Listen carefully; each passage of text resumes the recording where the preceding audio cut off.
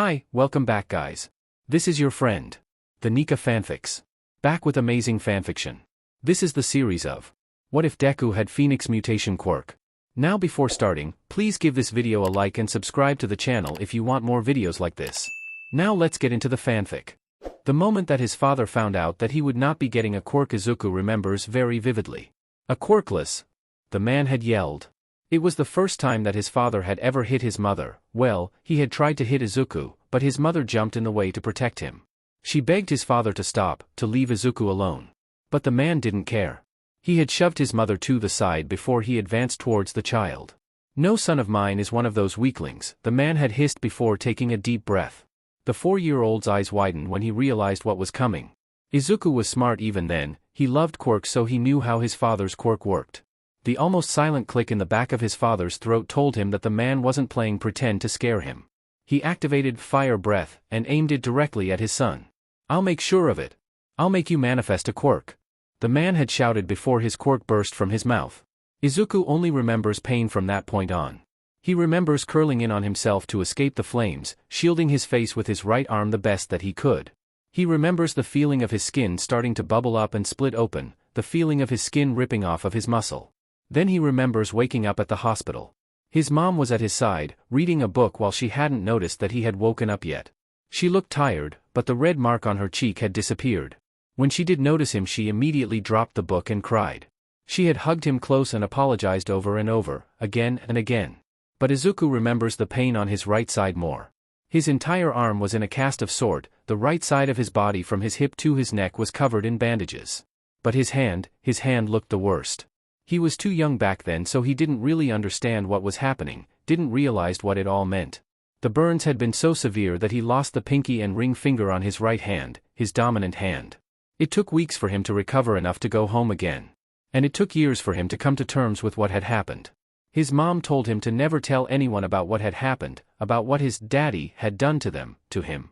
She told him that if anyone was to ask about his scars, that he should say that he fell into a campfire. As a small kid he did as he was told, not questioning his mom's words. But as he got older he wanted answers. His dad left after his attempt to get Izuku to manifest a quirk. Izuku now just calls it what it is though. It was the attempt at murder on his son.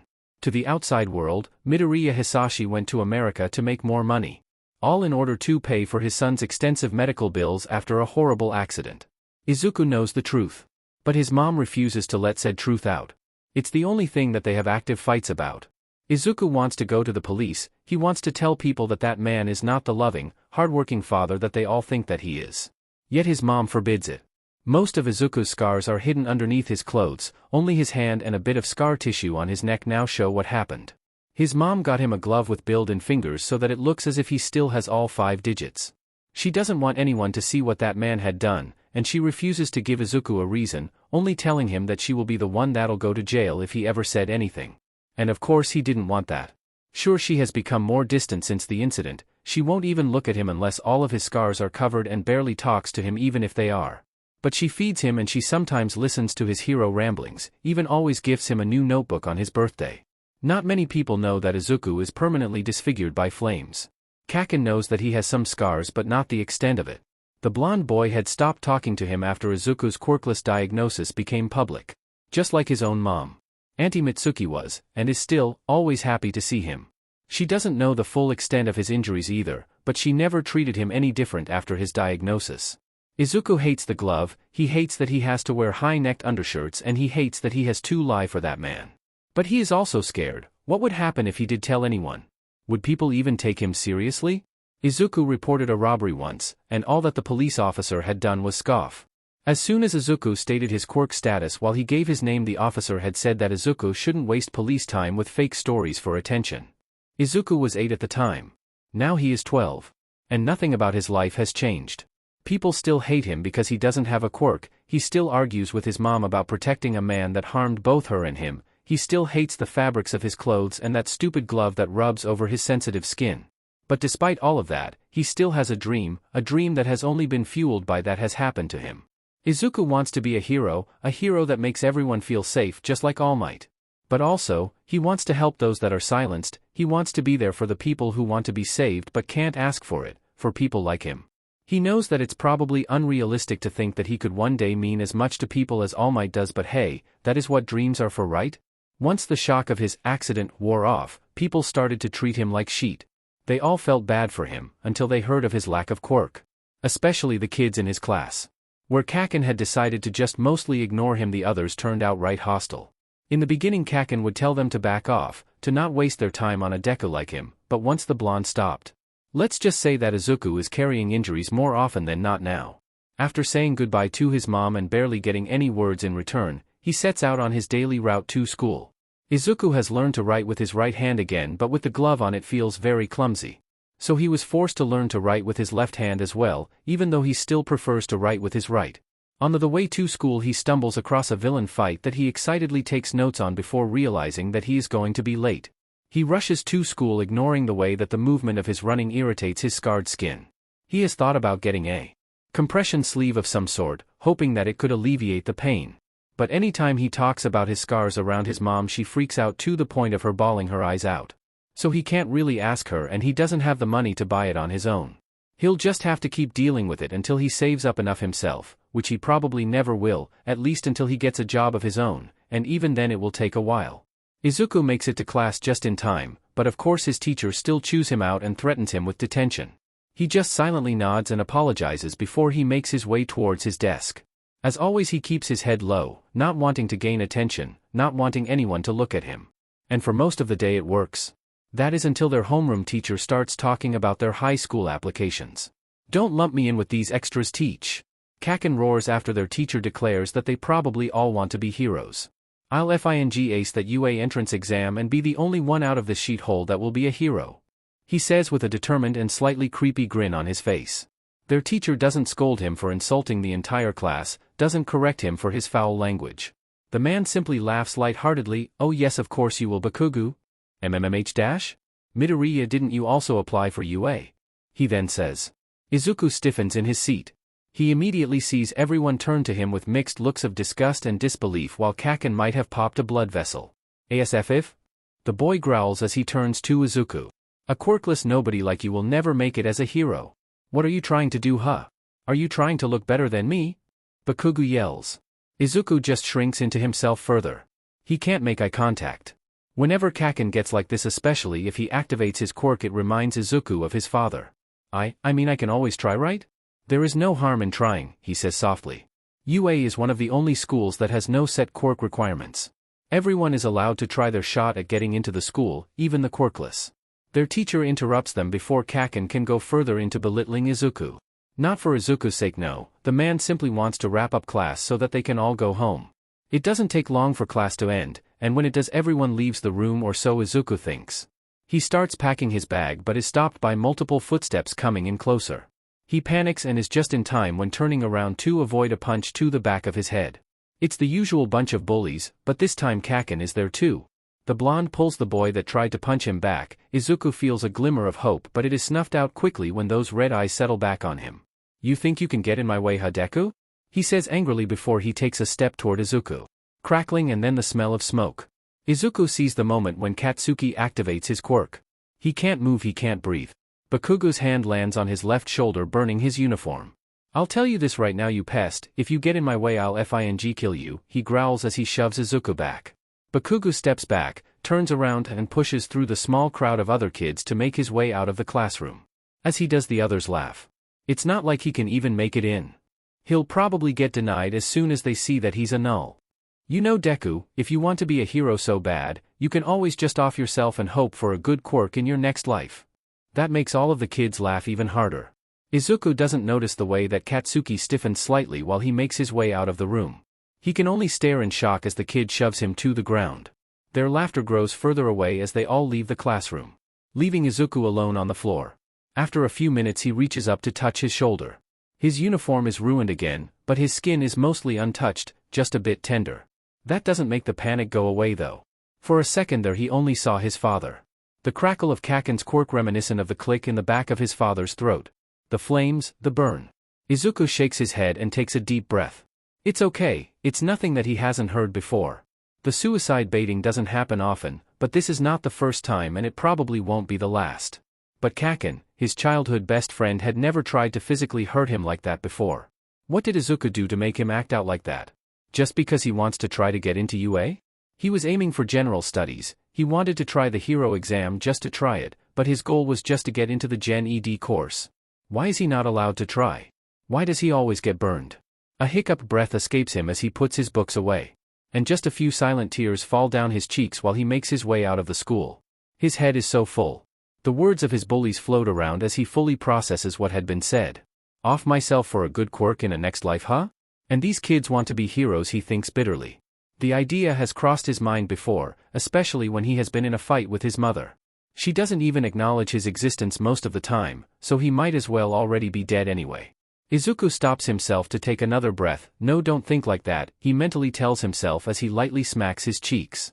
Death sometimes does seem like the most peaceful option. He still has nightmares from what happened when he was little, he is still afraid that one day that man will come back to finish the job. So he might as well do it himself, at least then he can make it painless instead of being burned alive. RRRG, shut up, he mumbles to his own thoughts in frustration. He is so far in his own head that he doesn't notice a rumble behind him, he doesn't hear the sudden bonk of a sewer drain being knocked out of place. He only notices that the underpass that he is walking through suddenly goes dark. Ah! A medium-sized meat suit. Just what I need. Izuku doesn't have time to react before he is suddenly engulfed by a strange goopy liquid. He gasps in fear as he tries to get it off of himself, but he only finds himself choking when he opens his mouth to scream for help. The sludge forces its way into his mouth and tries to get down his throat even as he actively fights it. Come on, kid. I don't got time for this. He hears just before the sludge breaks through. He chokes and coughs, trying his best to clear his airways and gain back his breath, but nothing works. His vision starts to swim and black spots make it even harder to focus. Then the next thing he sees is the stone ceiling of the underpass as well as All Might, who is leaning into his vision. Wait. All Might? Young man? Are you awake? The blonde hero asks with worry, but then seems to relax when Izuku blinks. Oh good, for a second I thought that I lost you there, he beams with a smile. Izuku tries to speak, but instead of sound coming out he hacks up a big clump of sludge. He leans over and instinctively goes to cover his mouth only to find out that he lost his glove somewhere in his struggle.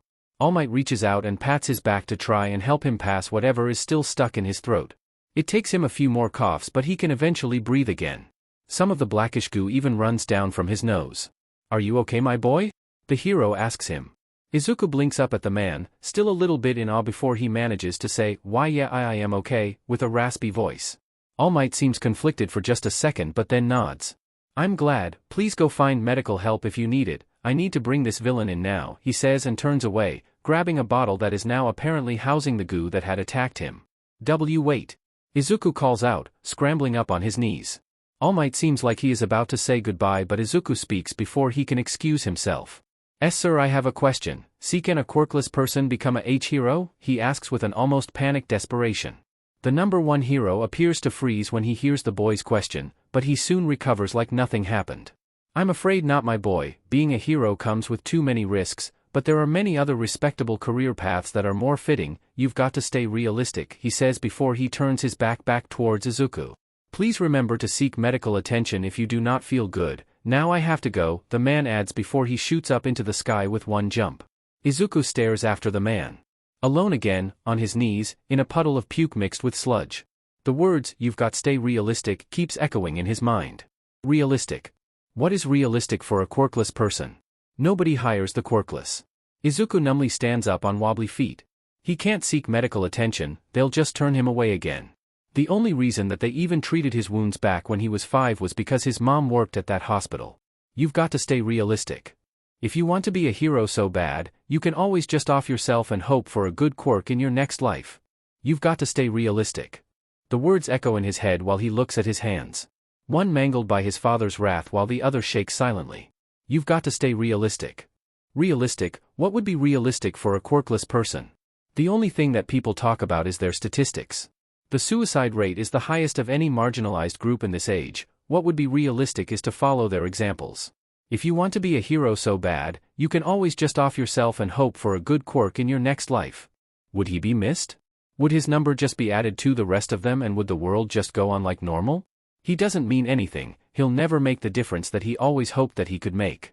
You've got to stay realistic. Izuku has no idea why he would even try. Somewhere deep down he still had hope that someone would believe in him, but if the number one doesn't, then who would?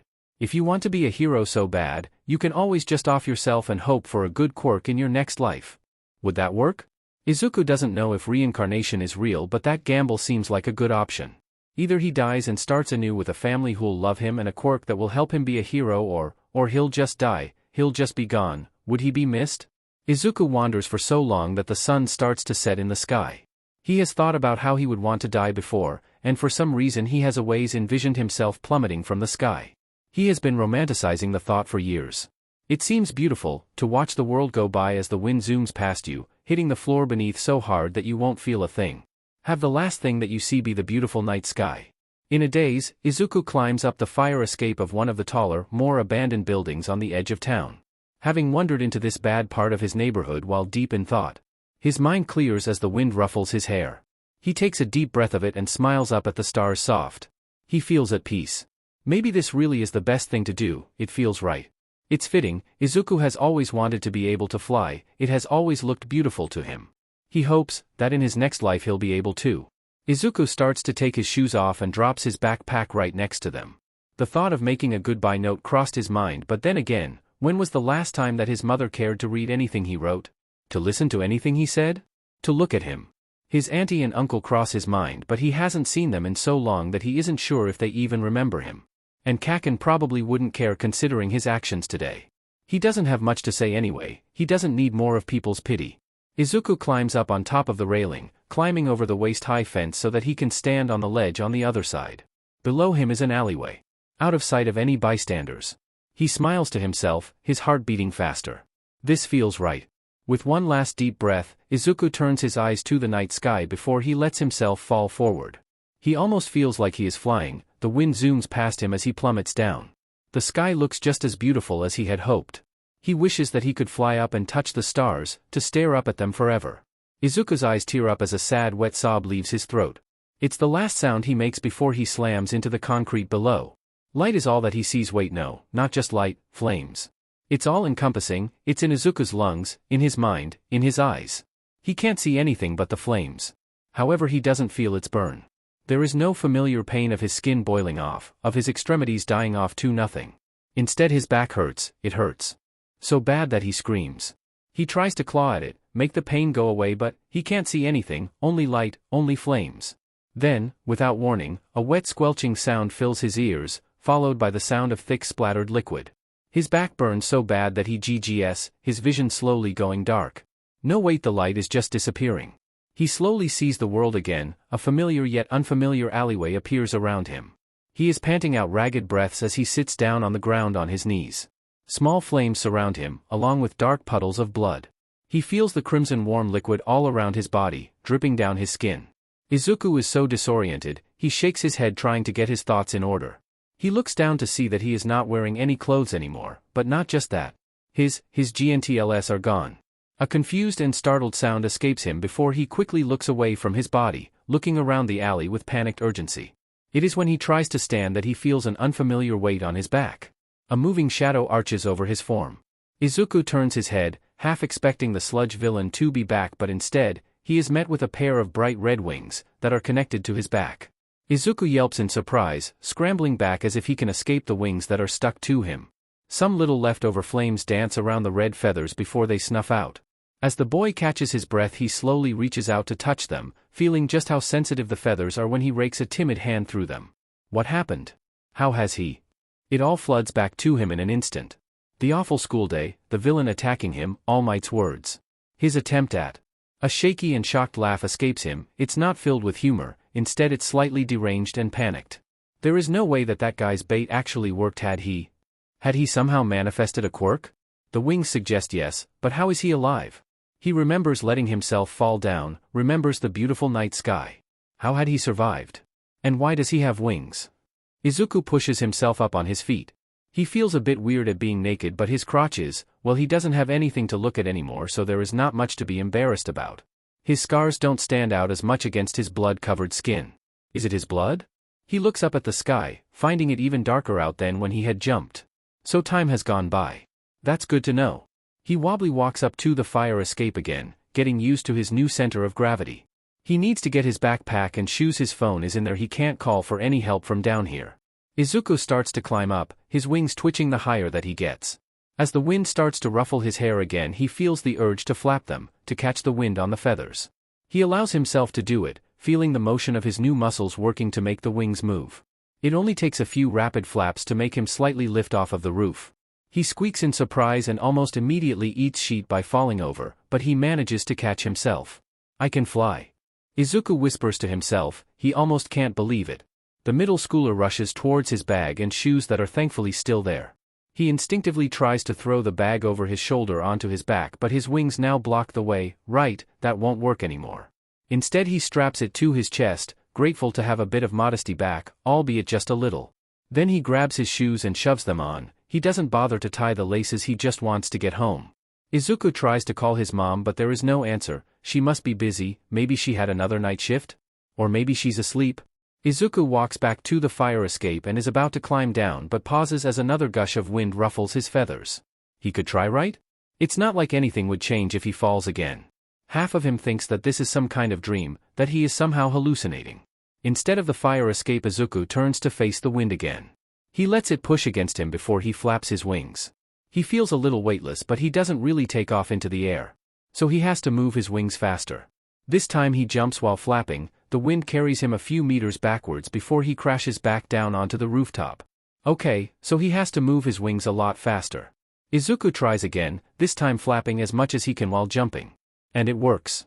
He makes it high frighteningly fast as the wind catches his wings.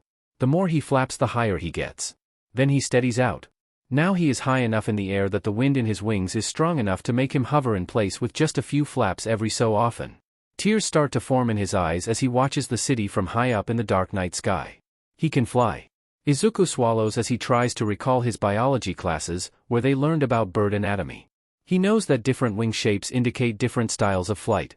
But as he looks behind him, he can't recognize the shape of his wings to belong to any specific group of real-life bird. His wings kind of look like those of a hawk, only he has longer feathers and some that stick out, almost like little decorations. They also kind of look like owl wings with the way that the long feathers catch the wind silently.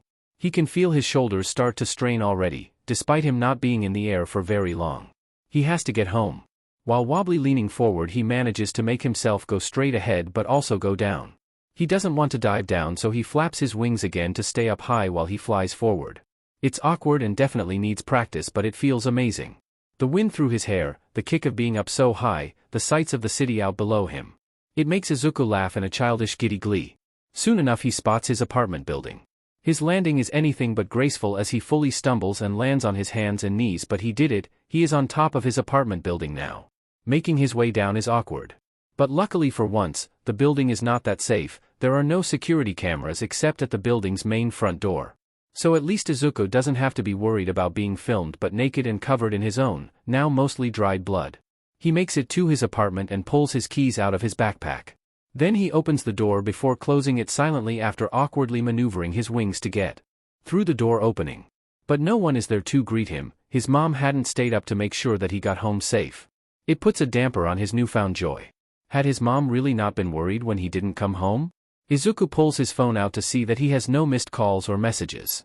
She hadn't even tried to get in contact with him. That hurts a lot. He wanted to show his wings off to her immediately, but he probably shouldn't wake her. Maybe it's better if he washes himself first anyway, so she won't be worried about him getting hurt. Would she care? Izuku makes his way into the apartment after he kicks his shoes off. He immediately turns to the bathroom and starts up the shower. Right, he should clean himself. As he does, his mind wonders. He really had tried to kill himself. Yet here he is, alive. Izuku scrubs his skin with body wash, trying his best to get the blood off while he awkwardly folds his new wings in order to fit into the shower. How is he alive? He is still the same age, so this isn't his next life, as his bully had called it. Did someone save him? But why does he have wings then? That doesn't make sense. The water that rinses off of him is red as it goes down the drain. His scarred three-fingered hand rubs over his chest where his heart sits. A heartbeat. Izuku is breathing, his heart is beating, he is alive. Did he have a quirk after all? He knows that the extra joints in his smallest toes don't exclusively mean quirkless, but it is a quirkless attribute. All quirkless people have them, but a handful of quirked people do too. Yet doctors still use it as a quirkless indicator. Maybe they had been wrong about him? Maybe he just had very specific activation requirements. Wait. Did he have to die in order for his quirk to activate? Is that what this is? Izuku pauses his scrubbing as realization washes over him. His grandfather on his mother's side used to have wings if he remembers correctly. But they were very small. However, the man had a very strong healing factor. Then his grandma on his mother's side had a telekinesis-based quirk, and on his father's side, all the fire stuff. He has wings now, he was covered in flames and he healed himself potentially even from death. This is his quirk, it must be. No one came to save him. He did, or well, his quirk did. Tears well in his eyes again. He is happy to have a quirk, but why did it have to be like this? Why does he always get burned? Izuku tries to concentrate on washing himself, scrubbing until his body is fully clean. His wings are harder, but he tries his best. While he washes himself, he discovers that he luckily still has his manly hood. It is just different now, more reminiscent of a bird. It kind of looks more like lady parts on the outside, but he still has a PP, it just rests inside of him until he needs it. Izuku blushes through his tears in embarrassment as he realizes that he now has a kind of vent instead of his normal external organs. But at least he still has them, even if they are different. He pointedly ignores the small but cute feathered tail just above his butt. Drying himself takes about 5 towels, but he gets there in the end. As he steps into his bedroom, he looks for his pajamas only to realize that he won't be able to wear his sleep shirt. So in the end he flops down on his bed in just his pajama bottoms, face first so that his wings can stretch out and dry out further. It's a little awkward but not uncomfortable, and with the exhaustion of everything that had happened that day, it takes him no time at all to fall asleep. Izuku wakes up to a loud shriek. He shoots up in bed, immediately losing his balance and falls off of it. Izuku? His mother's voice whispers softly from the doorway. Izuku sits up on the floor with a grunt. Mom? He asks surprised, now looking up to see her looking at him with shocked eyes. Why you? She stumbles towards him, tears filling her eyes. Baby, your quirk came in, she says with odd relief. Izuku catches her as she falls to her knees to hug him, his wings flaring out to help his balance. Oh baby. I'm so happy for you, his mom says as she hugs him tight. This is the first time that she's touched him in a long time, the first time that she's truly hugged him in years. Izuku chokes up in an instant. He hugs her back tight, letting himself soak up the nostalgic touch of his mother. Mom, he whispers as he nuzzles her shoulder. It feels nice even if it is a bit odd. Oh baby, it's okay, I'll call you out of school so we can go get it registered. You look beautiful honey, she tells him as she pulls out of the hug to look at him. Her eyes avoid his scarred side still, but she really looks at him. Izuku laughs a wet laugh as she smiles at him kindly. You look like a red version of your grandfather, she chuckles as she pets some of the new dewy feathers in his hairline. Izuku can only nod, words escaping him in the euphoria of having his mom's attention and praise again. They stay like that for a little while. But his mom eventually gets up and tells him to get changed while she makes some calls. He does as asked with a warm feeling in his chest. He hadn't really thought about how this would impact his mother. Of course she would be happy, but he didn't think she'd hug him again. That she'd look at him again. His shirt still poses a problem, however. He doesn't really know how he is supposed to wear one with wings, and it's not like they have any wing mutation-friendly clothing on hand. He has to find something though. Maybe he can make something? Yeah, that's it. Izuku grabs his scissor and pulls out an old black and yellow, put your hands up radio, hoodie. It's the only long-sleeved clothing item that he has that is not limited edition merch of some kind. And this one still covers most of his scars. Izuku cuts 2 slits up the back of the hoodie, then he cuts 2 X's on the top of each slit. The winged boy pulls the hoodie on over his head, pulling the flaps of fabric down so that his back is covered with his wings poking out. It worked great. Now he just needs a few pins to make sure that the back stays close. He doesn't want his scars on display with one gush of wind. Izuku grabs his phone before he leaves his room. Mom? Do we have some clips or pins? I had to cut my shirt so it would fit, but now the back is a bit open, he says, still a bit timid as he walks into the living room. His mom looks up upon hearing his voice, a smile on her face. Oh yes hun, we do, they are in my sewing kit, she says, watching him as he walks to the drawer that holds said sewing kit. Izuku rummages through it before finding a box with bobby pins. He smiles with satisfaction as he takes some out. The angle is awkward, but he manages to close the clothing gaps with the pins. It actually looks really cool, kind of edgy. Oh that's smart hun, we'll get you some new clothing once we have registered your quirk, his mom tells him while she walks around to get her things together. Her purse, her jacket, her keys. Izuku watches her as she goes. It feels weird to have her speak to him again. But he is just happy that he is being seen. He goes to grab his shoes and puts them on, they are very dirty but he doesn't really have anything else so it'll have to do. Inko joins him at the front door, giving him a once-over before leaving. Her eyes linger on his scarred hand, only now seeing that he doesn't have his glove anymore. "Honey? Where is your glove?" she asks, trying to make her voice sound even while her eyes fill with panic. Izuku quickly shoves his hand in the hoodie's pocket, nervously shuffling on his feet. It's okay mom, I lost it yesterday, I'm sorry. I'll just keep my hand in my pocket, okay? He says, making a show of holding his good hand out to her. She nods without saying anything, her eyes looking far away. Izuku flaps his wings anxiously as he walks closer. "I'm okay mom, remember?" he says softly. His mother's eyes fall back on his wings, that dullness disappearing slowly. "Why yes baby, I know. Just keep it hidden," she tells him before she walks past him towards the door. Izuku follows her out, that scary tension slowly leaving as they walk over the street together. He immediately notices how many people stare at him with curiosity. Avian wings are not that common, especially wings that are actually big enough to be usable for flight. That and a certain red-winged hero has been climbing up the ranks lately. Izuku has never had this much attention on him. People never spared him a single glance unless it was a sneer. His feathers flatten against his wings in discomfort. He hadn't really thought about how other people would react to his new looks. Even though most of these people are strangers, some are neighbors. They look at him with wide-open eyes of shock. Izuku tries to ignore it, instead focusing on his hand in his mother's gentle hold. They haven't walked hand in hand since he was around 6. It feels nice. "We have to figure out a name for your quirk, don't we baby? Do you have any ideas?" his mom asked as they approached the bus stop. A name for his quirk? He hadn't had time to think about it. But considering what he knows already, bird plus fire plus potential healing factor, the choice is pretty clear to him. "I was thinking about Pheonix," he tells her.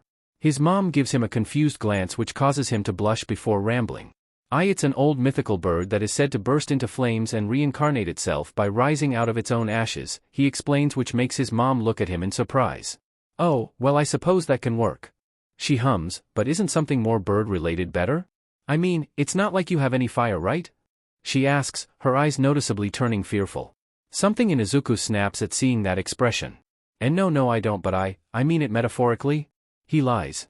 He doesn't want his mom to fear him, even if he technically does have some type of fire quirk, he doesn't even know the extent of it yet. "Why it's like rising out of the ashes of what we've been through after my diagnosis. Towards a new beginning," he adds as he squeezes his mom's hand. She smiles at that. "Oh, that is beautiful hun," she says with a soft nod. "If Pheonix feels right, then you should name it that," she tells him. Izuku smiles back and nods. "Thank you," he says softly. The bus ride to the hospital is not that long, but it feels like it because of how awkwardly he has to sit in order to make enough space for his wings. His mom fondly chuckles at his newfound struggle but does sit a bit more to the side of her seat to give him more room. More people stare or glance at him. But it's easier to ignore when he has his wings blocking most of his peripheral vision. They make it to the hospital ahead of time of their appointment. The appointment itself was fast and mostly easy. They just had to do a few tests to see where his limits lay before he got to register his quirk and the quirk description. His mom was there so Izuku didn't say anything about the fire. He also decided not to say anything about how he may potentially be able to heal himself from death. His mom probably won't take that well either. So this is what they come up with. Quirk, Pheonix. Description: bird-like mutations, however not specific to one type of bird. It's a combination of different bird-like attributes in both anatomy and mind. Red feathered wings and tail, heightened senses, sharper eyesight, heightened hearing, improved grip strength, strengthened and sharpened fingernails, as well as sharper canines to make up for not having a beak. Izuku hadn't even noticed his improved senses at first, but it makes sense. He was able to see his apartment building clear as day from high up in the sky. Not that he told the doctors that with his mom present, maybe he'll be able to change the description of his quirk by himself after a few months. He'll just make something up about discovering new quirk features. Izuku kept his right hand hidden the entire time, but he had to use it during the grip strength test. His mom hadn't said anything, so she probably wasn't looking for that one. In the end, the doctor had jokingly given him the sticker that is usually given out to small children when they first get their quirk. She put it on his hoodie while joyfully saying, "Even late bloomers get a sticker." His mom chuckled while he looked at the little gold star with wide eyes. He remembered every single time that someone in his class came back with one of those stickers. How everyone would gush over them and gave their congratulations. It's kind of bittersweet. He'll never peel it off of this hoodie. "Come on baby, how about we go get some lunch together? Then we can go get you some clothes," his mom asks him as they walk out of the hospital. Izuku finally looks up from the sticker with surprised eyes. Right, he needs a new wardrobe or destroy everything he currently owns. Yeah, let's go do that, he says with a nod. It's still a bit odd to have his mom want to spend time with him. He has kind of been pushing the thought to the side because in reality it's kind of effed up, isn't it? How now that he has a quirk he is suddenly worthy of her attention? Izuku shakes his head. He doesn't want to think about that, he just wants to be normal and spend a day with his mom. Izuku's mother gave him a few more days off from school so he could get used to his new quirk. It's odd, over the course of about 3 days his feathers had started to change color. The vibrant red, yellow and orange feathers now match the dark green and black of his hair color, along with some golden specks here and there. They look the same otherwise, they have just shifted in color. It's fascinating to Izuku, he has no idea why it happened. In those days Izuku also realized how much more obtainable his dream has become. Come on. There is already a winged hero in the top 5. That just proves that he has an actual chance now. He'll just have to train somehow. It's not like he woke up with pulsing muscles after he died, he is still scrawny, although his shoulders are a bit wider than before to accommodate his wings. So he'll have to find a way to gain muscle, practice using his wings, and maybe even experiment more with the fire side of his quirk. He still has no idea how that works or how to activate it. He dives into a new rabbit hole of research, finding the best ways to build usable muscles. Most forums talk about labor training. How muscle build off of doing natural movements or manual labor is better than pure weightlifting. Some say they gained muscle once they started working in construction, others while they started doing charity cleanup work. And that one speaks to Izuku. He likes the idea of training while simultaneously helping others. But he needs something extreme. He has 10 months to get good. After some scrolling he finds a post about a beach not too far off from where he lives. It seems that some people had tried to get the city to clean it up but for whatever reason it's still a dump site.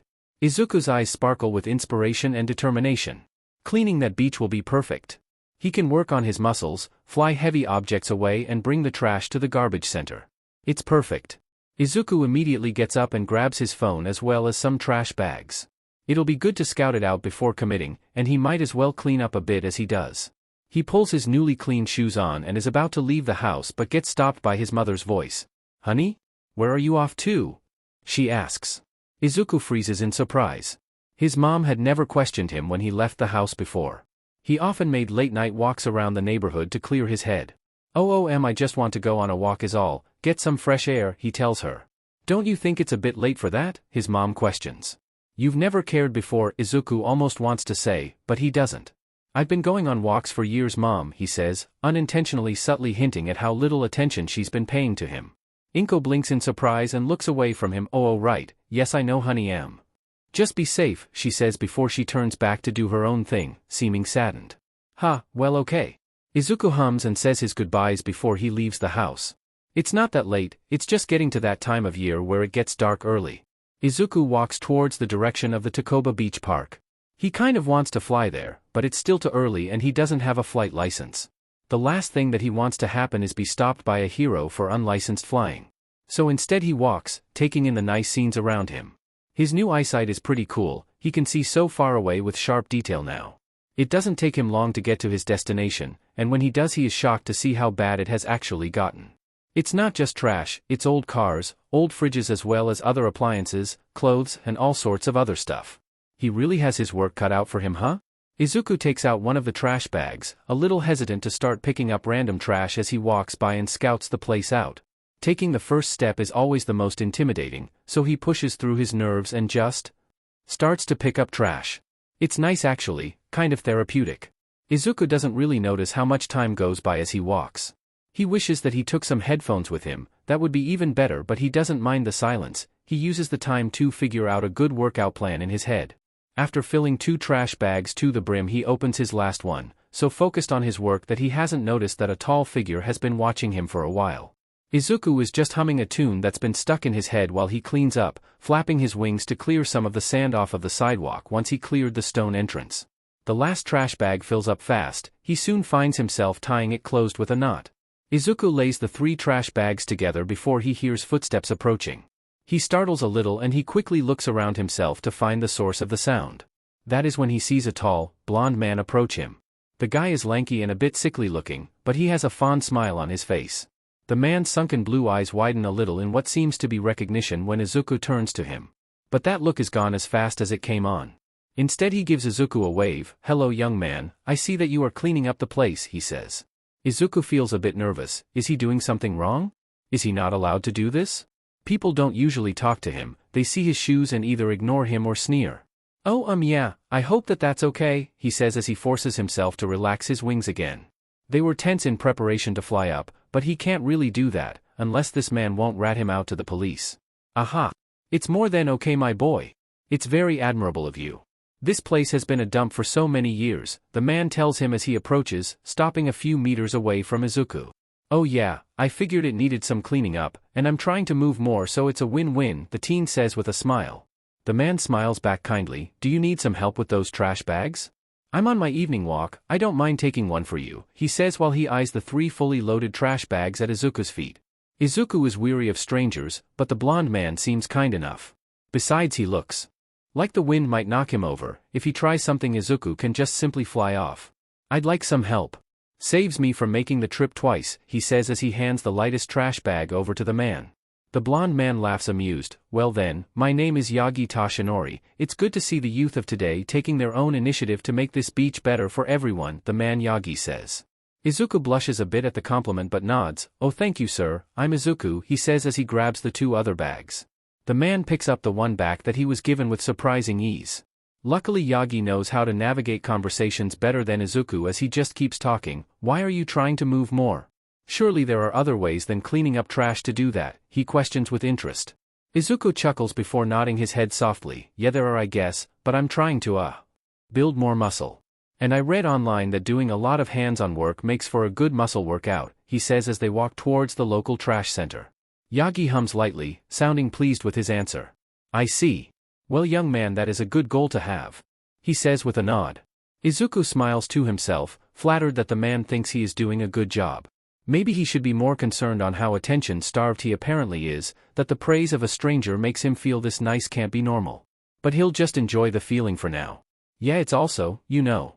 Hey dash, it's free," Izuku says a bit self-conscious. "I suppose the trash bags cost money but it's a lot less than a gym membership," he adds making Yagi laugh. "Haha. That is true my boy. I'm just glad to see that someone is willing to pour some time into this old dump. Are you planning on tackling the whole thing?" the man asks. Izuku nods before he adjusts his grip on the bag in his right hand. Despite the improved grip strength his lack of 2 fingers still make it a bit harder to hold on to things sometimes. "That's the plan. I have about 10 months for it so I'm going to try my best to get it done by then," he says with some pride in his voice. He is going to work hard to meet that goal. "Oh? 10 months? That is about the time that hero schools start their entrance exams." Yagi muses. "Are you planning on becoming a hero?" he continues to ask.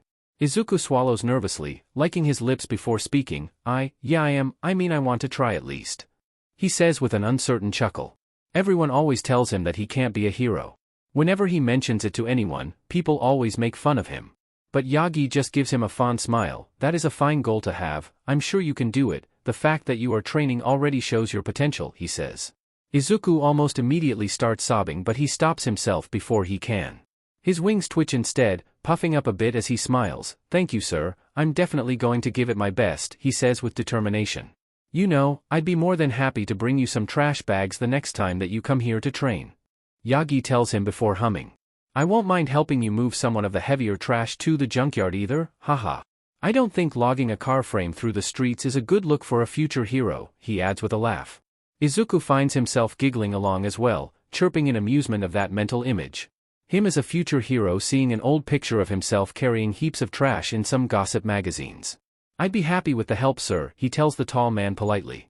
This may be the first time that he has actually had a decent conversation with a stranger. "I would love to help. Helping heroes grow is my job and seeing a young mind like yours take the initiative for something big like this is inspiring." Yagi beams with much enthusiasm. Izuku perks up a bit at that. "Oh? You help heroes grow?" he asks. It seems that Yagi had not meant to say that out loud or had not noticed that he did. He looks a bit caught off guard before huffing an amused breath at his own blunder. "I do my boy, I've worked as a secretary at a hero agency for years, but now I'm a teacher, at UA." Yagi says with a little smirk when he sees Izuku's eyes light up in excitement. "Wow! Really? That's so cool. What hero agency did you work at? Did you see a lot of heroes? Interns? Oh. What do you teach at UA? Aren't most of the teachers pro heroes? Who all works there? Izuku rambles on. Yagi pauses his walk in surprise at the sudden high energy. He chuckles amused when his mind catches up to all the rapidly asked questions. I cannot disclose where I used to work, but yes, I did meet a lot of pro heroes as well as some interning students. At UA I am mostly an all-around substitute teacher, but I will be doing more secretary work the upcoming year. He answers with a patient tone of voice. Izuku is used to people being annoyed by his word vomit, but it seems that Yagi doesn't mind. As for who teaches at UA, I'm not sure if you know most of them, however Present Mike, Vladking, 13 and Midnight work there, they are fairly well known I believe. Yagi continues on with a concluding nod, sure that he answered all of Izuku's questions. That's awesome. Izuku breathes out as they approach the trash center. Yagi chuckles at his excitement again. It is quite a unique workplace, but it's not the best for no reason, he says. Izuku nods with intrigue while they walk towards one of the big trash collection bins. Yagi easily lifts his bag up and throws it into the bin, tall enough to not even have to lift it very high. Izuku though, he struggles for a bit to get his in. Having to swing it up and over the rim. He flaps his wings to steady himself and almost loses his balance. Unintentionally ruffling Yagi's hair with the wind he stirs up. It makes the man laugh with amusement, but he lets Izuku struggle to do it on his own. Can you fly with those? He questions as Izuku throws the last bag in. This time Izuku is able to keep his balance and not make a fool out of himself. Yeah. Yeah, I'm just you, I'm not that good at it, he says embarrassed. Yagi doesn't seem judgmental however as he just quirks his head to the side while they walk back out of the trash center. Have you not been able to practice? He asks. Izuku blushes and shakes his head. Well no, I don't have my flight license so I can't really practice it, I don't have the money for any free flight gyms and I live in an apartment so I don't really have private property where I am allowed to practice either, he explains. He knows that flying is normally something that you learn in PE as a child with mutations but well, he didn't have wings back then. Yagi hums as he cups his chin. That is tricky, he says, making Izuku nod. I have flown once, so I know that I can do it, I just don't really know how to practice. And I was hoping that maybe if I gain more muscle it will be easier for me too, he continues to explain to Yagi. I'm not the best at initiating flight. And landing really, he adds embarrassed. He can tell that Yagi is holding in an amused laugh, and he finds himself laughing because of it. It is a bit ridiculous to have a quirk like his and not know how to use it, he can admit. Yagi laughs too when Izuku does. Well my boy, it is not something that cannot be learned. How about I help you out with that? The blonde asks. Izuku gasps a little. You do that? He asks surprised. Yagi just smiles at him with a thumbs up. Of course young man. If I am going to be helping you clean this place up then I might as well help you learn how to fly. I have my teacher's license after all. So you can fly in public spaces as long as you are under my supervision, he explains. Izuku wings puff up to about twice their size. He gasps again in awe and excitement. Thank you so much Yagi-san. You have no idea how much that means to me. He says with a wide smile. Yagi eyes his fluffed up wings fondly before he gives Izuku a nod, his smile never leaving his face. It is no problem my boy, now it is getting quite late, so let's meet here again in 2 days, then we can continue to clean up and see what we can do with those wings of yours. He tells the boy. Izuku nods rapidly. Oh yes. Alright sir, I should probably get back home, I'll see you then. And thank you. He says with a thankful bow that just makes Yagi chuckle again. Of course young Izuku, get home safe. The blonde says as they split ways. Izuku is bubbling with newfound energy. His wings twitch and flap in excitement as he makes his way home. This is the best day ever. He thinks to himself as he reaches his apartment door. He opens it with care, not wanting to wake his mom up in the case she has already gone to sleep. But his body freezes when he hears a man's deep voice, the door slamming shut behind him. Ah Izuku, there you are, we were starting to get worried. Ah Izuku, there you are, we were starting to get worried. Izuku can't move. There is a ringing in his ears that makes it hard to truly hear what that man had said. There on the couch, next to his mother, is none other than Midoriya Hisashi. The man that has been haunting his sleep for years. Come on now kid, greet your dad, the man says with a crooked smile on his face, as if he hadn't tried to kill Izuku years ago. His mom is just sitting next to him silently, she looks nervous as she glances Izuku's way. Izuku can't move even if he wanted to. He is nailed to the floor, his breathing picking up while his face goes pale. He probably took too long to answer as Hisashi gets up from his seat instead. He walks over to Izuku with a fascinated glint in his eye as he watches the boy's wings twitch. You still don't know how to listen, huh? He questions just before he smacks his hand right across Izuku's cheek. The sting snaps Izuku out of his fear-filled stance, making him shrink back against the door, his wing feathers laying flat in fear and discomfort. I am so dash. He is cut off by another slap. Seems like you need some work, but at least you have a quirk now. Do not speak unless you are given permission, you hear? I don't want to hear that annoying whiny voice of yours more than I have to. The man starts to rant while Izuku rubs his stinging cheek. His mother is doing nothing, she is just staying seated on the couch not looking at them. Now go to your room, I'll figure out a way to make you useful. Hisashi adds dismissively. Izuku does not know what he means by that, or why he is back, or what is going on, but he is not about to find out. He immediately takes the chance and bolts towards his room. Once inside, he barricades the door with his desk chair and lets himself sink onto the ground. This can't be happening, this can't be real. He can't control his rapid breathing, he feels like he is dying, his entire body is tense from fear. He looks around frantically for anything that can help, his eyes falling onto his slightly opened window. Instincts take over, his wings immediately flap to get him up off of the floor and over to the window. He has half the mind to grab his wallet before he pulls the window open and dives out. He didn't think it through though, he isn't in the right headspace to concentrate on flying, so he plummets down, only able to land softly enough not to get injured because of his wings' instinctive flapping. He must have made too much noise as the door to his apartment opens up above. Izuku! Come back here, you brat! His supposed father yells. Again Izuku doesn't miss a beat and immediately bolts into the other direction. He can hear curses as well as flames behind him, but he doesn't turn, he just keeps on running. His wings flap as he runs, the speed helping him pick up enough wind to let him clumsily take off into the sky. Legality be damned, he has to get as far away from that place as possible. Izuku flies for a while before he crash lands on a random rooftop a few blocks away. He is panting for his life, trying desperately to get enough air into his lungs, but he is breathing too fast. His hyperventilating only gets worse as he feels his phone vibrate in his pocket. With tear-filled eyes he pulls it out only to see missed calls from his mom. Why didn't she do anything? She just sat there and let that man hit Izuku. She always used to fight back against that monster. Izuku thought that she finally loved him again, that she cared enough to at least ask or beg Hisashi to stop. But she just sat there looking the other way as always. What if he tried to kill him again? Izuku clutches his sides as he rests his forehead against the cold roof, sitting hunched over himself, desperately trying to gain control over his breathing. No one ever saves Izuku, he should have known. He is always the one that has to save himself. But he doesn't know how to do this, this is too hard. He can't do this again. As he finally gains some of his breath back, it is soon once again interrupted by a hiccup breath. Tears trail down his cheeks before they hit the stone roof. His cheeks sting from where he was hit. Why does he always get burned? An unknown number tries to call him, but it doesn't take a genius to know who that is. When calling doesn't help, he hears the unfamiliar sound of text messages coming in at a rapid pace. Izuku is scared, he can't do this again. His frazzled brain tries to think of anything that could make the pain and panic go away. But the only thing he can think of is to jump again, to feel the wind pass him by and let himself splatter onto the concrete below. His wings won't let him though, they flap on instinct when he falls. A different way then? How else can he make it stop? He doesn't have anything on him that he can use to hurt himself. He looks around the roof for anything at all before he spots a loose electrical cable close by.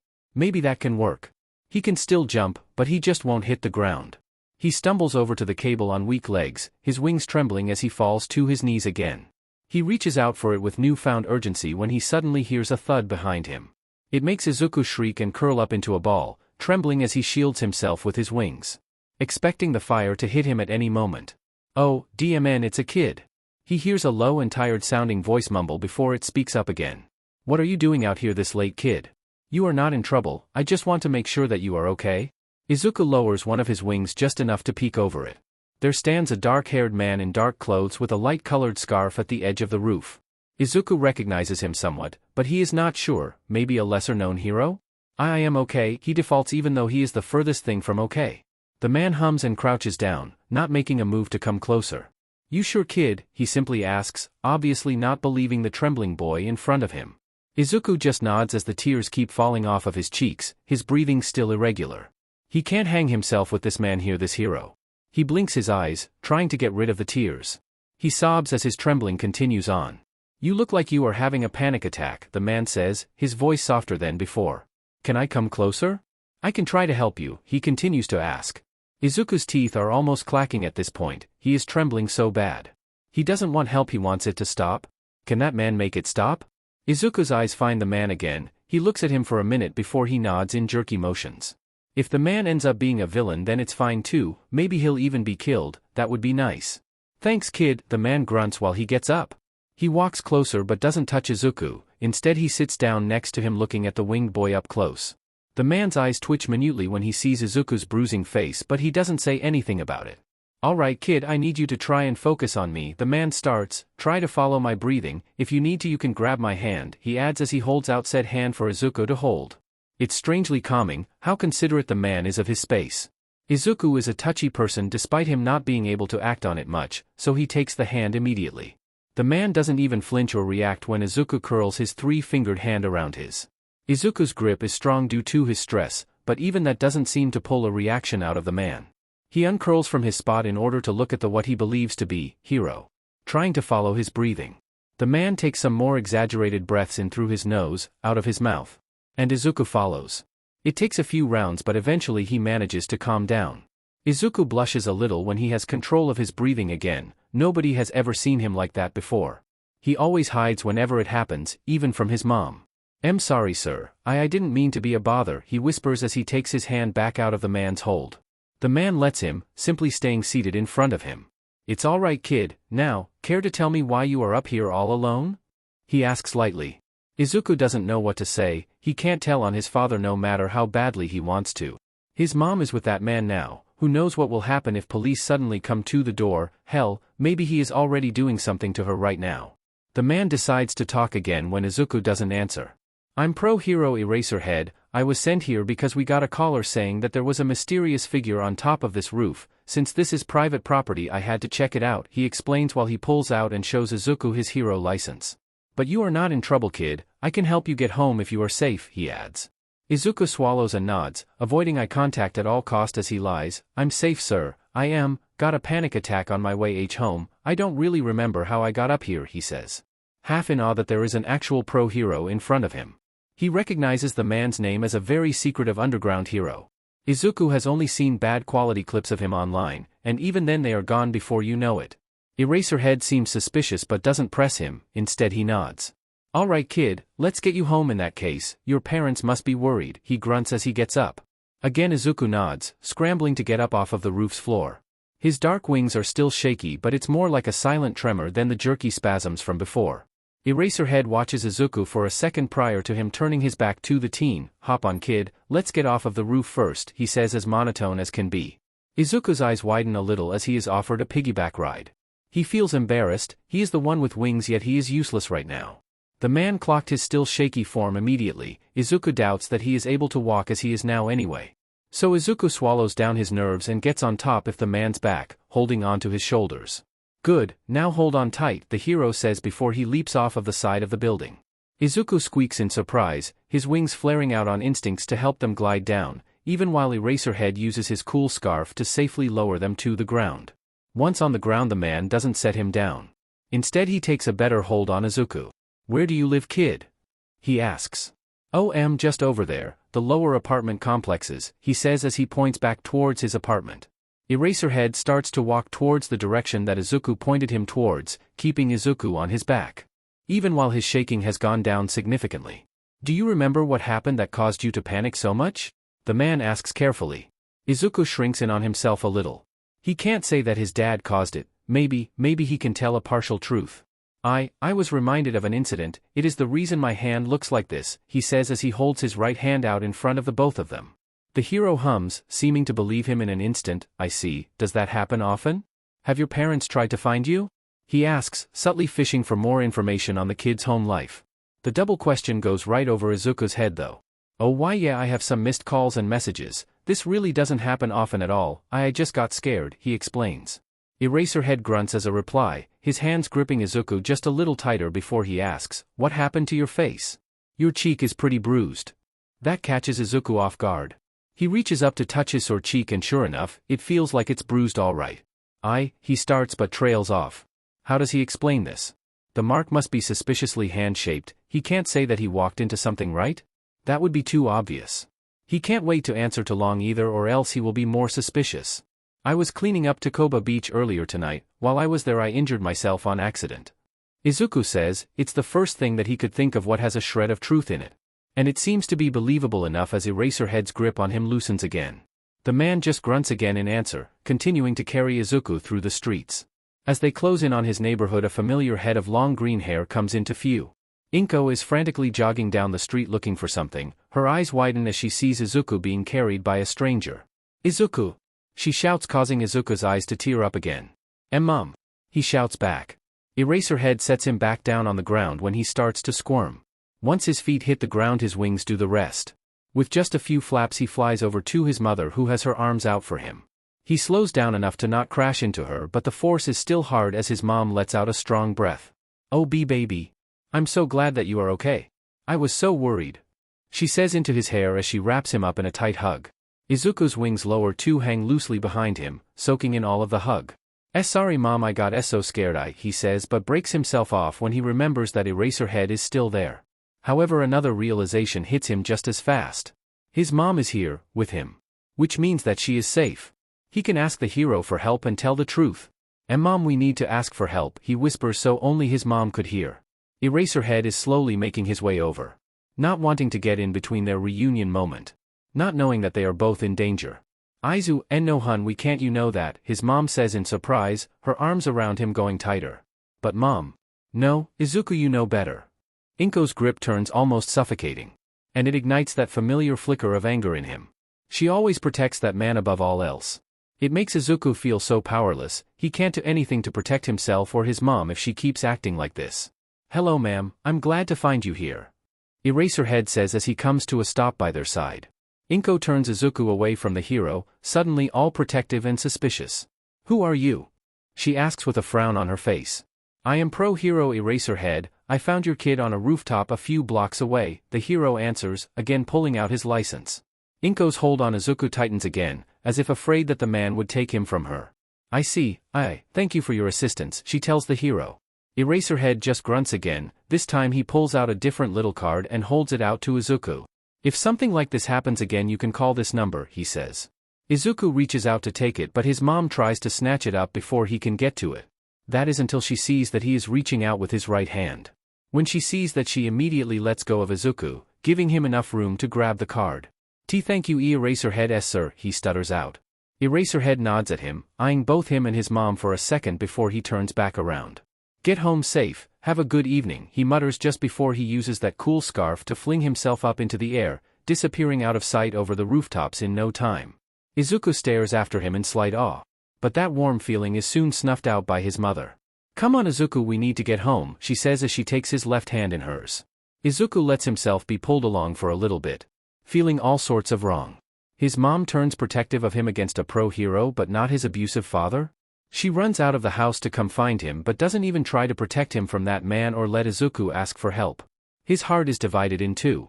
He loves her but he always wonders if she loves him back, if she truly loves him. Why would she let him get hurt if she did? Mom, we need to get away from him, Izuku tries again only for his mom to dismiss him. No baby, it was an accident. He didn't mean to hit you, I talked to him and he told me that he won't hurt you if you follow his rules, so it's okay, just do as he says, she says with a smile. Like that somehow makes everything normal. Izuku frowns at that, but that's not okay, why you know that, you are the one who taught me that I shouldn't let others hurt me, he says as he stops walking with her. She pulls on his arm but he doesn't budge. His mom is not looking at him again. I know baby but this just needs time, your dad will go back to normal once everything is settled down, he promised, she says with her back towards Izuku. He is obviously lying mom, come on. You have to see that. Izuku argues with bewilderment in his voice. There is no way that his mom actually believes that man, right? Izuku, I don't want to talk about this anymore, I'm the parent, you are the child, why you listen to me? Now, let's go home, she says more authoritatively. She hasn't talked to Izuku like this since he was a kid who tried to sneak some candy before dinner. Like a mother scolding her child. It sits wrong with Izuku, why now? Why does she only do this when Izuku wants to get help? Despite his instincts fighting it, he follows his mother's words. He silently walks with her. Towards their apartment. He loves her, despite everything, he wants her to see that they need help. If he has to face his father to get her out of there, then he'll do it. Inko opens the door to their apartment once they get there. It's well past midnight at that point, yet Hisashi is still awake. He is sitting at the dinner table just looking through the weekly paper. Upon hearing the front door opening and close, he looks up. The man looks smug as Inko walks in with Izuku in hand. "There you are, Inko honey, thank you for finding him," the man says. It's disgusting, but Inko seems to preen at his praise. "He agreed to work with us, Hisashi, we'll be a family again in no time," she says with excitement, seeming to actually believe that that is even possible. The man hums with satisfaction as he gets up from his seat. He walks over, causing Izuku to tense all over again, but this time he is able to keep himself from panicking. Hisashi leans down and kisses Inko's cheek before he reaches out to gently slide the bruise on Izuku's cheek, the one that he has caused. "I'm sorry Izuku, I never meant to hurt you like that," he says, but his eyes don't match his words. The lie is clear to Izuku, he has seen enough lying adults in his life to know the look well. Izuku stays quiet, not wanting to risk anything since he was told to stay quiet before he escaped the house. It seems to please Hisashi as he steps back again. He instead focuses on Inko with a fake smile. "Thank you for your help, love, we'll be back to normal before you know it," he tells her. Inko drops Izuku's hand in favor of Hisashi's, she smiles at him with a nod as she is pulled into a hug by the man. While he has his arms around her, Hisashi looks at Izuku. Those fake kind eyes immediately turn cold as he looks at the teenage boy. He looks between Izuku and Inko, silently making the threat clear. If Izuku disobeys, Inko will also be the one who'll carry the scars for it. Izuku swallows his fear, instead he looks away from the display. He'll get his mom out of whatever weird mental game Hisashi is playing with her. He doesn't care how much he'll have to endure, he'll save her. Tashinori had surprised himself. He did not think that offering his help to a random teenager would turn into this. Izuku has so much spirit that it inspired the older hero to step up and help out on this smaller scale project, well, small scale compared to what he does as All Might at least. The kid is hardworking despite his slightly awkward body language. It was something that immediately stood out to Tashinori. It was like the kid didn't know how to move with his wings in mind at all. He would constantly bump them into things, or severely over or underestimate their size while crawling through trash piles. But that would make sense, after all Izuku didn't have those wings for very long. And this is not the first time that he had met the boy. All Might had been so stupid that day. He was in a time crunch and did not think about his words before they left his mouth. What a hypocrite he is. Back then the kid didn't have any wings, however. Despite it being morally debatable, Yagi took it upon himself to find out if Izuku truly was the same boy he had met as All Might. And sure enough he is. The boy had manifested his quirk the night of the attack from the sludge villain. Waking up in bed with wings the next morning. The medical report has it documented as a stress-induced manifestation. As odd and rare as it is not unheard of for someone to manifest their quirk late. And the boy does have avian traits on the maternal side of his family, so it checks out. Yagi had to make sure to settle his paranoia, there shouldn't be any other ways that the boy could have gotten a quirk so late. No, that man is dead, he made sure of it. He practically took his head off. He is glad that he got to meet the kid again. Izuku is bright, intelligent and above all else determined. He has the spirit of a hero, that much has become quite clear in the few weeks that they've been meeting up together. Izuku is a kind and polite kid, a bit awkward but overall very pleasant to be around. The beach is nowhere near finished yet, but young Midoriya is already starting to bulk up on muscle a fair bit. It was quite concerning when the boys started to show up with bruises a week after they had first met, however. But apparently the kid is going above and beyond and found someone that is giving him combat training. Whoever it is should probably hold their punches more, as some of the kid's bruises are quite bad. But the wing boy assured him that he just bruises easily and that his teacher is very professional. Yagi believes him for now. But if he sees many more of those very deep bruises, then he will have to step in. Whoever is teaching Izuku must be an experienced fighter, however. Tashinori and Izuku have sparred a few times since they were able to make a clearing on the beach. And it turns out that the boy is quite fearsome. The kid fights rough and hard, but efficient and calculated. He wonders if that is the boy's natural mind and instinct or if that is what this mystery teacher has taught him. Yagi is inclined to believe the former though. The boy's fighting is decent, but it is obvious that it is a copy of someone else's style, especially from someone without wings. A classic example on why professional hero training is personalized with the quirk of the person in mind. Yagi had been able to win from Izuku every time by simply targeting the boy's wings. Izuku still moves as if he doesn't have them, getting too close, thus making it easy for his opponents to grab at his feathers. Together they have been working on it. Now Izuku holds his wings up and out of the way. He turns them smoother with his body's movement to keep them out of reach of whoever he is fighting. They are still a slight drawback during hand-to-hand combat, but the kid is adapting well. And Yagi does have the advantage of having fairly long arms to grab him with. The hero is proud to see the kid's progress. He can admit that Izuku has already grown on him quite a bit. Toshinori has no doubt that Izuku will get into UA with ease if they keep this up. Izuku is exhausted. His life has both bettered and gone down the drain at the same time. On one hand, he has met Yagi-san. The man has become a mentor to him over the past few months and has helped him with his quirk and physical training immensely. But then there is his father. That man has been dragging Izuku off to sketchy places where he would make Izuku fight random people for money. It started with combat training, and the man had been ruthless with it. He would beat Izuku up until the boy's fight or flight kicked in, basically forcing him to fight back. Izuku noticed how concerned Yagi got whenever he would turn up with some particularly bad bruises or cuts. He has thought about telling Yagi everything multiple times, but his father has made it clear on what would happen if he were to try something like that. He doesn't want his mom to get hurt. Izuku can take the beatings, he has years of experience from the kids at school. Really, he is just glad Hisashi isn't using his quirk on him. About 6 months in, Hisashi deemed him skilled enough to make use of, as he called it. He started to take Izuku with him whenever he would leave the house to work. Inko had been so happy, thinking that they were bonding again. But in reality the man took her son to underground quirk fighting rings and drag dealings. Izuku shouldn't have been surprised that his father is a criminal, considering he did beat his wife and tried to kill his own child even before Izuku got his quirk.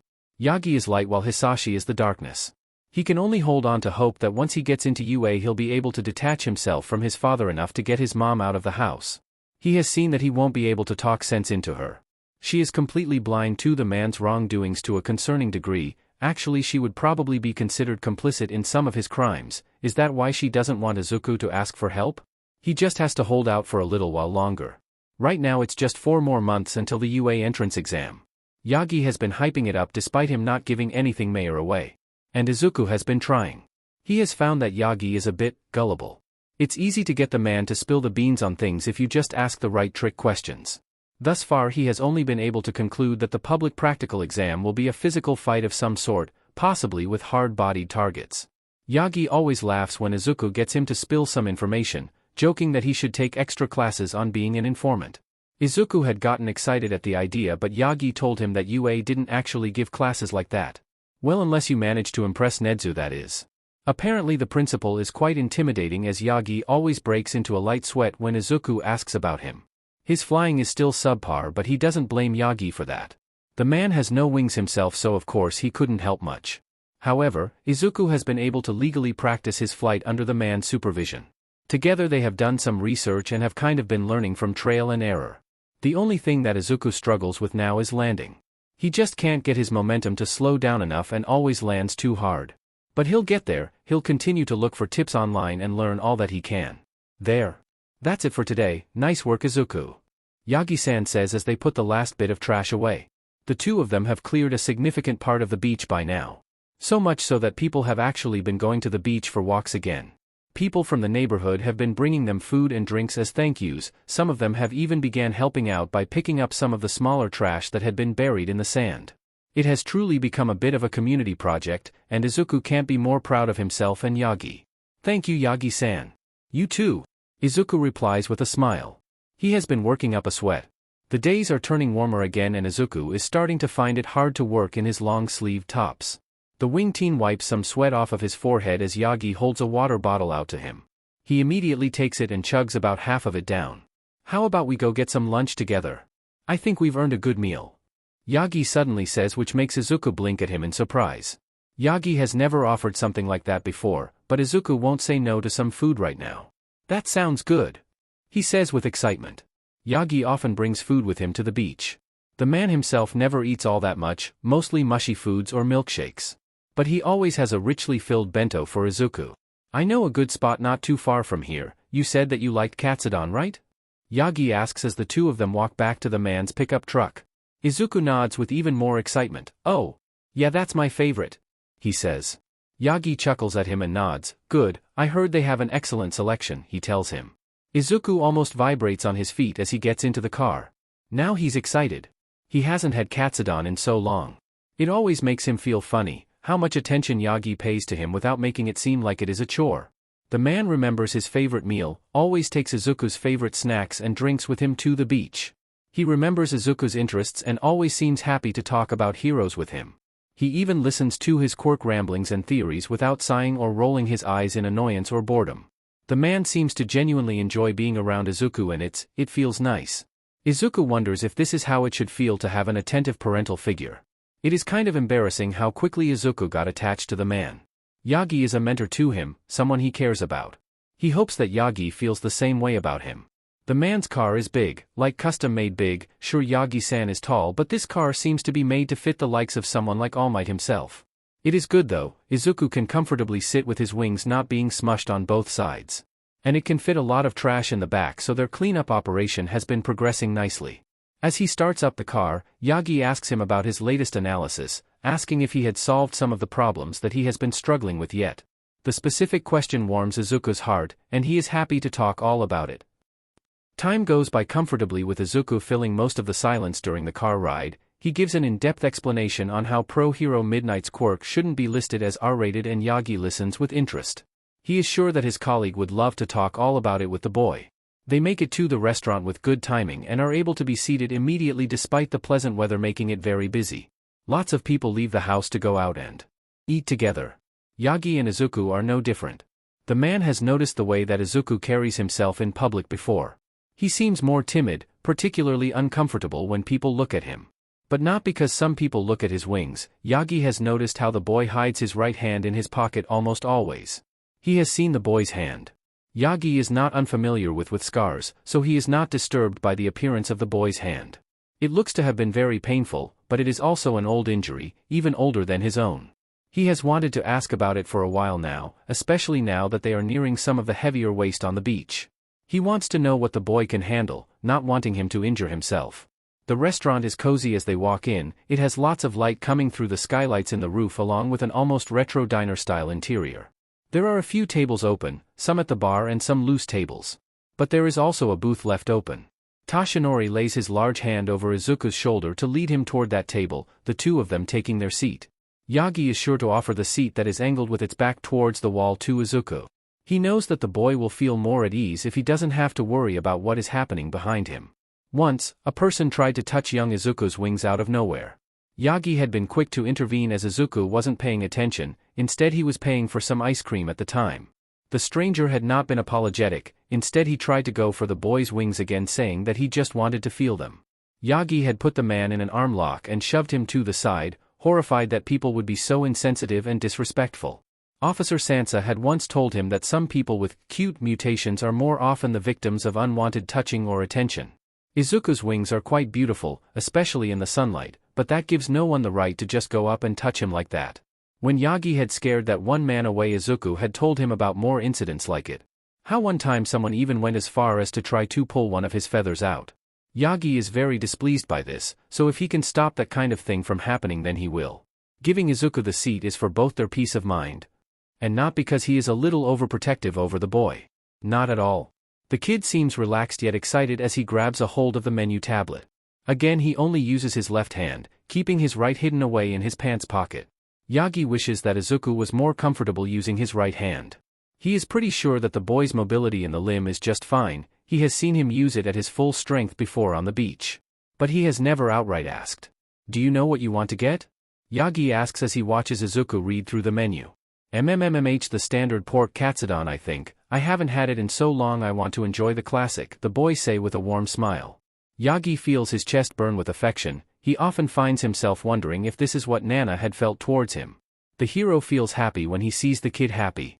There aren't many things that get Yagi to genuinely smile these days, however, Izuku is definitely one of them. That's a good choice, nothing beats the good old reliable. Yagi hums as he takes a look at the menu himself. He has been to this place a handful of times. The menu is very varied, there are multiple things on it that he actually can eat. That is quite rare for someone with his dietary restrictions. What about you?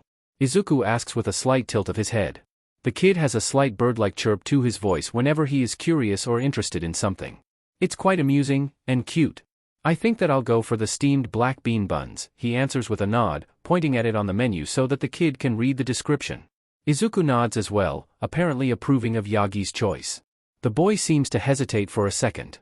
He glances at Yagi, but then looks away again while his left hand disappears underneath the table. undoubtedly fidgeting with his pocket right now. Yagi doesn't say anything, he just gives Izuku a second to gather the courage to ask whatever it is that he wants to ask. The boy is quite timid like that, even while he is very intelligent and eager to learn, he is afraid to ask things. The smallest things can make him nervous. When they first got together to clean the beach, the boy had almost started shaking when he asked for a short break. But he has gotten better. Now Izuku always asks eventually, even if it takes him a second. I hope that it's not offensive to ask Yagi-san, but why do you always eat soft things? Do you have bad allergies?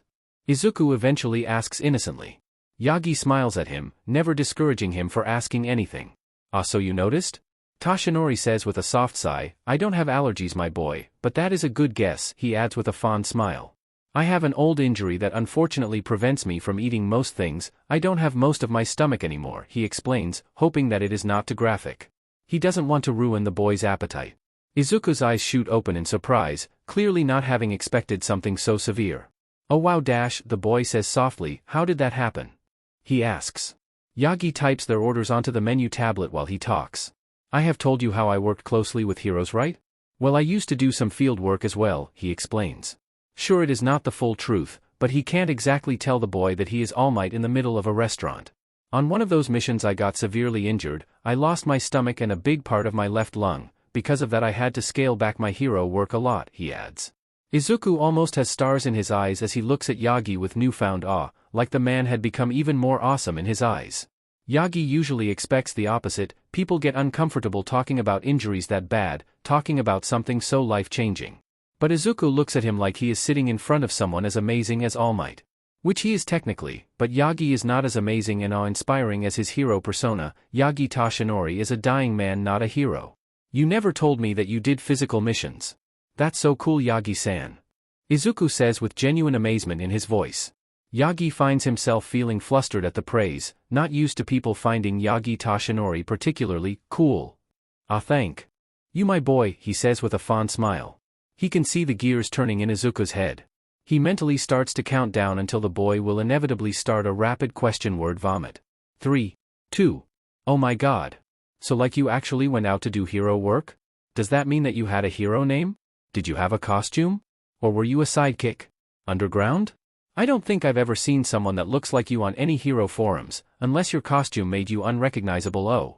Did you have any cool support items? Did you collaborate with anyone? And there he goes. Yagi listens to Izuku rattle on with a fond smile. He answers where he can, obviously not able to give much away, but Izuku is very respectful like that. He never continues to push Yagi when the man explains that there are some things that he simply can't talk about. Besides, the boy likes the challenge of filling in the blanks on his own, which he is often very good at. While they talk, their food is brought over. That does not stop Storm Izuku, however. He excitedly continues to talk even while they eat together. In the beginning it was Toshinori who would carry their conversations, but Izuku has gotten quite good at it over the past half a year. Eventually Izuku runs out of questions. A comfortable silence falls over them, making Yagi think of something that he wants to talk about.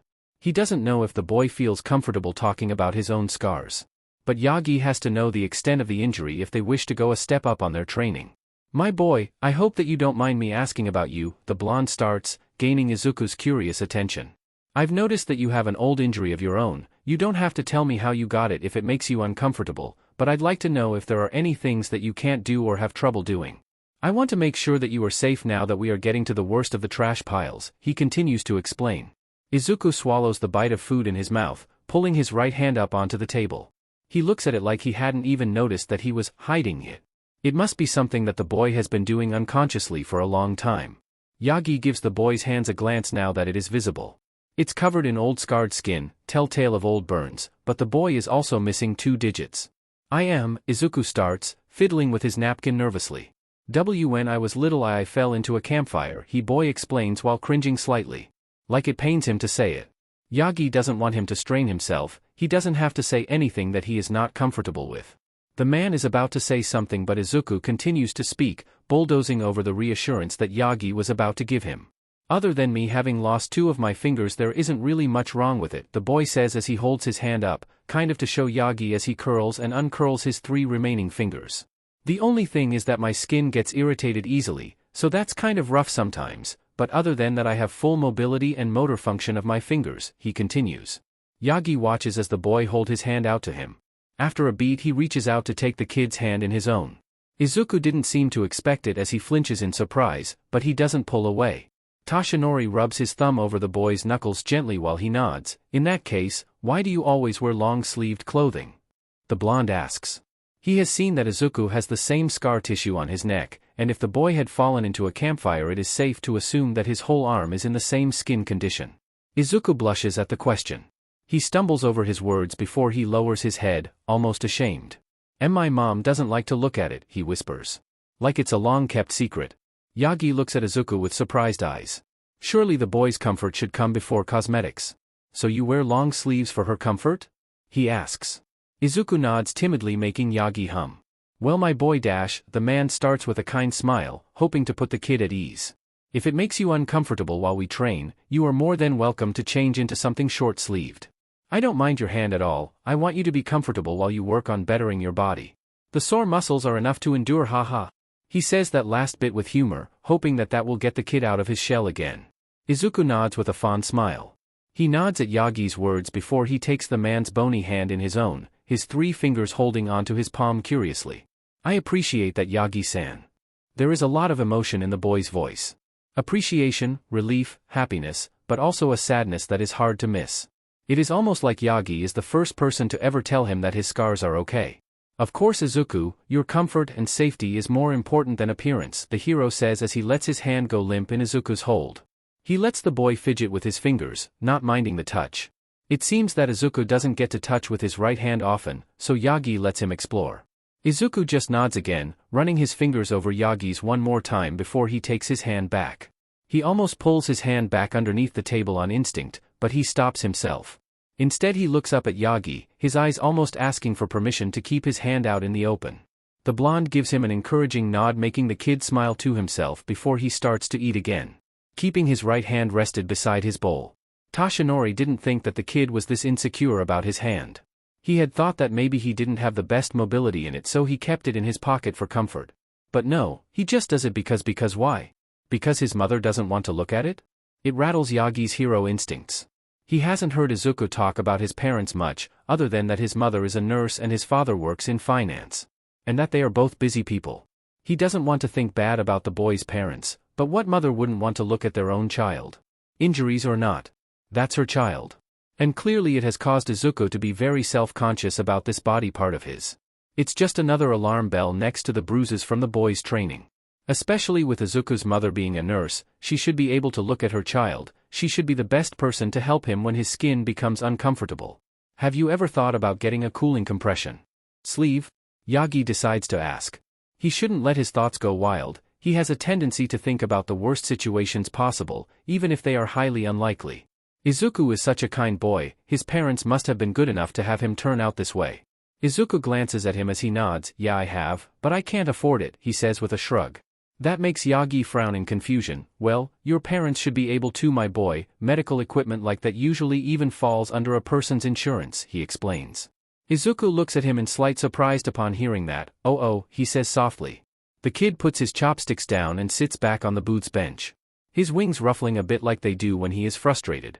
My mom, I think that she is traumatized by the incident, he says a bit awkwardly as he reaches his right hand up to scratch his cheek. She really can't handle me talking about my arm without freaking out. I guess I just haven't had the heart to ask her about it, he confesses. That doesn't change Yagi's opinion on the boy's mother much. Of course it's hard, no, awful to see your child hurt. But it is your child, you are supposed to take care of them. Especially if they have had an injury like Izuku has had. Burns are no joke, they hurt and are hard to heal. Especially in places where the skin moves a lot. Yagi can't imagine the healing process being very easy. He wonders if Izuku had to do that on his own. Had his mother not want to see it back then either? I see, Yagi says thoughtfully. He then makes a bit of an impulsive decision. How about I get you one in that case? He asks without much thought. In his mind it makes sense, he is Izuku's coach of sorts, his mentor. He wants Izuku to be able to perform his best without discomfort. And besides, he has more money than he knows what to do with. Even if he has to pay out of pocket it wouldn't make a dent. Izuku's mouth physically hangs open, his wings drawn back up in surprise. Why he stutters, you do that for me? He asks in disbelief. Yagi tilts his head to the side slightly. Of course he would, it's not out of the ordinary for a mentor to get their protege the gear that they need. Of course my boy, I want you to be able to perform on your best. Yagi says with a smile, giving the boy 2 thumbs up. Showing that he really doesn't mind at all. He doesn't expect tears to fall down Izuku's cheeks. Those cheeks have gone red because he is obviously trying not to cry, however failing at it. Yagi quickly reaches out to take the boy's hands in his, holding them sandwiched in between his own. Are you okay? He asks gently. He doesn't have to ask why the boy is crying, he already has a strong suspicion. Izuku nods and snuffles, wiping his cheek on his shoulder. That's so kind Yagi-san, he says in an unsteady voice. I don't know if I can take it. I'll never be able to repay you, he adds through a shaky breath. Toshinori smiles at him, kind and patient, having expected the boy to be hesitant. Izuku has never been able to handle kindness well, Yagi had noticed. He flusters at compliments like you just told him something outrageous. He also used to almost always refuse Yagi when the man offered him food or drinks, only caving in when Yagi insisted that he should take it. So he is not surprised, and he already knew how to respond. I know a way that you can pay me back, the blonde says with a determined grin. Izuku looks at him with big eyes full of amazement, uncertainty, and curiosity. I get you the sleeve, and in exchange, you'll promise me that you'll get in the top 5 on the entrance exam. How is that? He says with a chuckle. Izuku lets out a wet laugh, more tears rolling down his face. He bursts into a big smile before saying, I will Yagi-san, I promise, with iron-strong determination. The blonde hero smiles back fondly, giving the boy a firm nod. He takes his hands back off of Izuku's as he says, I'll make an appointment for you, we should be able to get you sorted out in no time. Again Izuku nods as he smiles, wiping his cheeks with his hands to get rid of the tears. Yeah, the boy has grown on Yagi quite a lot. He'll make sure to take care of the kid as well as he can, especially if his parents won't. Izuku made sure to go unnoticed once he got back from his day out with Yagi-san. He feels so warm and happy and he really doesn't want his family to ruin it for him. But of course the universe won't let him be happy for too long. Brat. Get the F over here, we're leaving. Hisashi shouts through the apartment. By the way that he is speaking, it's obvious that Inko is not home. The man is all sweet talk when she is, pretending that he has a heart. Izuku pushes himself out of bed, pulling on a black hoodie so he can semi-hide his face. He knows that his wings are a dead giveaway of his identity, but hiding his face still makes him feel more comfortable whenever he has to go out with his dad. Get a move on, kid. Hisashi complains as Izuku walks out of his room. The boy quickens his pace, quickly pulling his shoes on before he follows the man outside. It sounds awful, but Izuku really hopes that they are just doing a drag deal tonight. He can't afford to get injured. Yagi is taking him to get a custom compression sleeve shirt made in 2 days. He has no idea what he could say to explain more bruises to the man. Izuku stays silent as he follows his father. He gets in the car without a word, and stays quiet while they ride. To his displeasure, Hisashi is loudly talking to someone on the phone. And Izuku immediately feels dread when he hears talk about betting money. That almost always means that he has to fight someone. Hisashi doesn't take him out fighting often. He is smart enough to see that Izuku is easily recognized with his dark, gold-speckled wings. So to mitigate that, Izuku has to wear a cloak and has to keep his wings tightly strapped to his body. It is wildly uncomfortable but better than being recognized. Hisashi is a big name in the illegal quirk fighting scene. Apparently he used to be a top fighter named Red Dragon himself, and had wanted Izuku to take over his mantle. Of course that was not possible when Izuku was diagnosed quirkless, but now Hisashi has been putting him to work. Izuku's heightened senses and strong grip have been amazing for hand-to-hand combat. He is almost able to predict what someone is going to do just based off of their minute muscle movements. However, because he is really good, Hisashi bets a lot of money on him. And if he loses, well, he'd rather not think about it again. So far he has only lost twice, and the beating he received afterwards was worse than the fight itself. Put 2,000 yen on tonight's fight. That new weak a-hole won't win against Raptor. Raptor is the name that Izuku has been given during his fights. It's a cheeky nod towards his quirk, despite people not knowing that he has avian traits. His hands are hard, and he hits even harder. Usually he is able to knock his opponent out before they get the chance to pull his cloak off or anything like that. Izuku sincerely hopes that if Yagi were to ever find out about this, that he will be able to forgive him for using their training like this. Yagi has taught him a lot that his father hadn't. Hisashi is all about the offensive. He didn't teach Izuku much on how to deflect punches or on how to protect himself from getting hurt too bad. The man had only focused on upping Izuku's pain tolerance by beating the shit out of him. It has shown Izuku that he unfortunately does not have a healing factor like his grandfather did. He is still not sure how he survived his suicide attempt, but for now his theory is that he is only able to heal if he is near death. He hasn't had time to test it. And despite him trying to kill himself before, he doesn't particularly want to die anymore. It was odd to realize at first. Despite everything that is sheet about his life, Izuku has truly found hope and joy in his training with Yagi. He is excited for the UA entrance exam, he wants to see where life will lead him again. So what if that one time was a fluke? Maybe someone else had healed him, or maybe he can only heal himself from death once. Point is, he is not willing to risk it anymore. The last time that he had thought about killing himself was the night when his father came home, when he was found on that roof by Eraserhead. Put your cloak on, you have about 30 minutes to warm up, Hisashi says as they come to a stop close by an abandoned building. Well, abandoned from the outside. Inside it's full and bustling with crooks and criminals alike. Drinking, illegal betting, and who knows what else goes on inside of that seemingly barren building. Izuku pulls on the straps that keep his wings close to his body before he ties them down. Then he pulls the cloak on, covering his face with the hood of his hoodie as much as possible. Hisashi leads the way in as always. It's loud once the door opens, from music to people yelling and screaming while people fight. It all immediately gives Izuku a headache. He is led to a back room where he can psych himself up and warm up against a punching bag. Izuku wraps his hands in some fabric like Yagi-san had shown him and gets to work. As he warms up, he thinks back on his day with his mentor. The happy memories making all this misery bearable. Just 4 more months. Alright kid, get out there, this one should be easy now. I convinced a lot of people to put money on ya. So you better not lose, do you understand? Hisashi says as he stands in the door opening with his arms crossed over his chest. Izuku nods his head without saying a word. He knows what's at stake, he knows that he has to win. The only reason why he really fights back so hard is because his opponents are often criminals themselves. Some are simple thieves, some abusers, some serial offenders. He doesn't like it, but at least he is not fighting innocent people who are forced to do this like himself, not yet at least. The crowd goes wild as he steps into the ring, all either chanting his name or booing him. It's packed tonight, Izuku notices. There are a lot of faces that he has never seen before. Some wealthy-looking people too, must be the people that his father spoke about. Start. As soon as the buzzer goes off, Izuku locks onto his target. It's a younger man, not as young as him but definitely not older than 25. He has a lot of scars and a slightly crazed look in his eyes. By the way that he is acting and twitching, it is safe to say that he is on some kind of substance. No matter though, Izuku has a job to do.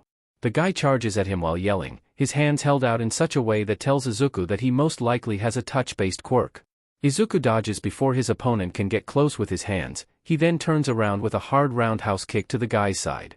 Izuku, or Raptor at this moment, curses as a sudden burst of pain shoots through his body. He almost loses his footing but manages to keep himself standing as the guy falls down to one knee. Okay, so not just hand touches, it's contact sheet. How is he supposed to win if hitting the target causes damage? Man, that is such a cool quirk though. Is the guy able to turn it off? If not, then it may not be as nice. Midoriya doesn't get long to mentally gush over his opponent's quirk as the man is standing again in no time. However, the guy looks pale and a lot less sure of himself. Maybe he had underestimated Izuku. People often do. Izuku has to test the limits, otherwise they'll just be staring at each other until they tie, and Izuku has to win. He is the one to charge this time. The guy gets in a defensive stance but just covers his upper body, so Izuku hits low and sweeps the guy's legs out from under him. The pain on contact makes him grunt, but it's not too bad, he has felt worse. He manages to land another hit on the guy, but this time it makes him stumble back. The quirk-induced pain stacks up. The dude grins as he watches Raptor stumble in surprise realization. Immediately after, he grabs a hold of the shorter fighter's arm and tries to put it in a lock. Izuku doesn't let him though. He screams out in pain as the guy keeps a hold on him. But Izuku can do that too. The winged boy grabs the guy by the collar and pulls him in, making him trip over his leg before he lifts him up and slams him back onto the ground. It's getting hard to see, the pain is all-encompassing, all over him. Just like back then, it burns. Izuku then grabs the guy by the hair and slams his head back against the ground. The man groans and tries to get away, but Izuku just repeats the motion. He feels the burn on his body, like every nerve is on fire. But he doesn't curl up in a ball this time, no, he fights back against the pain. He slams his opponent's head down again and again until the guy stops moving. The world is blurry as the guy's hands finally let go of him and go limp. Izuku can't hear a thing, he only hears noises that vaguely sounds like a voice counting down while he steps far away from his now unconscious opponent. He breathes heavy, feeling like he is about to throw up. His entire body is shaking from the residual pain as the buzzer signals the end of the fight. The referee walks over, grabs his left hand and pulls it up in victory, making the entire place go wild. Izuku feels so disoriented his entire body feels like it's been run over several times. He didn't even feel this bad when he woke up from his 40-story dive onto concrete. He feels himself being let back into the back room by rough hands. Once there, he is pushed into a seat while he slowly comes down from the quirk's effect. Man, his father said that this would be an easy fight. He feels the worst that he has ever felt, like how he felt back when he was little. HHH. Izuku atta boy. What a FING fight. He hears Hisashi cheer from somewhere to his right. Holy shit, this is the biggest pot I've ever won.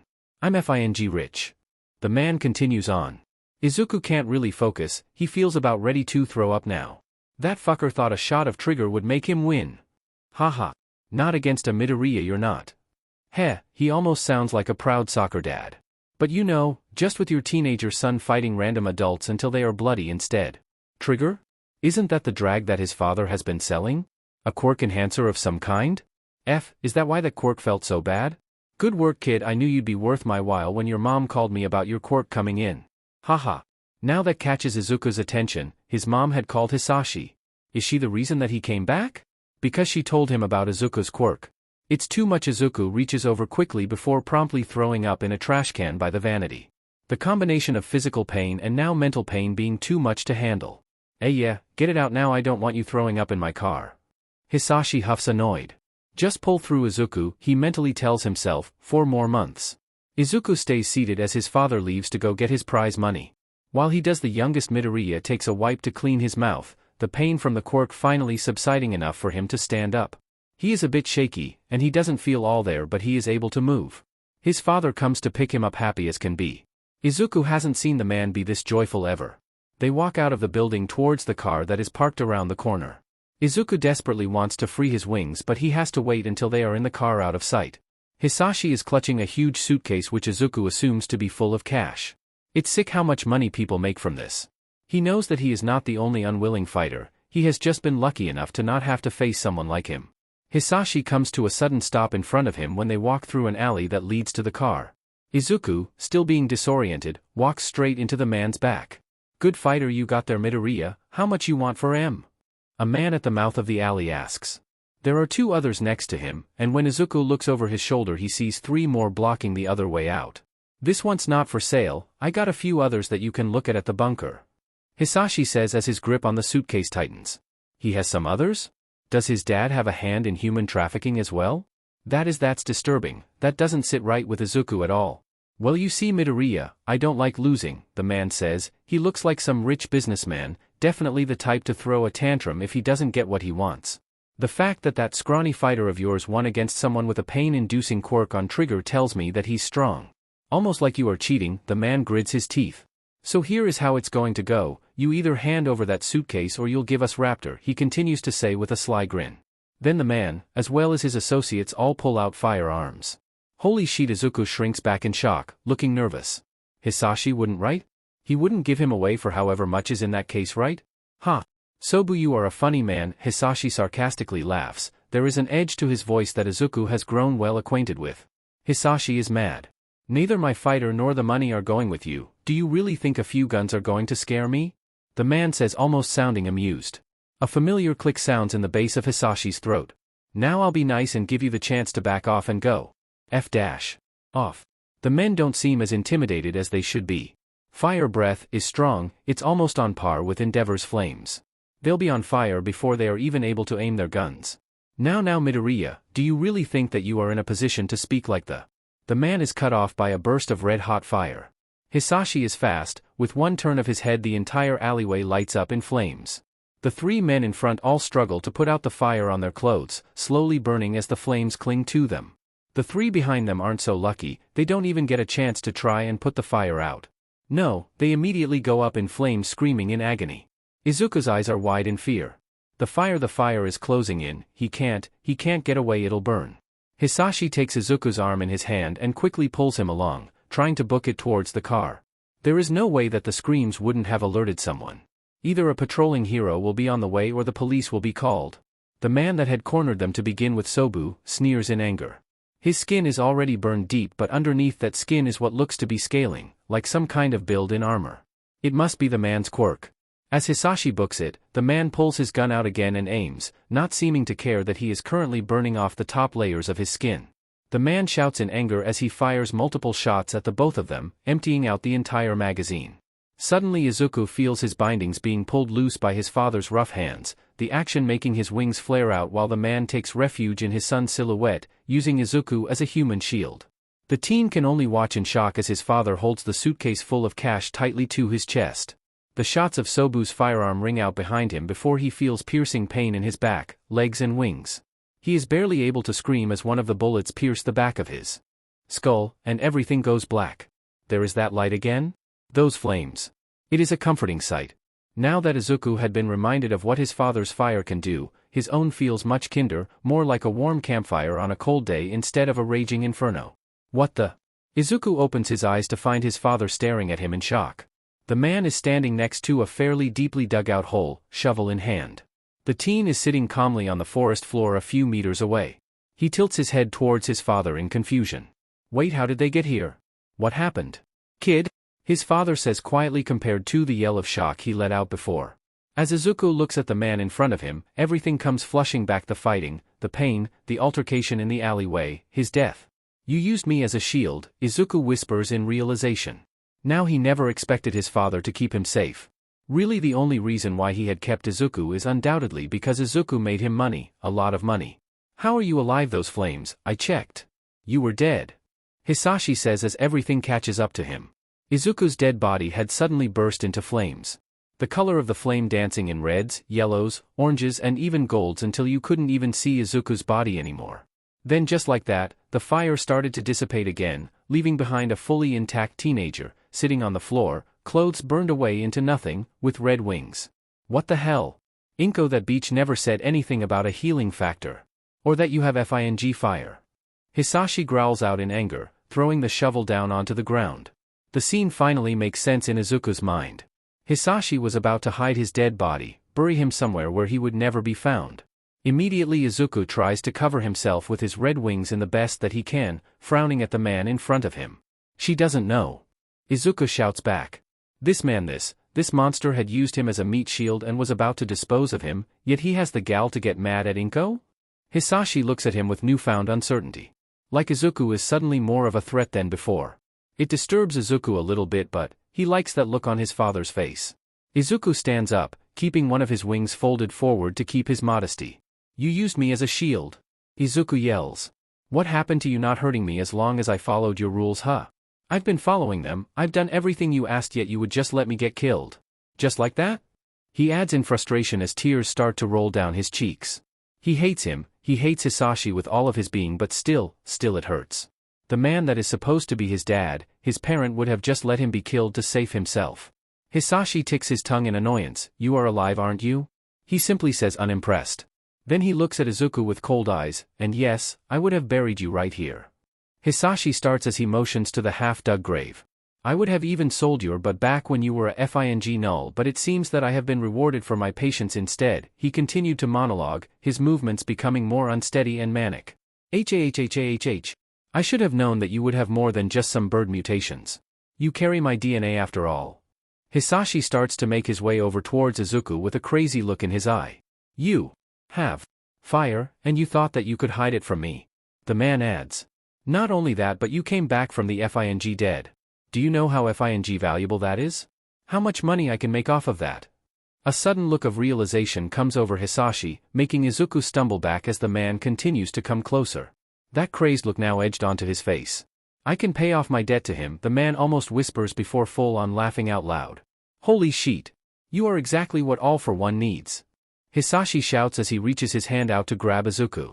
The teen immediately panics, quickly shoving the man back with his other wing. Stay away from me. He shouts before he runs off.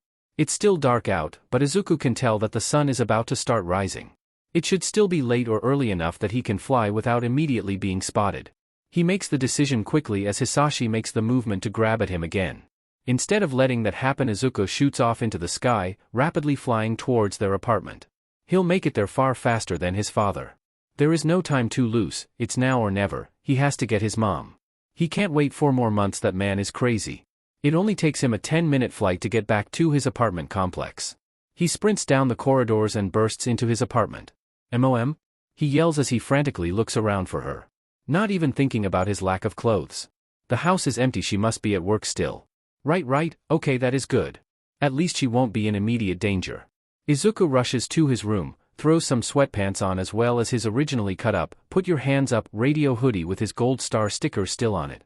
He grabs his phone with shaky hands and calls the emergency number. "This is the police, what is your emergency?" Hello, I am," Izuku stutters, his voice shaky with nerves and fear. "I need to report abuse, and crime? My dad, he is a very bad man," he says as he tries to keep himself from crying. "Are you safe right now? What is your name and your father's name?" The responder asks. For now, he shouldn't be home for a few more minutes. I am Midoriya Izuku, my father is Midoriya Hisashi. Izuku says as he clutches his shirt in his right hand, holding his phone to his ear with his left. "Midoriya?" The person echoes. "Why yes, that's our family na hello?" Izuku asks as suddenly the person hangs up on him. Izuku calls again but the call doesn't even make it through, like he had been blocked from calling. Panic seeps into his body, his breathing picking up as he stands there not knowing what to do. His hands fly into his hair, tugging on it in panic. It is then that he feels the crust of blood on the back of his head, from where he was shot. Does Hisashi have people in the police on his side? Surely no, not important right now. He needs someone to come arrest his father before he can get to Inko? He feels around in his hoodie's pocket and sure enough, he pulls out a familiar little card. The one Eraserhead had given him a long time ago. He always kept it on him. Unless he went out with his father, not trusting his mom to not throw it away while he is gone. Izuku dials the number as he grabs his yellow emergency backpack that he had prepared. It holds his notebooks as well as his essentials and some extra cash. He presses the call button as he searches around for his keys. It barely rings before it is immediately picked up. Eraserhead speaking, sounds from the other side of the line.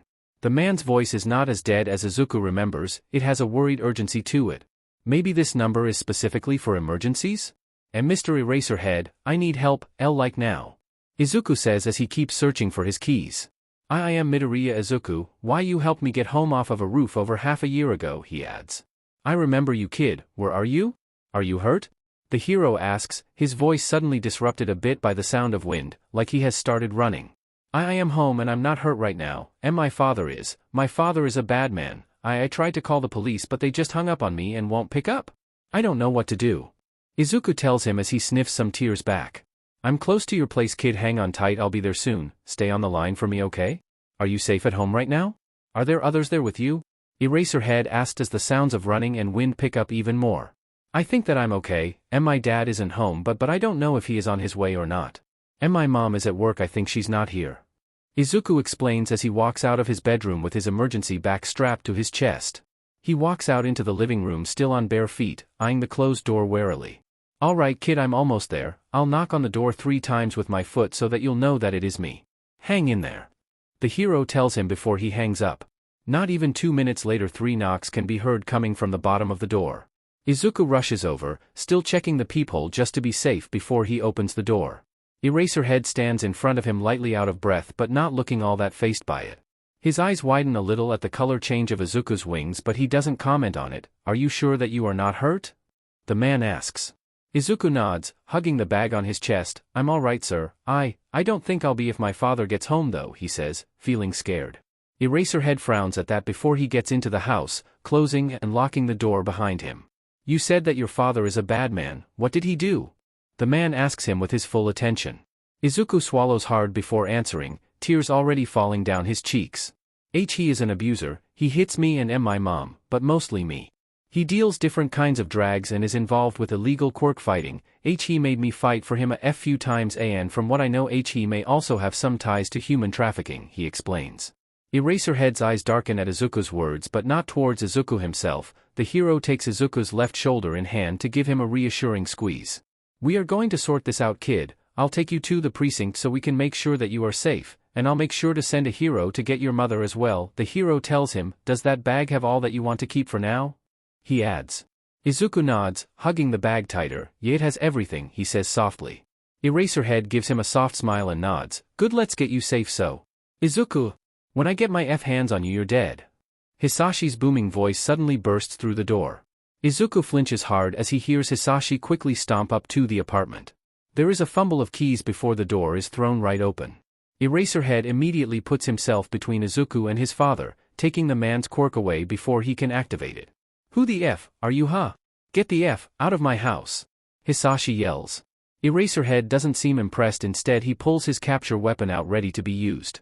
"Midoriya, you are under arrest on suspicion of multiple offenses. Put your hands behind your back and get on the ground," the hero says coldly. Hisashi is fuming. Yet without his quirk he can't do much on long distance. Apparently that doesn't stop him however. "You FING brat snitching to some underground FING heroes now, huh?" Hisashi says, eyes focused on Izuku. "No FING matter, I'll just kill both of you, and sell the bodies to him," he adds as he quickly reaches behind him. Izuku sees the glint of the gun as it is pulled out. Hisashi must have stolen it from the men in the alleyway. Only one shot gets fired before Hisashi is knocked off balance by Eraserhead. The hero having to dodge the bullet, which gives Hisashi a split second to use his quirk. And that is just enough. Flames burst from the man's mouth before they are snuffed out again by Eraserhead. But the damage is already done. The couch is burning down along with the other furniture. Izuku and Eraserhead quickly had to dodge the powerful flames. Hisashi is a big man, so despite his quirk being gone he still puts up a good fight. Fire spreads fast, making Izuku panic. Eraserhead and his father are blocking the apartment hallway as the fire alarm of the entire building goes off. Hisashi manages to take Eraserhead by the arm and fling him out of the apartment onto the narrow walkway. The hero hits the safety railing hard, but gets up in an instant when more flames come hurling his way. He rolls out of the way, getting back up on his feet, and shoots his capture weapon at Hisashi, catching the man's arms with it. "Kid, get out of there now!" Eraserhead shouts as he holds his father in place. Multiple people from other apartments are already evacuating. Izuku only rushing out of the burning apartment after Eraserhead shouts for him too. Izuku is facing his father's back now, slowly walking backwards further away. "You are not winning this," Hisashi suddenly says, bitter and challenged. With a roar of strength he pulls on the capture weapon, pulling Eraserhead with it. The hero loses his footing from the sudden pull and is flung over the building's safety railing into the air. Hisashi immediately uses his flames when he gets the chance, forcing Eraserhead to let go of the other side of his own weapon. The hero curses as he is flung off of the building like it's nothing. "No!" Izuku shouts, immediately jumping after him. Hisashi tries to grab at him but only manages to rip 2 handfuls of his feathers out. Izuku dives after the hero at full speed, just barely able to catch him before they splat onto the ground below. Still, the landing isn't graceful. They have way too much momentum and end up crashing into the street. Izuku rolls over the asphalt as he shields the hero with his wings. Crowds have started to form, made up of onlookers as well as the evacuated residents of the building. Police and other first responders start to arrive. Izuku hits the ground the hardest. Combined with the use of his quirk earlier in the night as well as the exhaustion of stress, he finds it hard to get back up once they come to a stop. But he forces himself to. Eraserhead is next to him, one arm around him while the others hangs limp on the man's side, looking twisted and broken. "Stay back, kid, we have backup now," the hero says out of breath. The man looks the most alive that Izuku has ever seen him. But it's not in a good way, it's in a "holy shit I almost died" way. A broken arm is better than being splattered into pieces, that's for sure. Izuku nods as he lets himself sit back down on the floor. Medics are around him and Eraserhead in no time, tending to the both of them. But all Izuku can do is watch as the building in front of him goes up in flames. Hisashi's flames are stubborn, they are not easily extinguished. More heroes arrive, some forming a protective bubble around where Izuku is being looked at after they hear that the perpetrator of the fire is after him. So much happens all at once. Before he knows it, he is being taken to a hero hospital together with Eraserhead. He feels himself lose his battle to stay conscious. Exhaustion taking over while Eraserhead holds on to his right hand. Izuku is getting really tired of waking up in strange places. However, this time he knows where he is. He is in Mustafu Private Hero Hospital. He is sure that he passed out with pro hero Eraserhead by his side, but as he sits up in his hospital bed he can see that he is alone in the room. The feeling of emptiness that washes over him is overwhelming. He had done it, he had finally pulled the plug on his father's schemes. But why does he feel so hollow? Did they catch him? Were they able to get his mom to safety? He is alone right now, unlike when he was little. His mom had been there for him then. Where is she? Is she safe? He looks around the room, noticing one other bed there, but it is empty. The chairs in the room are all in their original places except for one that has been placed next to the empty bed. Whoever had laid there must have had someone that cared for them, someone who stayed by their side for a while, waiting until they could go home. No one is sitting by Izuku's bed. And judging from how light it is outside, hours must have gone by. His mom, she should be safe, right? They got to her before any of Hisashi's men could. Izuku needs answers. The winged boy looks around him for a call button, pressing it when he sees it on the side of the hospital bed. It doesn't take long for a nurse to walk in. The man looks friendly as he kindly smiles at Izuku. His eyes are an interesting color, he notices. "Hello Midoriya, good to see you awake," the nurse says as he grabs the clipboard at the end of Izuku's bed. "My name is Katayuka, I'm your nurse for now. How are you feeling?" Katu asks while he clicks his pen. "I'm alright, my mom, do you know if she's okay?" Izuku immediately asks after answering. The man's smile saddens a little. "I'm sure the police will be able to give you more information on your mother soon. I'm here to make sure that you are taken care of. You are currently in Mustafu Private Hero Hospital and have been placed under protective custody," he explains. "Pro Hero Eraserhead currently shares this room with you. He is the one that you came in with, do you remember that?" Kata continues to ask. Izuku frowns in frustration. Protective custody? Why would he be placed in protective custody without his mom present? "I do remember, yes, I remember everything," Izuku answers, already knowing that the man is trying to gauge whether he has memory loss or not. Kata nods and scribbles it down. "Other than some lost feathers and a few irritated feather follicles from where some of your feathers had been ripped out rather aggressively, you have a clear bill of health. The police will stop by soon to get your statement and they'll tell you more about the incident," the man then continues to explain. Eraserhead went to get some coffee, he'll be back soon as well. Katu adds with a smile before lastly saying, "If you need anything or don't feel well, please don't be afraid to use the call button," as he walks back out of the room. Izuku watches him leave, feeling the uncertainty of everything brewing under his skin. He doesn't like this at all. His mom is supposed to be here, reading a book while she waits for him to wake up. But he can't exactly leave without causing a scene, so he'll have to wait. Maybe his mom is somewhere else that is safe. Izuku can hear footsteps approaching his room, a familiar energetic male voice accompanying the sound. Immediately Izuku panics when the unmistakable voice of Present Mike slowly comes closer to his room. He is a huge fan of the man's radio show and always watches his charity DJ events. He is not mentally prepared to meet someone that he looks up to at all. But he can't think himself into a panic too much as the door is pushed open. Izuku scolds his face into practiced neutrality while Eraserhead walks in, followed by none other than his second favorite blonde hero. The first spot used to belong to All Might, but he got replaced with Yagi-san after Izuku learned that he used to be a practicing hero. "Oh, kid, you're awake." Eraserhead drawls out, clearly exhausted. The man's arm is in a sling but doesn't look as mangled as it did early this morning. He must have been healed already. "Hey, a little listener. Good to see you up, kiddo?" Present Mike says kindly.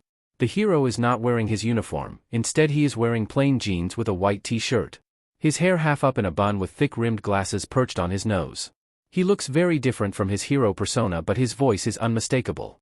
Hello," Izuku says a bit timid, his wings puffing up in silent excitement upon meeting another hero. Eraserhead heads to his bed and takes a seat by his feet, looking at him with serious eyes. "How are you doing, kid?" he asks as he lets his eyes scan over Izuku's form, lingering on his red wings. "I'm okay, sir, thank you for asking," Izuku says with a small smile. Are you okay as well?" he asks as he eyes the man's arm worryingly. Eraserhead huffs out a fond breath, along with a soft smile on his face. "I am good, kid, thanks to you. You saved my life, you know. Thank you for that," he says genuinely. Izuku's cheeks immediately heat up with flustered embarrassment. Being thanked and praised by such a cool hero? He can't take it. "Yeah, little bird. Eraser here told me about how you dove after him. Thank you for saving him." Present Mike pipes up as well as he turns the chair from the other bed over to sit by Izuku instead. And just like that, he is not alone anymore. The boy's wings about double in size as both heroes praise him, puffing up in delight despite some of the damaged feathers being tangled into each other. No problem, Eraserhead, sir, why you saved me after all?"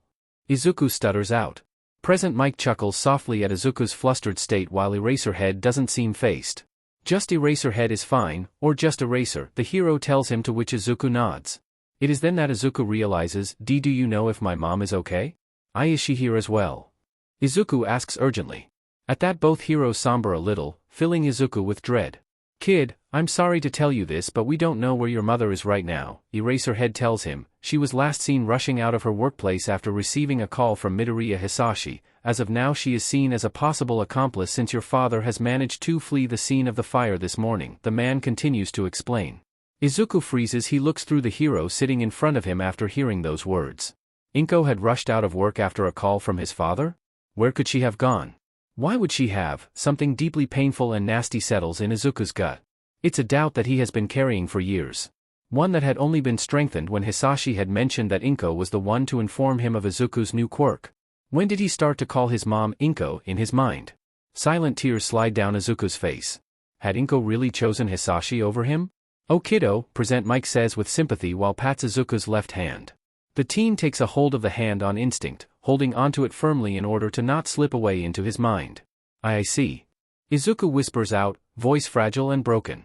He doesn't know for sure, she could have fled somewhere to get away from Hisashi, but Izuku's gut feeling tells him otherwise. She's always prioritized his father over him. Always turned a blind eye to the man's abuse even while he hit her. Eraser continues to speak, "You are under protective custody as of now. That means that you'll be kept under protection by a hero or a police officer, which one will be determined when the police get here. Turns out that your father has a lot of open cases going on. Did you know about that?" The man asks. Izuku shakes his head. I mean I knew that he did bad things, but I didn't know that he was a wanted criminal," he answers truthfully as he reaches his right hand up to wipe at his face. Eraser hums in answer before he reaches out and pats Izuku's knee. "You did the right thing by calling for help, kid," he says reassuringly. Izuku sniffles and nods. Appreciates the reassurance because he has no idea how to feel right now. A knock on the door interrupts them, startling Izuku so bad that he flinches hard. "Come in," Eraserhead says while Present Mike squeezes Izuku's hand in hopes to give him some comfort. A man with dark hair dressed in a long coat walks in, along with a person in an officer uniform that has an obvious cat mutation quirk. "Hello Eraser, Mike," the man with the dark hair greets before his eyes land on Izuku. The teen's feathers flatten against his wings, feeling uncertain and fearful. The man must have noticed as he keeps his distance. "Hello young Midoriya, I am Detective Tsukachi, and this is Officer Sansa. We're handling your father's case," the man informs, causing Izuku to slowly nod, his wings relaxing slightly. Izuku is still clutching Present Mike's hand, but the man doesn't seem to mind it as his thumb is now gently brushing the back of Izuku's hand in soothing motions. "Do you think that you feel up to answering some questions?" The man with the cat quirk asks kindly. And really the answer is no, not at all, but Izuku knows that if he doesn't do it now he never will. I can answer some questions," he says with a nod, more to himself than anyone else. The officer and detective nod in unison, both grabbing one foldable visitor chair to join Izuku by the bed. "All right kid, I'm going to record our conversation, are you okay with that?" Mr. Tsukachi asks. Izuku nods his head as the man pulls out a recorder. He lays it on the bed before he presses the record button. This is Detective Tsukachi and Officer Sansa, along with pro heroes Eraserhead and Present Mike, questioning Midoriya Izuku on the ongoing Red Dragon case. The man starts. "Midoriya, before we begin I have to tell you that my quirk is lie detector. Are you okay with continuing this questioning?" He continues. Izuku just nods again before realizing that a nod won't be recorded on the record, so he quickly adds a short, "Yes sir." "Good," Tsukachi says assuringly. "Now Midoriya. Can you just call me Izuku, please?" Izuku interrupts before he can even think. He can't handle being called by that name right now. It is something that he loves dearly about hanging out with Yagi-san. The man never questioned him when he had introduced himself as just Izuku. He called the teen by that name even after learning his family name. "Of course Izuku, first I would like you to state your full name, age and quirk," the detective instructs. "My name is Midoriya Izuku, I am 13 and my quirk is called Pheonix." Izuku answers despite him almost being unable to say his own surname. But he pushes through. "Thank you. Now Izuku, can you tell me what events led up to you having to call Eraserhead early this morning?" That's how the interview starts. Izuku tells them as much as possible. About the past and present abuse, about all the crimes. He only leaves out having the encounter with his father in the woods. "And so after we escaped those men my father got so angry at me, he said that he wanted to kill me," Izuku explained. Before he could get to me I managed to fly away. We were so far from home that I figured that I could go there before he could. I was planning to get my mom and leave. But then I saw that my mom was not home, so I tried to call the police instead," he continues before he sniffs a bit, his tears finally coming to a stop. But as soon as they heard my name they hung up on me. I tried to call again but the call wouldn't go through, and I panicked a bit before I remembered that I had gotten a card from Eraserhead before he had told me that I could call if I needed it, so I did," he concludes after a while of talking and answering questions. "When did you meet Eraserhead before?" the detective asks. That was like half a year ago I think," Izuku replies. I found him on top of a roof in a panicked state, so I helped him get home, Eraser fills in. We met Midoriya Inko on the street that night. I remember not trusting the situation. My gut told me that something was wrong, but back then Izuku told me that he was safe, so I couldn't do much other than give him my number. I followed them home to make sure that everything was alright and nothing appeared out of the ordinary at the time, the man continues to explain. Had it been that obvious, or is Eraserhead just that good? Izuku answers more questions. More details about Hisashi specifically. He answers the best that he can. It's not like he knows a ton about his own father. But the man did have a habit of loudly talking on his phone with Izuku around. The teen even has some notes that he has taken because he was building up evidence against Hisashi. Officer Sansa gratefully takes the booklet out of his hands when Izuku fished it out of his yellow backpack. He tells them about almost everything except his quirk. He doesn't tell them what it truly is. He is afraid. He doesn't trust that information being public after Hisashi's reaction to it. He doesn't know who to trust with something as ominous as reincarnation. Because that is what it is. He had died again early this morning, yet he is still here. Though he trusts Eraserhead, and this detective seems alright, the information on his quirk doesn't change the majority of Hisashi's crimes. So for now, he'll keep that information close to his heart. Izuku was being used regardless of his regeneration or his fire anyway. Thank you, Izuku, that is all that we have to know for now. Tsukachi says with a thankful head bow before he stops the recording. Izuku nods as he swallows some of his saliva. That was a lot, but it had to be told. What is going to happen now? The teen asks uncertain. He doesn't have anyone. Will he have to stay with some random officers? What if they are corrupted like the one that hung up on Izuku's call for help? You are under protective custody, and due to Red Dragon being a fairly high-profile villain, you need more than a traditional safe house, which means that we are going to find a hero that you'll be able to stay with until things have calmed down, or until we've captured Midoriya Hisashi. Tsukachi explains. We'll choose a hero for you unless you already know a capable and willing hero that is able to keep you safe. The man adds. A capable and willing hero who will be able to keep him safe. Izuku only knows one person that he'd want to stay with, but, would he want to have him? What about a semi-retired hero? Is that allowed? Izuku asks as he fidgets with present mixed fingers. The voice hero had not let go of his hand the entire time. And Izuku really appreciates it. Maybe he won't mind it if he could stay with Mike, or even Eraser. I suppose that can work if we can make sure that they are capable of taking care of a kid, the detective tells him. Can you tell me their name? He asks. Izuku cringes a little. Yagi-san has been so secretive about his hero work, not that he doesn't understand why. But Izuku doesn't know his hero name. I only know his civilian name. Izuku mumbles a bit insecure. Is that weird? Will they allow him to stay with Yagi if he doesn't know the man's hero alias? That's okay, we can give him a call to see if he is able and willing to take you in. What is his name? Tsukachi continues to ask patiently as he takes his phone out to undoubtedly find the man in the hero registry. I already have his phone number. But his name is Yagi Tashinori. Izuku answered while he lets go of present Mick's hand. He fumbles to take his phone out, quickly opening his contacts. He doesn't notice all four men look at him in surprise when he unknowingly mentions the number one hero's secret civilian name. He is too busy looking down at the phone in his hand. Should I call him? Izuku asks after unlocking the device. The two heroes and officers had scolded their faces back to normal before Izuku could notice their surprised expression. Sure kid, you give him a call first, if you can, get him over here to the hospital. Eraserhead answers before Detective Tsukachi could speak. Izuku nods prior to looking back down at his phone. He doesn't have many contacts. Just his mom, his father, Yagi-san and Auntie Mitsuki. He pressed the call button on Yagi's name and takes the phone to his ear before being interrupted. Can you put him on speaker please? Tsukachi asks politely. Izuku nods and does just that, filling the room with the sound of the call going through. It doesn't take Yagi-san long to pick up. Izuku? Hello my boy, is everything alright? This is on odd hour for you to call. Yagi says with a short laugh.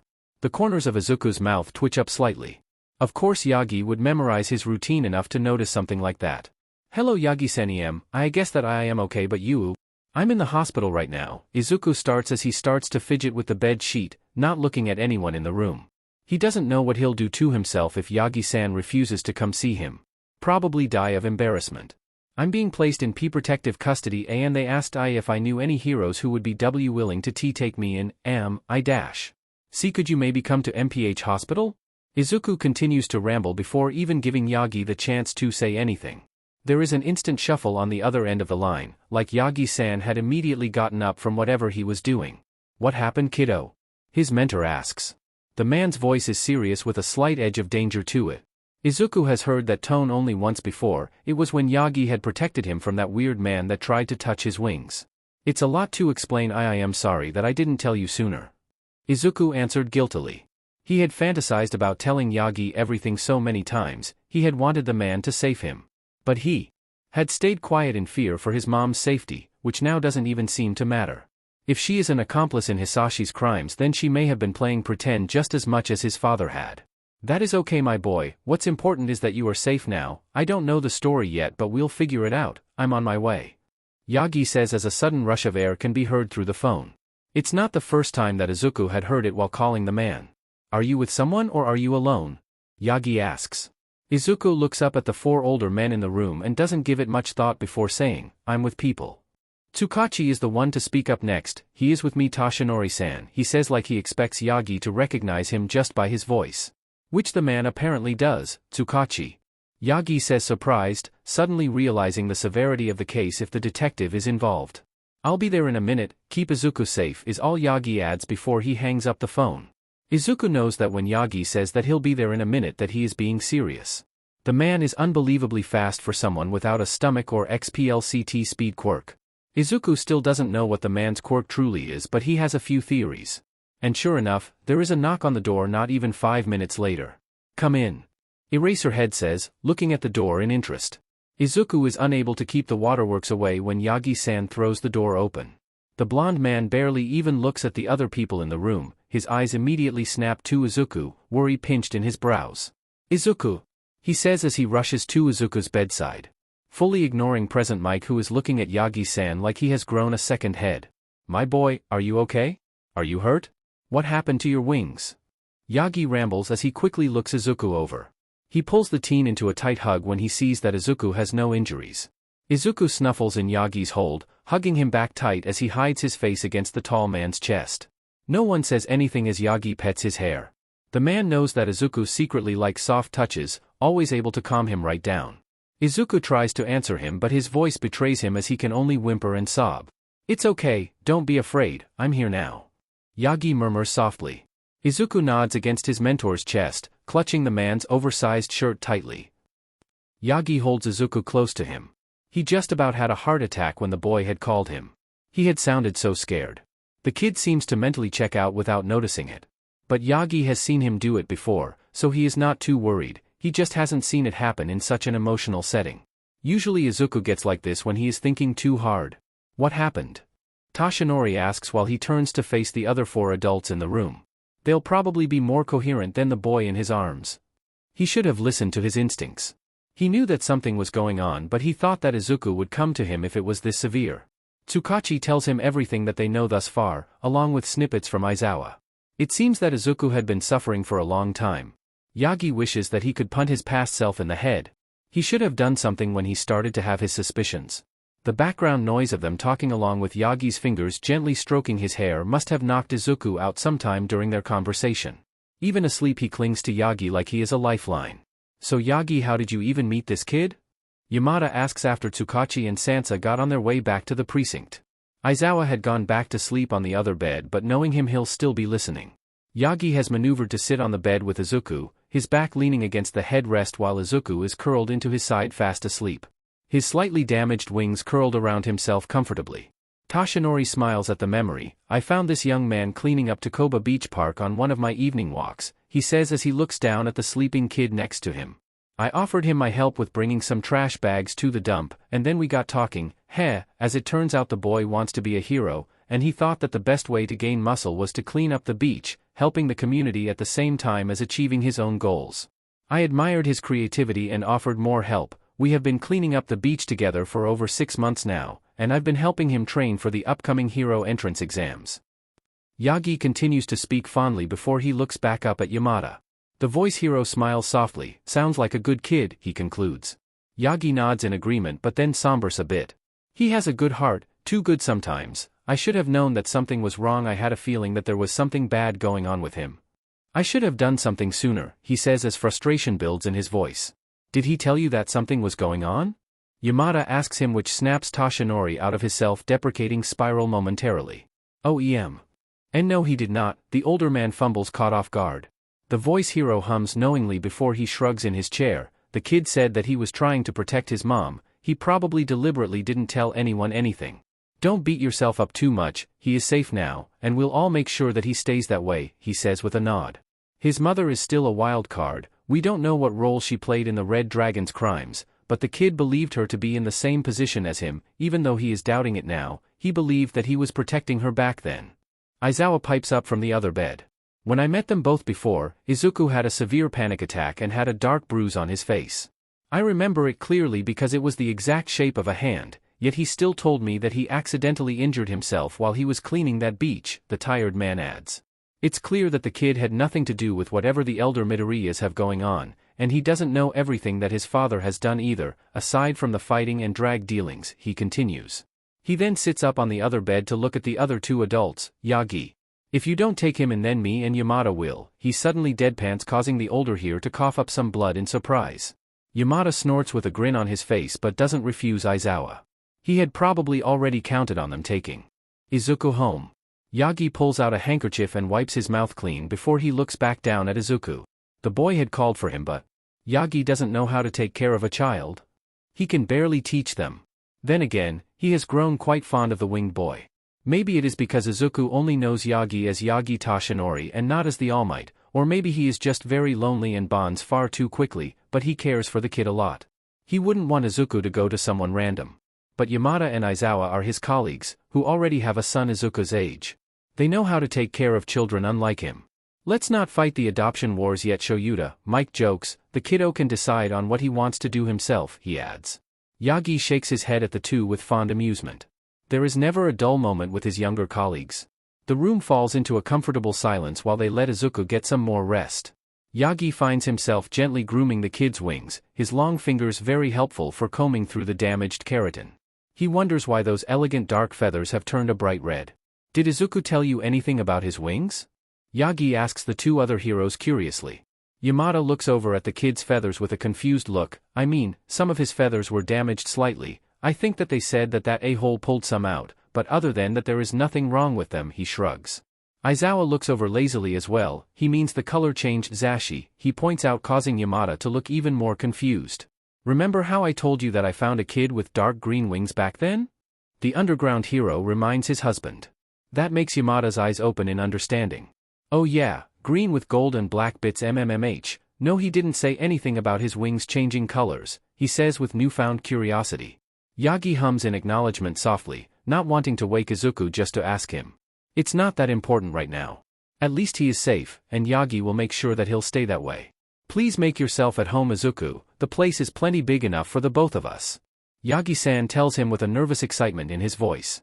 Like he is happy to have Izuku over but unsure on how to act now that he will be staying with him for the foreseeable future. Yagi-san was cleared to take care of Izuku without needing an extensive interview. Probably because he knows Detective Tsukachi, and the child safety caseworker on a first-name basis, so they know that he is safe. However, Izuku's good hearing did let him catch on that Eraserhead had wanted to take him in too. Or well, Aizawa, as the man had reintroduced himself after Izuku had woke up again. Aizawa-san is nice, and a very cool hero. But Izuku did choose to stay with Yagi-san when he was given the choice. He knows the man already, and Yagi is a mostly retired hero as far as he knows. Izuku wouldn't want to get in anyone's way, considering that Eraserhead and his apparent husband Present Mike are both still active heroes. He also heard Present Mike or Yamada-san tell Aizawa that it would do Yagi some good to have more company outside of his work. Izuku was sure that he wasn't meant to hear that, as the voice hero had whispered it to Aizawa, but his ears still picked it up. Izuku knows that Present Mike is Yagi's colleague at UA. So the man must have thought that Yagi-san was lonely for some reasons unknown to him. The winged boy had thought about it before. After all, the man put so much time and effort into the cleanup of the beach along with Izuku's training that it almost seems as if he doesn't have anything else to do. And now that Izuku is standing in Yagi's apartment, it is clear to him that the man lives alone. It's a nice place, but not very lived-in looking. Izuku wonders if Yagi-san has any family. A partner, or maybe children, brothers or sisters, parents. He never talks about anyone like that. He only mentioned a second-year student at UA a handful of times, one that he is also mentoring. But that is about it. Thank you, Yagi-san. Izuku says as he kicks off the hospital shoes that he had been given. It is no problem at all, young man, and since we are going to be living together, please feel free to call me Tashinori. Yagi-san. Or well, Tashinori tells him. Izuku's wings puff up in delight at being given permission to use the man's first name. Alright, Tashinori-san, he says, still polite while he walks further into the apartment. He looks around curiously, his bird eyes catching some sparkling bits on the expensive-looking light fixtures. The place is about what he had expected from a hero. It's big and luxurious, but it's not filthy rich or anything like the Todoroki house. Yagi doesn't strike Izuku as someone who would show off and flaunt his wealth. And he must be loaded as an ex-hero that lost his ability to work full-time due to an on-the-job injury. Not all heroes make crazy money, it is a well-paid job due to the risks attached, but it's not a get-rich-quick scheme. However, with all the mystery around Yagi-san's heroism, he must have been someone high-profile, maybe even underground secret agent style. Izuku still hasn't figured it out yet, but he has plenty of theories. I think that we'll just order some food tonight, let you get settled in and take care of your damaged feathers like the nurse recommended. How does that sound? Yagi asks as he himself hangs his coat up and puts his inside slippers on. Izuku likes the thought of that. Yagi has helped him groom his wings a few times after a hard days of work on the beach. His mom used to help him reach some hard to get to places, but she was never as gentle as Tashinori is. That sounds good. Izuku says as he stands by the couch. The living room is about half the size of what his entire apartment was before. It's spacious, and it's nice that Izuku can stretch his wings without having to worry that he'll knock things over. Alright, how about a short tour then? Let me show you your room first, Yagi says while he walks deeper into the apartment. Izuku follows behind him, looking around as they enter a hallway. My room is the one in the back, this is the toilet and that is your room, Yagi explains while he points at everything that he is talking about. Izuku nods along with interest. Every bedroom has a private bathroom attached, and your room also has a small storage closet, the blonde continues to explain as he opens the door to Izuku's new room. It's huge. Izuku's eyes widen as he looks at the layout. It is very standard, a bed, a desk and an old wardrobe closet. But there is still so much room to move around. Izuku spreads his wings, unconsciously letting his curiosity take better of him. He can fully stretch them out and then some. Wow. Yagi chuckles when he sees Izuku stretching, a happy coincidence. I hope that the extra room will help you manage your wings easier. You did mention that your old room made it hard to move around, right? Yagi says amused. Izuku ducks his head a bit in embarrassment. Yeah, he couldn't move too much in his old apartment, but his old bedroom was also filled to the brim with hero merchandise which made it extra hard to move around with wings. Well, it was filled before Hisashi came back, that is. The man had sold all of his valuable merch and kept the money. And the rest has been burned to nothing now. It's very nice, thank you for having me, Tashinori-san. Izuku says with a thankful bow. He doesn't know how to thank the man in front of him enough. From randomly meeting on the street, to him becoming his mentor helping Izuku achieve his dreams, to now living with him. Yagi has done so much for him. It is no problem, my boy, thank you for trusting me, the hero tells him genuinely, which makes Izuku's wings puff up a little more. Yagi's words always make him feel safe and appreciated. He often thinks that Yagi is very dad-like, or well, what Izuku assumes to be dad-like. He is kind and nice, not afraid to tell you off when you do something unsavory or correct you in a positive way. He remembers things that are important to Izuku as well, from his hobbies to his physical limitations. Yagi is always considerate. It's a bit embarrassing to think of Yagi as a father figure. After all, Izuku has only known him for just over half a year. Maybe it's partially Izuku's semi-new bird instincts, but he has bonded with the man like he's never had to any adult before, not even his mom. He trusts Yagi. Do they hurt? Tashinori-san suddenly asks when Izuku struggles to fold his wings back in comfortably. Izuku blushes a little at being caught, not used to people paying such close attention to him. It still surprises him. A little, they are kind of sore, but the bent feathers make them more uncomfortable. He explains as he reaches out to realign some of the feathers that are causing him trouble. MMMHIC, Yagi hums, how come that they've changed colors? He adds. Izuku blinks at the question. Surprised. Yeah, how come that they have changed colors? It happened after he woke up again, just like the first time. Is it because he died? Is it part of the healing process? He has no idea. I honestly don't know, they just do that sometimes. Izuku answers instead of telling Yagi the full truth. I think that it maybe has something to do with stress on my body? He adds uncertainly. Yagi seems interested as he watches the red feathers. You've told me that you are a late bloomer, so it is not odd to still find some foreign things about your quirk, my boy, you'll learn soon enough. Have you had quirk counseling yet? He asks while reassuring him comfortingly. Izuku smiles softly at that. I haven't. Oh, other than my quirk registry appointment. When I first got my quirk they were red too, and my wings I mean. Back then they changed their color over the course of a few days, he explains as he fidgets with the backpack that is still strapped to his chest. We can see about getting you a counselor in the future. As a hero you'll need to know the ins and outs of your quirk after all, but that can wait until you've settled a bit, Yagi says supportively. First we should focus on getting you comfortable. If you feel up for it we can go shopping tomorrow. You'll need some new clothes, shoes and house slippers at least, he adds as his eyes shortly glance at Izuku's socked feet. Izuku doesn't have many belongings anymore. The fire fully burned down his apartment along the few adjacent to it.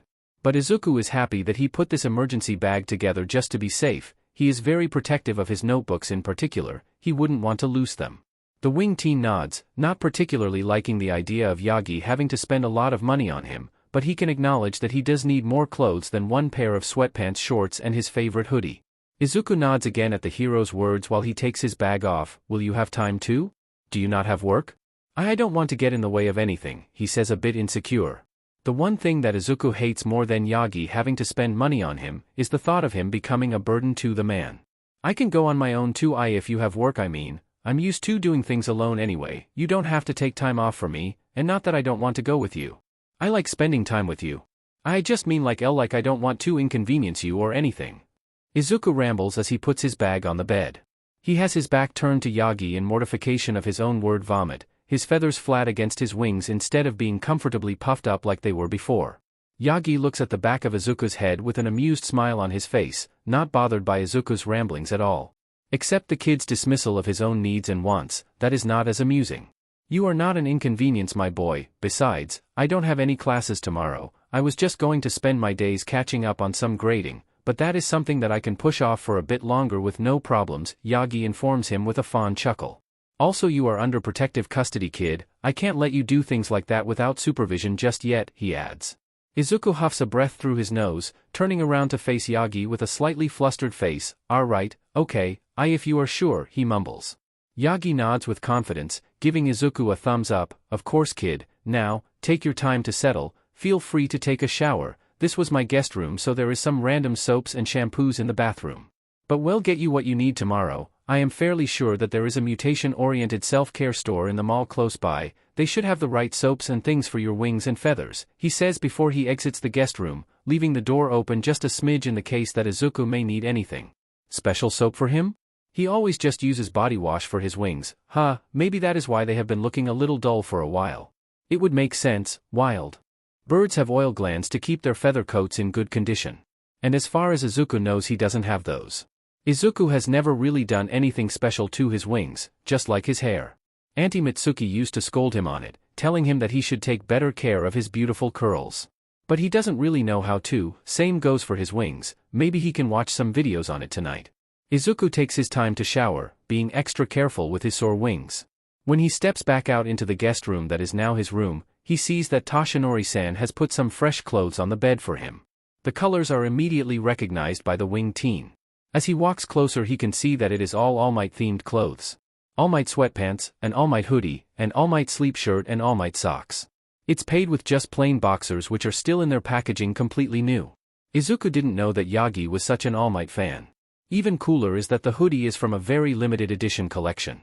Izuku is excited for just about a few seconds before he realizes that he can't wear it. He can't even wear the sleep shirt without destroying it. He puts the underwear, socks and sweatpants on before he walks to the slightly open door a bit bummed out. Yagi-sa? Toshinori-san? I can't really wear the hoodie and shirt without cutting them, he says as he hangs out of the door, holding said hoodie and shirt in his hand to cover his torso a little. Yagi is in the living room, the man leans back over the couch to look Izuku's way when the boy's voice fills the air. Oh, you can just cut them like you did with your own hoodie kid, we'll get you more clothes tomorrow, the hero says casually. Izuku actually frowns at that, appalled that Yagi would suggest such a thing. Toshinori-san, this is a limited edition Bronze Age All Might hoodie, I am not going to cut it up. There are only 400 of these made nationwide? He says scandalized. Yagi snorts, looking at the kid with amusement before saying, oh yeah? Well I got the man starts to count with his fingers on purpose, 5 more of them, so you can cut this one up, actually, the merch line is lacking in mutation-friendly options, MMMH that needs to change, he continues to say, mumbling the last bit to himself. To be honest, most hero merchandise lacks mutation-friendly options. Even Hawks' merchandise is aimed mostly at standard human sizing, only a few pieces of his merch line are wing accessible for instance. And he literally has wings himself. Izuku's mouth hangs open in slight shock. 5mo, why do you have 6 of these? They are like 280,000 yen on resale? Each. And this one isn't even in your size, he asks flabbergasted. That makes Yagi chuckle. Izuku is clutching the hoodie to his chest as if to protect it from Yagi's carelessness. I have a lot of All Might merchandise, kid, I get them for free by the boatload, it's fine. Yagi tells him dismissively, like he truly isn't bothered by Izuku cutting them up. Why would Yagi get free All Might merch anyway? Suddenly Izuku's eyes go wide. He walks into the hallway, coming to a stop at the entrance of the living room before he points an accusatory finger straight at Yagi, who is still sitting on the couch, leaning over the back seat a bit. You used to work for All Might, didn't you? The teen says just as accusatorially. That must be it. Izuku has been trying to guess where Yagi could have been working for ages, but he was never able to figure it out. He thought that Yagi-san worked for Sir Nightai's agency for the longest time. But only Might Tower employees get free merchandise, that is a well-known fact in All Might fandom spaces. Yagi looks at him with surprise before he bursts out into a hearty laugh. Finally figured it out, huh? He asks through his dying chuckles. Izuku feels pride fill in his chest. Yagi had told him that he himself wasn't able to tell Izuku where he worked, but he wasn't going to stop the kid from trying to figure it out. So you did? Or will do. Oh wow, that's so awesome. Izuku says with excitement. The clothes in his hand now forgotten as he talks with his hands moving energetically, still holding on to the fabrics. Were you a sidekick? Or like an underground hero there? I know that All Might's agency has a department for every type of heroics. So you still could have been Limelight but just not as popular, Izuku questions before he devolves into mumbling about his theories. Yagi smirks a little as Izuku disappears in his own thoughts. This is what he is used to seeing, the teen's brain working several miles a minute while he looks like he is thinking hard and deep, his lip pinched between his thumb and pointing finger. Nothing like that empty look that he had in the hospital. I'll give you a hint, Yagi says as he turns his body more towards Izuku. The boy stiffens, eyes wide as his attention snaps back to his mentor. I am a spotlight hero, the man says as his smirk turns a bit smug. He likes challenging his pupil, but he also knows that this one is a bit impossible to figure out, well unless you can accept that All Might is not the muscular, unstoppable force of nature that people believe him to be. Izuku's eyes narrow a little, like he doesn't fully believe him. But that only amuses Yagi more. Now, you can brainstorm all you want after we get you something to wear, I don't want you catching a cold on your first night here, the hero says as he gets up. Izuku snaps out of it, looking down at the clothes in his hand like he just now remembered that he was holding them. I'm not cutting the hoodie, the kid repeats firmly, only holding out the t-shirt. Yagi rolls his eyes a little as he goes to grab some scissors. He of course knows that Izuku is a hero nerd, but he didn't expect him to be this stuck up on cutting some fabrics. They work together to make the shirt fit around Izuku's wings.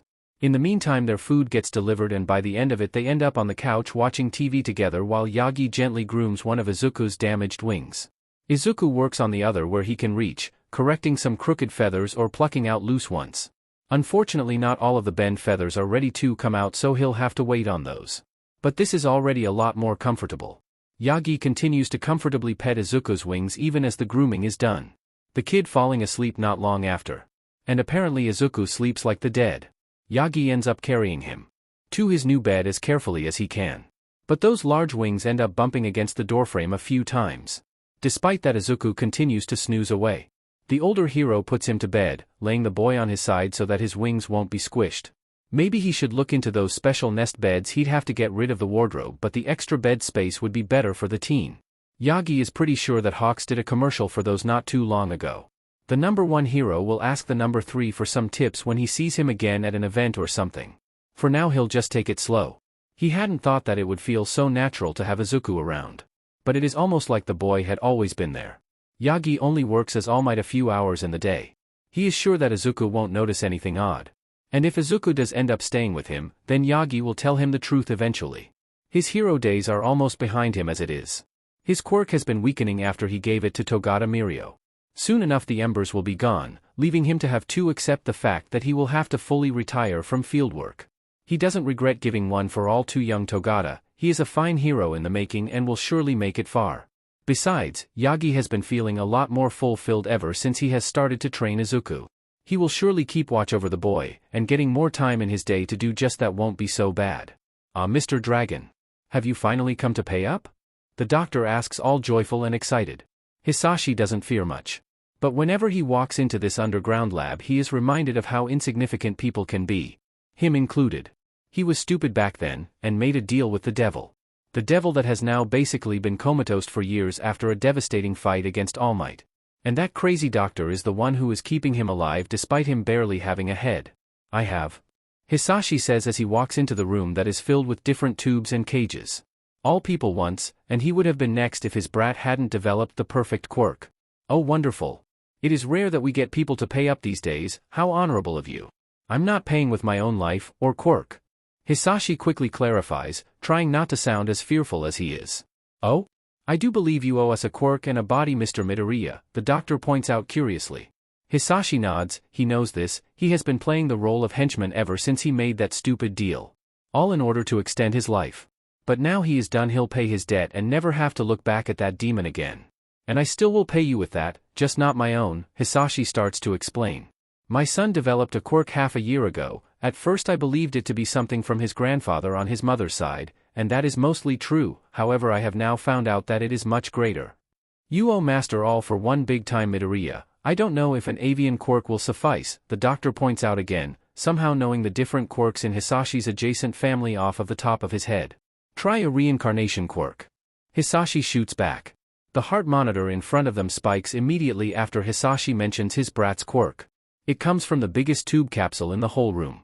One that has all kinds of tubes, wires, bits and bobs going into it. A shadow in the shape of a tall human lays within, the remnants of the devil himself. You can't see details, it is just a blob in a sea of green liquid. The heartbeat spikes up, the silhouette in the tube moves until one of its hands is pushed up against the glass. Oh, now that sounds rather interesting, Midoriya.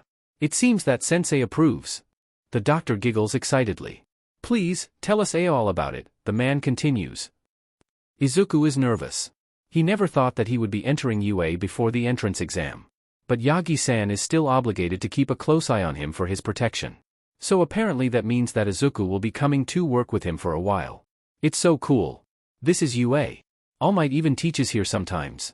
Izuku is like a kid in a candy store, all wide-eyed with wonder. His wings have healed fairly well over the last week. They are back to their dark green colors, looking like nothing had happened to them at all, apart from a few bald spots. Spring is approaching, which does mean that Izuku will go through his first molt soon. The doctors had warned him about it during his quirk registry appointment. But Izuku is kind of excited for it. He has read online that it is fairly uncomfortable for most avian quirk people, but Izuku thinks it'll be worth it if it means that his bald spots will be gone. He looks ridiculous and is having a harder time while flying because of it too. Toshi-san told him that it's not that bad, but Izuku is convinced that the man is kindly lying to him, make him feel better. Now they are set to go to a teachers' meeting before the school starts their exams in a few months. Yagi has been working at home for the past week while the other teachers have been working at UA apparently. Evidently there is a lot to prepare. And Izuku will soon be standing in a room full of heroes, he is freaking out. He also likes that he can see Present Mike and Eraserhead again. The men had been very nice to Izuku in the hospital after all. Remember to keep breathing, Izuku. Toshi-san jokes as he parks his car on UA grounds.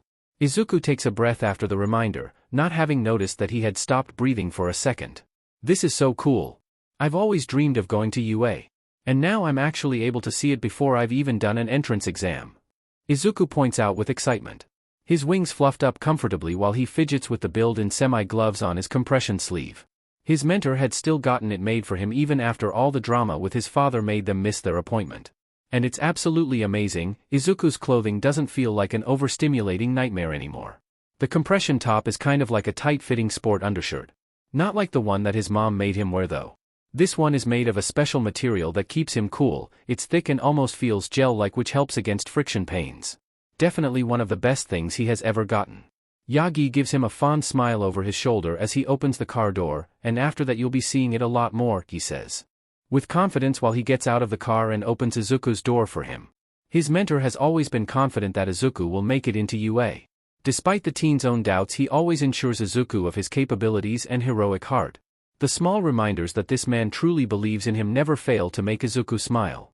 The duo make their way into the school nicely on time. Izuku sticks close to Yagi's side, despite his eyes being all over the place.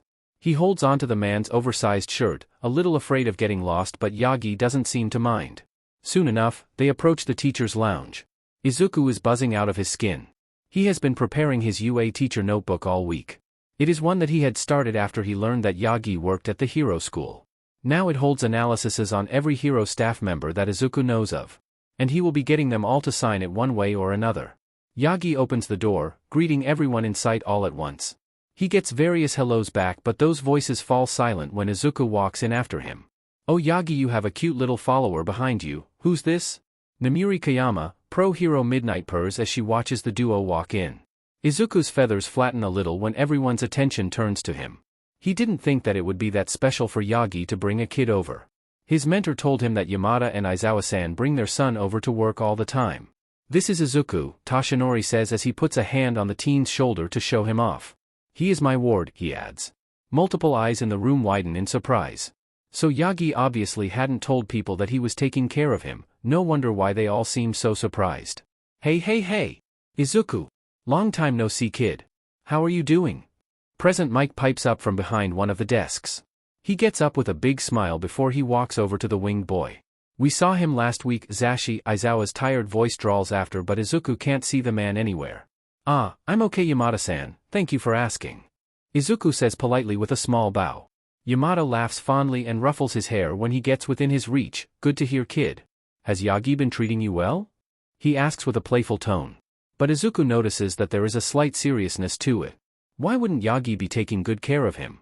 The man is literally the best guardian that Izuku could have asked for. "Oh yeah. He is. He even took me out shopping to get all kinds of oils for my wings. I had no idea that I had to use any of that to keep my feathers healthy," Izuku tells him with excitement anyway. Because it was awesome, his feathers have never looked better. To demonstrate, he opens his wings a little to show off. The golds in his feathers glint beautifully in the sunlight that comes in through the many windows of the room. Yamada relaxes the slight, almost unnoticeable tension in his body. "That's awesome, kid. They look great," he compliments, causing Izuku's feathers to puff up again.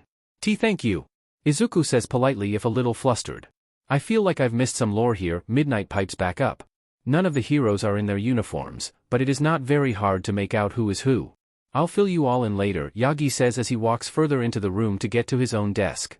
Izuku stays standing beside Yamada-san, following Yagi with his eyes before he remembers something very important. "Oh, Yamada-san," he says as he quickly pulls his cross-body bag out from his side. It's specially made to fit winged individuals better, and it is the same yellow as his old backpack. I was wondering if you would sign this?" Izuku asks a little shy, now holding his notebook towards the hero. He opens it on the start page of his present mic analysis, completed with multiple sketches of the hero himself as well as his support gear. Present Mike smiles and immediately pulls out a pen that he always has at the ready. "Of course I will, kiddo," he says as he looks down at the notebook.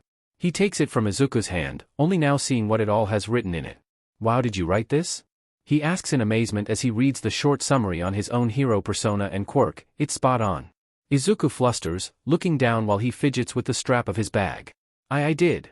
He chuckles. I've been a fan of yours for a long time, so your entry is probably the longest," he confesses, a bit embarrassed. Yamada smiles at that, his eyes scanning the first 2 pages in front of him.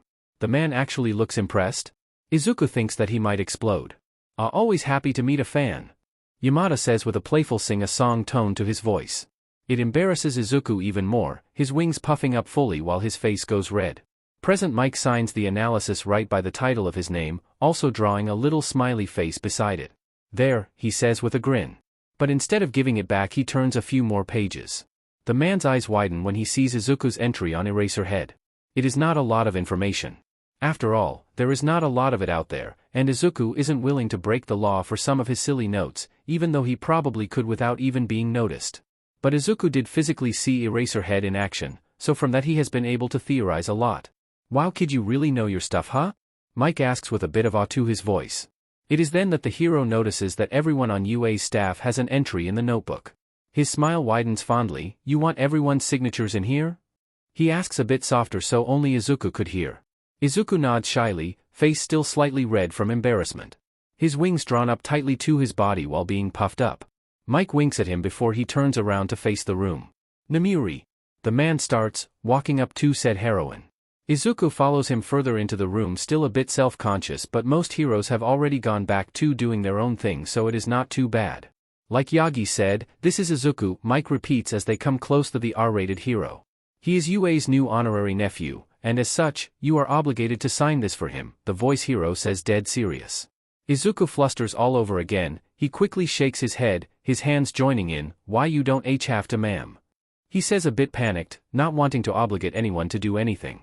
People have always said that his notes are creepy anyway, just because Yamada-san is weird enough to find them cool doesn't mean that everyone will.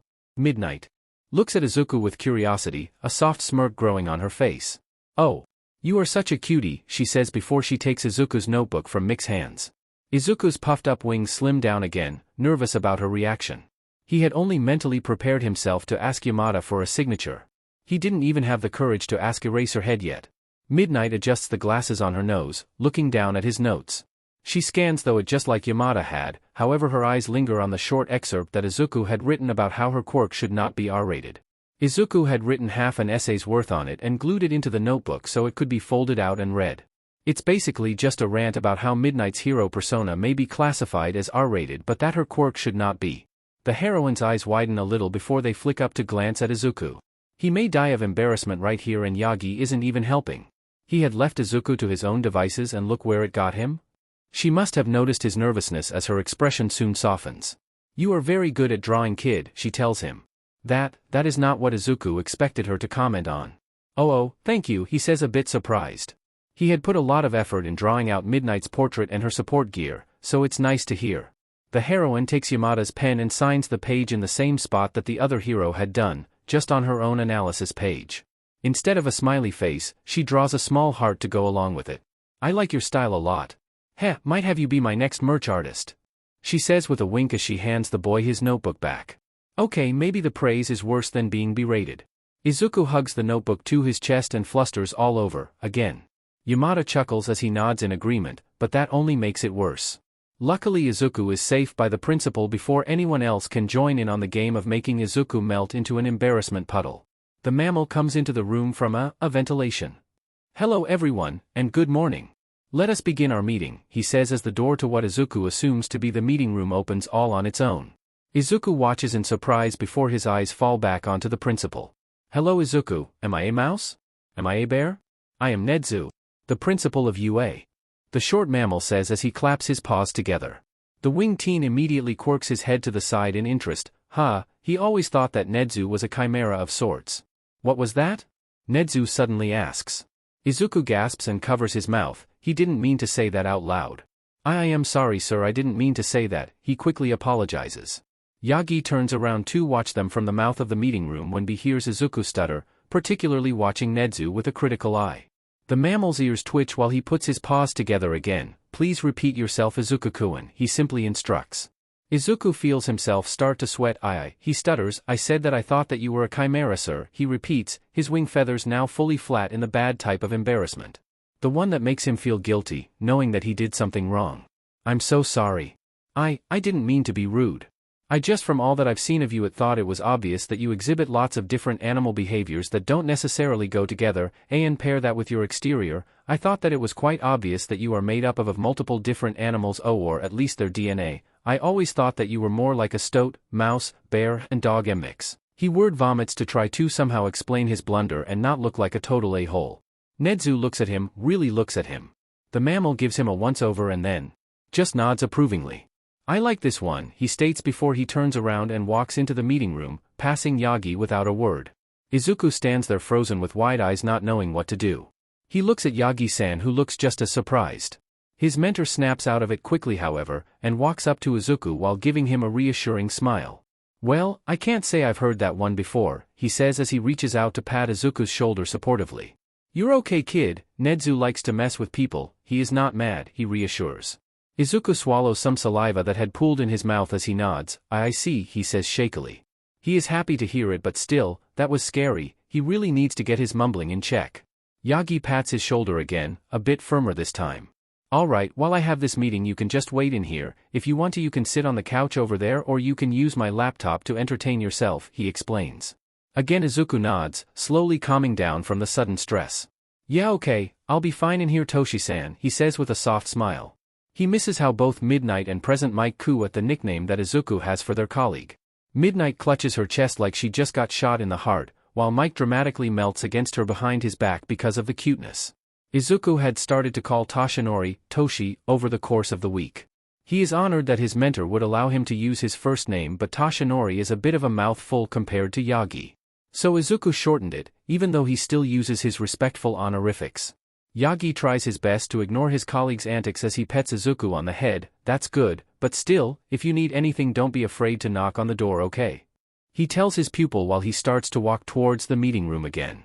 Izuku nods as he watches him go. I will, he says, causing Yagi to smile at him fondly while the meeting room door closes.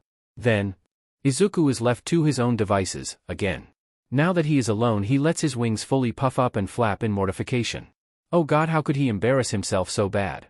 The winged teen walks over to the couch with his face in his hand, rubbing over it roughly in hopes to get rid of his jittery energy. It's alright, Toshi-san said that Nedzu wasn't mad. And the mammal did say that he liked him, right? So it's probably fine, he just has to calm down. Izuku huffs out a frustrated breath.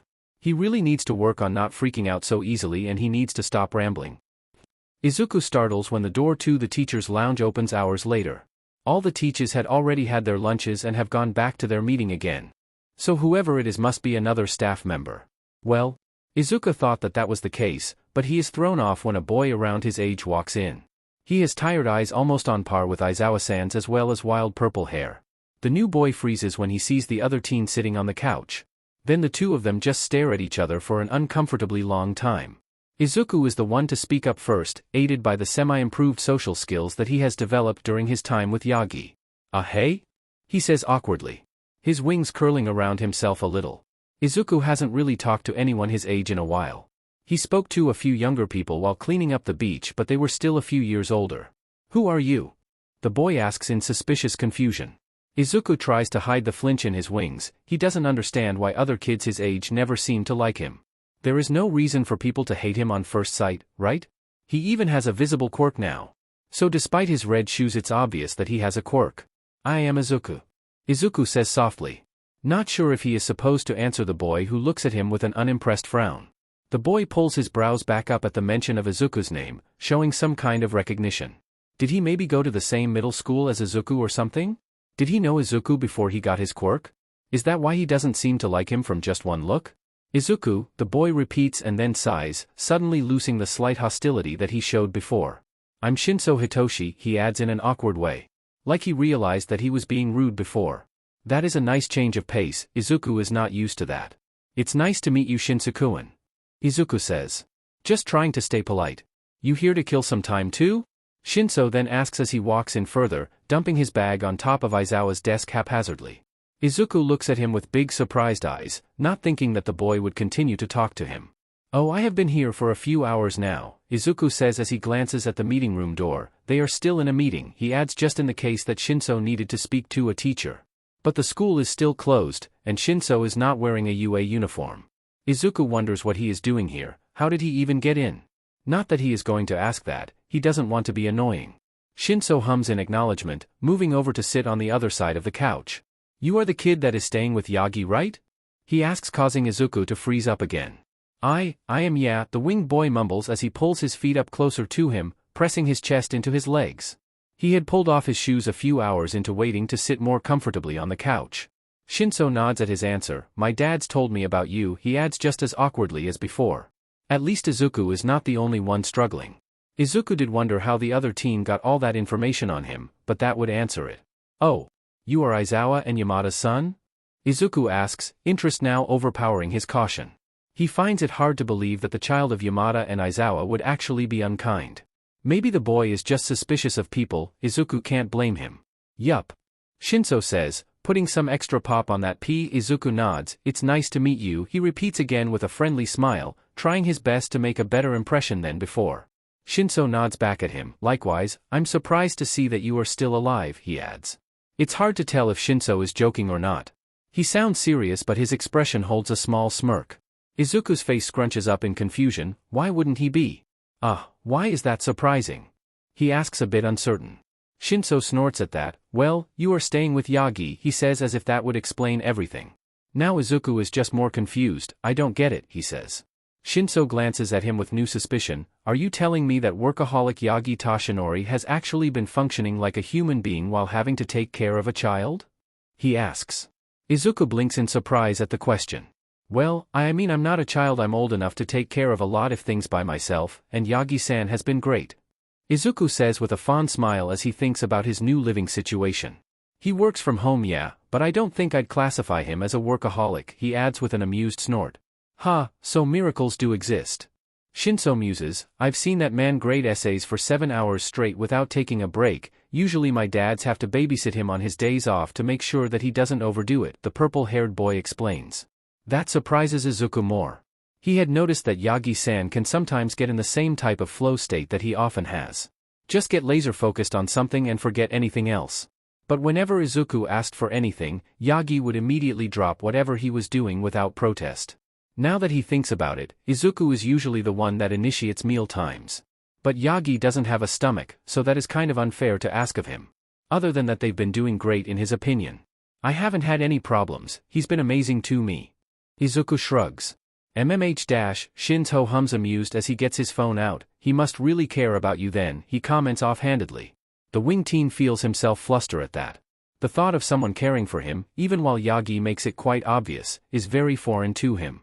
But Izuku is honored and excited that his mentor cares about him just as much as he does about the man himself. The room falls into a comfortable silence with Shinso-kun just scrolling through his phone while Izuku has his sketchbook in hand. From the glance that he stole towards the other boy, he can see that Shinso is mostly watching cat videos. So that's what he started to draw, a few cute cats. Maybe Shinso isn't as intimidating as Izuku thought that he was. He hopes that maybe they can even become some sort of friends. The entrance exam is growing closer day by day. Which means that Yagi-san has to be at UA a lot more often. Which also means that they can't be at the beach as often as they were before. They are so close to cleaning it up. But they only have half a month left. Izuku has grown a bit frustrated with his living conditions. He understands that he is under protective custody, but can't he really go anywhere without a hero present? If it isn't Yagi, then one of UA's staff usually takes him in for a few hours. Detective Tsukachi had even come over to babysit him once. It's awful. Don't get him wrong, he likes hanging out with Toshi-san. But Izuku is used to solitude, he is used to being ignored or left alone for days. He is used to leaving the house in the dead of night to go on walks. That is what he missed the most, just being able to leave and be alone for a while. It drove him to do something stupid. He knows that it is stupid, he knows that he shouldn't, that he should follow the rules or else he'll be in trouble. But he just has to get out once in a while. Although it's not once in a while anymore. Izuku has gotten into the habit of sneaking out at night. Only on days when it is just him and Yagi, since the man is the most lenient with him. The other heroes watch him like a hawk, and he would know about that. Izuku has been sneaking out into the balcony at night before flying off toward the beach. He has gotten very good at flying, so much so that he is confident in his abilities not to be seen. He can fly through fairly small spaces, avoiding cameras and streetlights. Really his only threats are patrolling heroes, but he usually sees or hears them before they get a chance to notice him. He has even watched Eraserhead work one night, without being noticed. So he has been flying to the beach to continue the cleanup. Izuku can't die after all. So even if his father were to somehow find him, he isn't afraid anymore. Well, yes he is, but he is not afraid of dying. It's quite obvious that his quirk is some kind of regeneration healing quirk. He survived being splattered on the ground as well as a bullet through the head. And both times he woke up like nothing had happened. The only difference being the color of his wings. No one can know about that. Red wings are a dead giveaway that he has died recently. He is not proud of it, but Izuku has been thinking about trying again. Not because he wants to die. No, this time he wants to better monitor it so he can really figure out how his quirk works. The teen sighs tiredly at his own thoughts, standing in the middle of a low trash pile. He shouldn't entertain the thought it's not healthy, but like, is it really? It's part of his quirk, and it's not like he'll hurt himself permanently. No, Izuku, stop, he mumbles to himself. He is not going to romanticize it again, that led him to bad places before. He'll just keep it as a secret attack or something. His opponents won't know what to do if he suddenly comes back after dying. Izuku hauls more trash as he lets his mind wander to other things. He used to struggle a lot with carrying all this stuff, but now it is noticeably easier. He even has a bit of a six-pack now. It makes him very giddy to continue training. Seeing his hard work paying off on his body is rewarding. He loses track of time, not noticing that the sun is already starting to kiss the sky good morning. When he does notice he is mortified, holy shit, Yagi is going to freak out. Izuku quickly scrambles to get his stuff together. He pulls his hoodie back on over his head after he had taken it off earlier in the night and rapidly tries to find his bag that he left somewhere. Shit, Yagi is going to be so mad. Or even worse, disappointed. A sudden gush of wind almost knocks Izuku off balance when he finally finds his bag.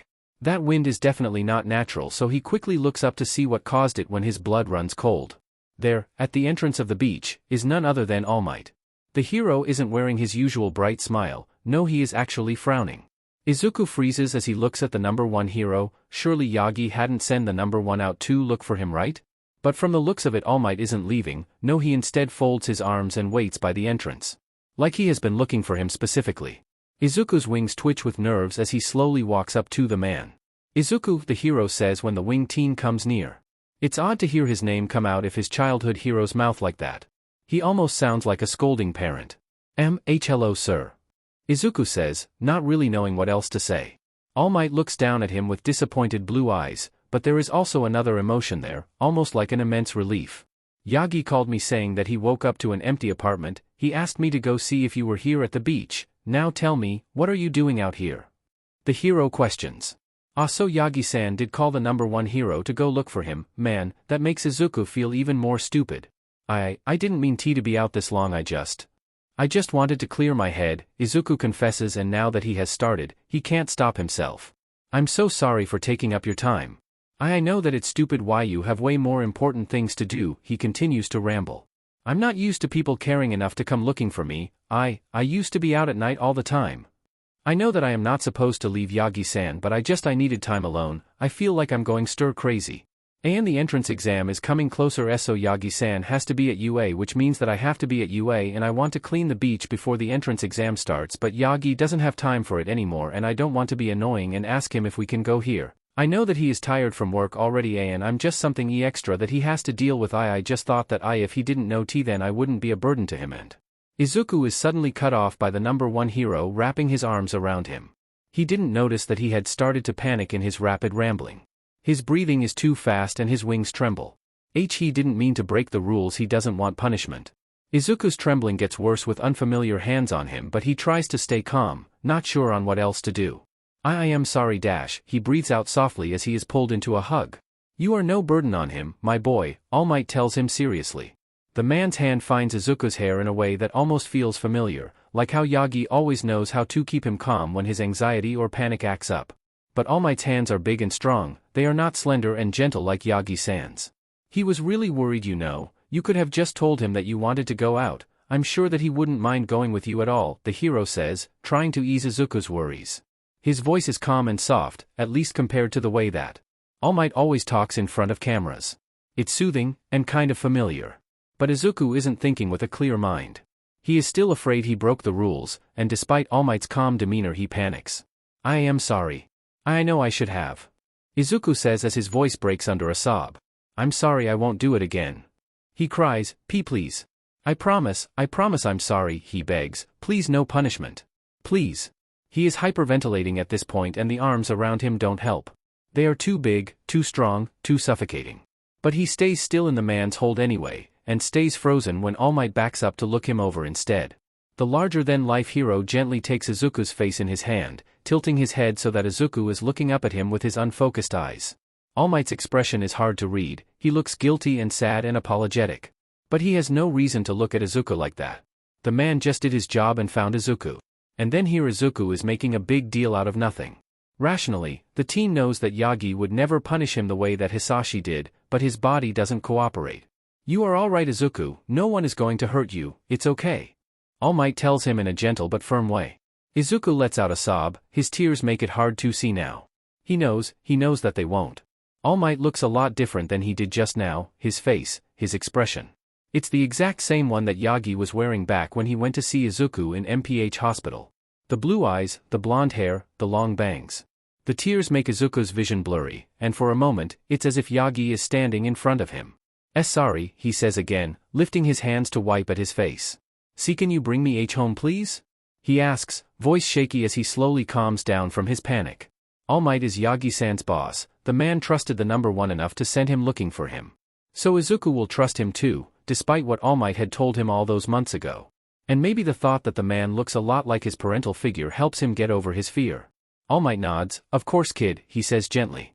He takes Izuku back in his arms, but this time he lifts him up to sit in the crook of his elbow. All Might really is huge. The hero supports his neck as he jumps up into the air. Izuku grabs hold of the man's hero costume as they shoot up high. It's so odd to be in the sky without using his wings. It just takes them minutes to get to Yagi's apartment. All Might is so fast, so cool. Here you go kid, the number one says as he puts Izuku back onto the ground in front of their apartment. Why Yagi will be back home soon, he went out looking for you but I'll call him to say that you are at his apartment again, okay? The hero asks.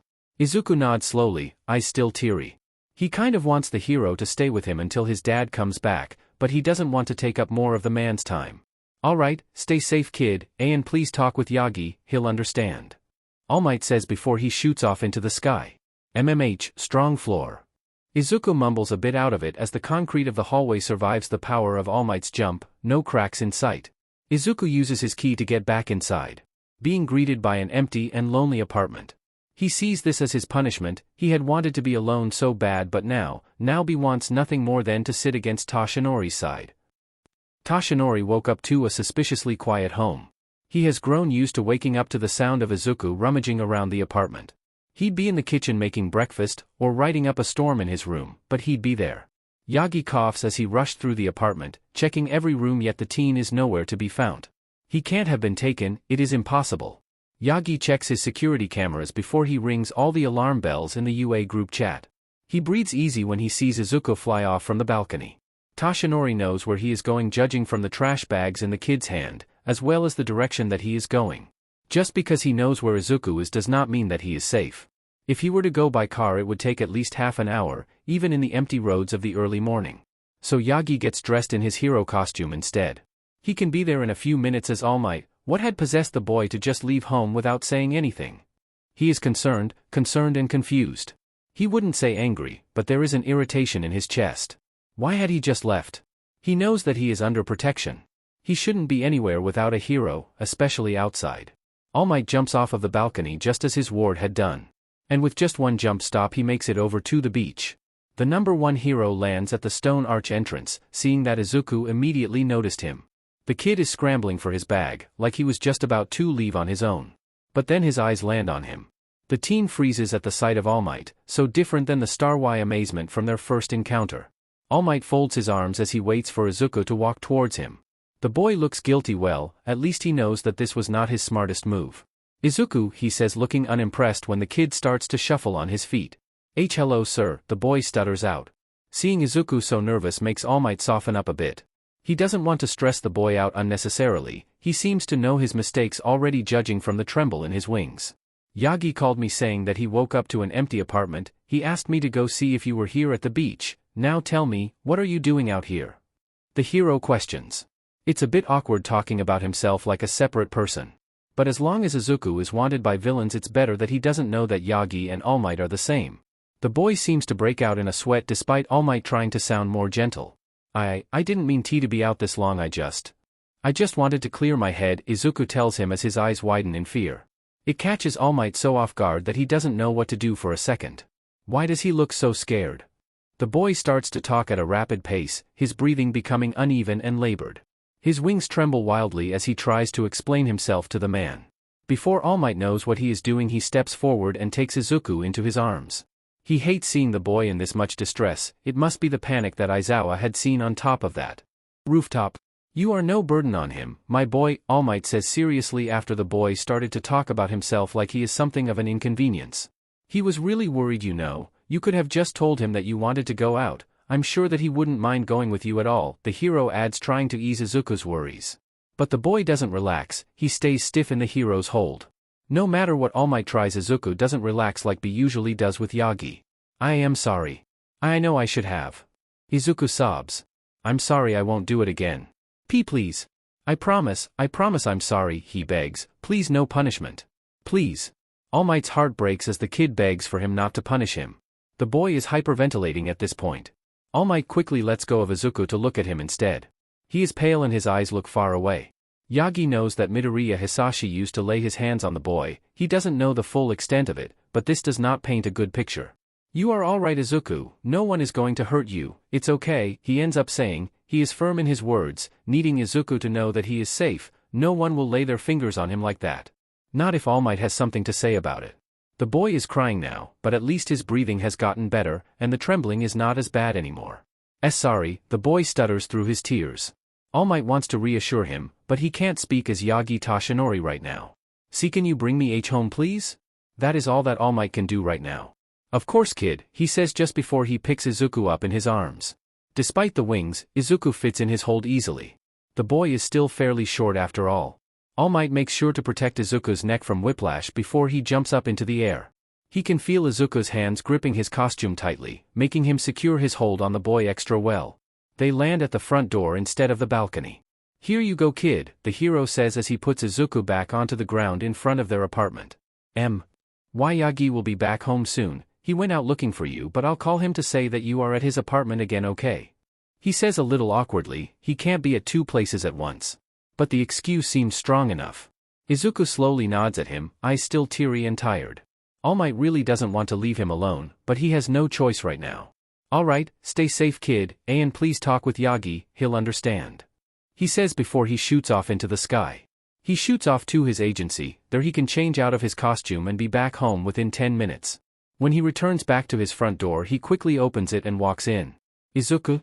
He calls out while he closes the door behind him again. He barely has any time to walk into the apartment before he is tackled into a hug by a blob of green puffed-up feathers. Titoshi-san. I'm so sorry, Izuku is sobbing again. How this kid stores so many tears is a mystery. The tall man immediately pulls the teen into his arms, cradling his head with gentle care.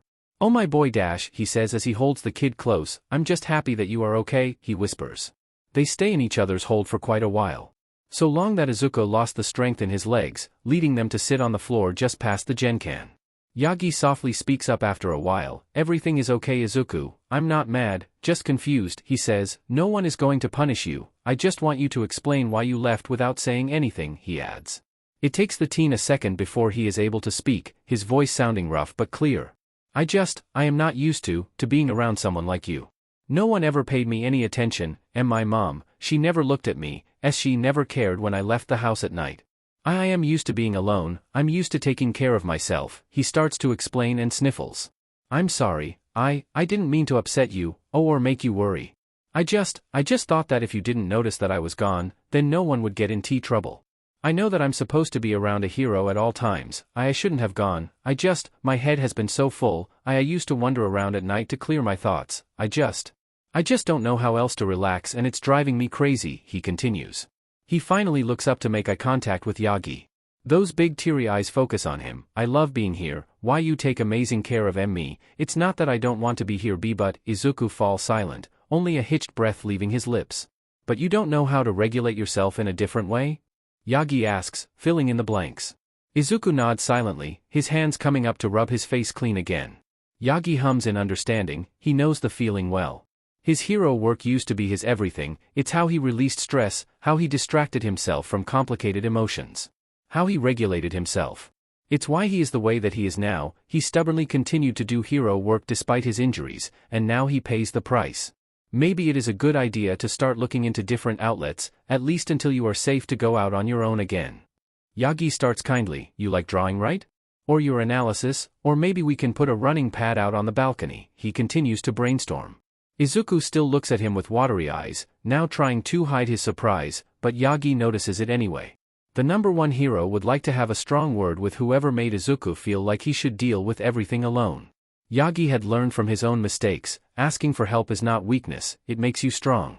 And even if all of those do not work, I will always go with you if you need to go on a walk. I understand that you want to be alone more, I can just walk with you in silence, I don't mind it. But you have to understand that, at least for now, you cannot leave the house without a hero by your side. Yagi explains.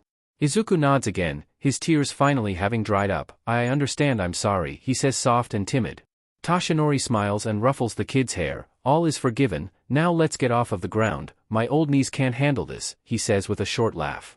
Izuku gasps. He quickly gets up and offers Yagi his hand. You're not that old, he says seriously, which just makes Yagi laugh more. That day is a lot more quiet than usual, but it's peaceful. Both him and Izuku are processing as Yagi does some work while Izuku watches TV. Toshinori will make sure to free up some extra time so him and Izuku can clean up more of the beach. He knows that the boy's goal to clean the entire thing before the entrance exams is important to him. And he can admit that time has been tight on his end, so they have not been spending as much of it cleaning as before. He had not realized that it had become such an outlet for the boy, so he will make sure to go rectify his mistake. Ah! I can't believe it. Izuku cheers. We did it. He yells with excitement, throwing both of his hands up in the air in victory. It's 2 days before the entrance exam and Toshi-san and him just came back to Takoba Beach Park after bringing the last bits of garbage to the trash center. We sure did, my boy, Yagi says with a wide and proud smile on his face. Tears prick the corners of Izuku's eyes. He has never felt this accomplished. He actually did it. He actually cleaned up Takoba Beach Park. All in 10 months. You have done an amazing thing, Izuku. So many people will be able to enjoy this place again, all thanks to you, Toshinori suddenly says. Izuku flusters immediately. Hey! You helped too, you know. I wouldn't have been able to do this without your help, he says quickly. Yagi laughs and nods. That may be true, but I was inspired by your ambition and willpower. Without you this would not have happened, and I have no doubt that if I was not here, that you still would have found a way to get it done, the man explains with a proud grin. He lays his hands on Izuku's shoulders, giving him a gentle squeeze. I'm proud of you, Izuku. Those words hit Izuku in the chest with the power of a semi-truck at full speed. He lets out a soft laugh, trying not to burst out crying. Instead he moves forward to hug Yagi tightly, nuzzling his cheek against him. Thank you, he says softly as he holds onto the hug. Yagi huffs out a fond breath, petting Izuku's hair. Of course, my boy, he says just as softly. He met Toshi-san on this beach just over 10 months ago. So much has happened between now and then, but Izuku is happy to be where he is now. It still hurts, how Inko had left him behind, how Hisashi is still out for his head. But everything feels doable by Yagi's side, his real dad.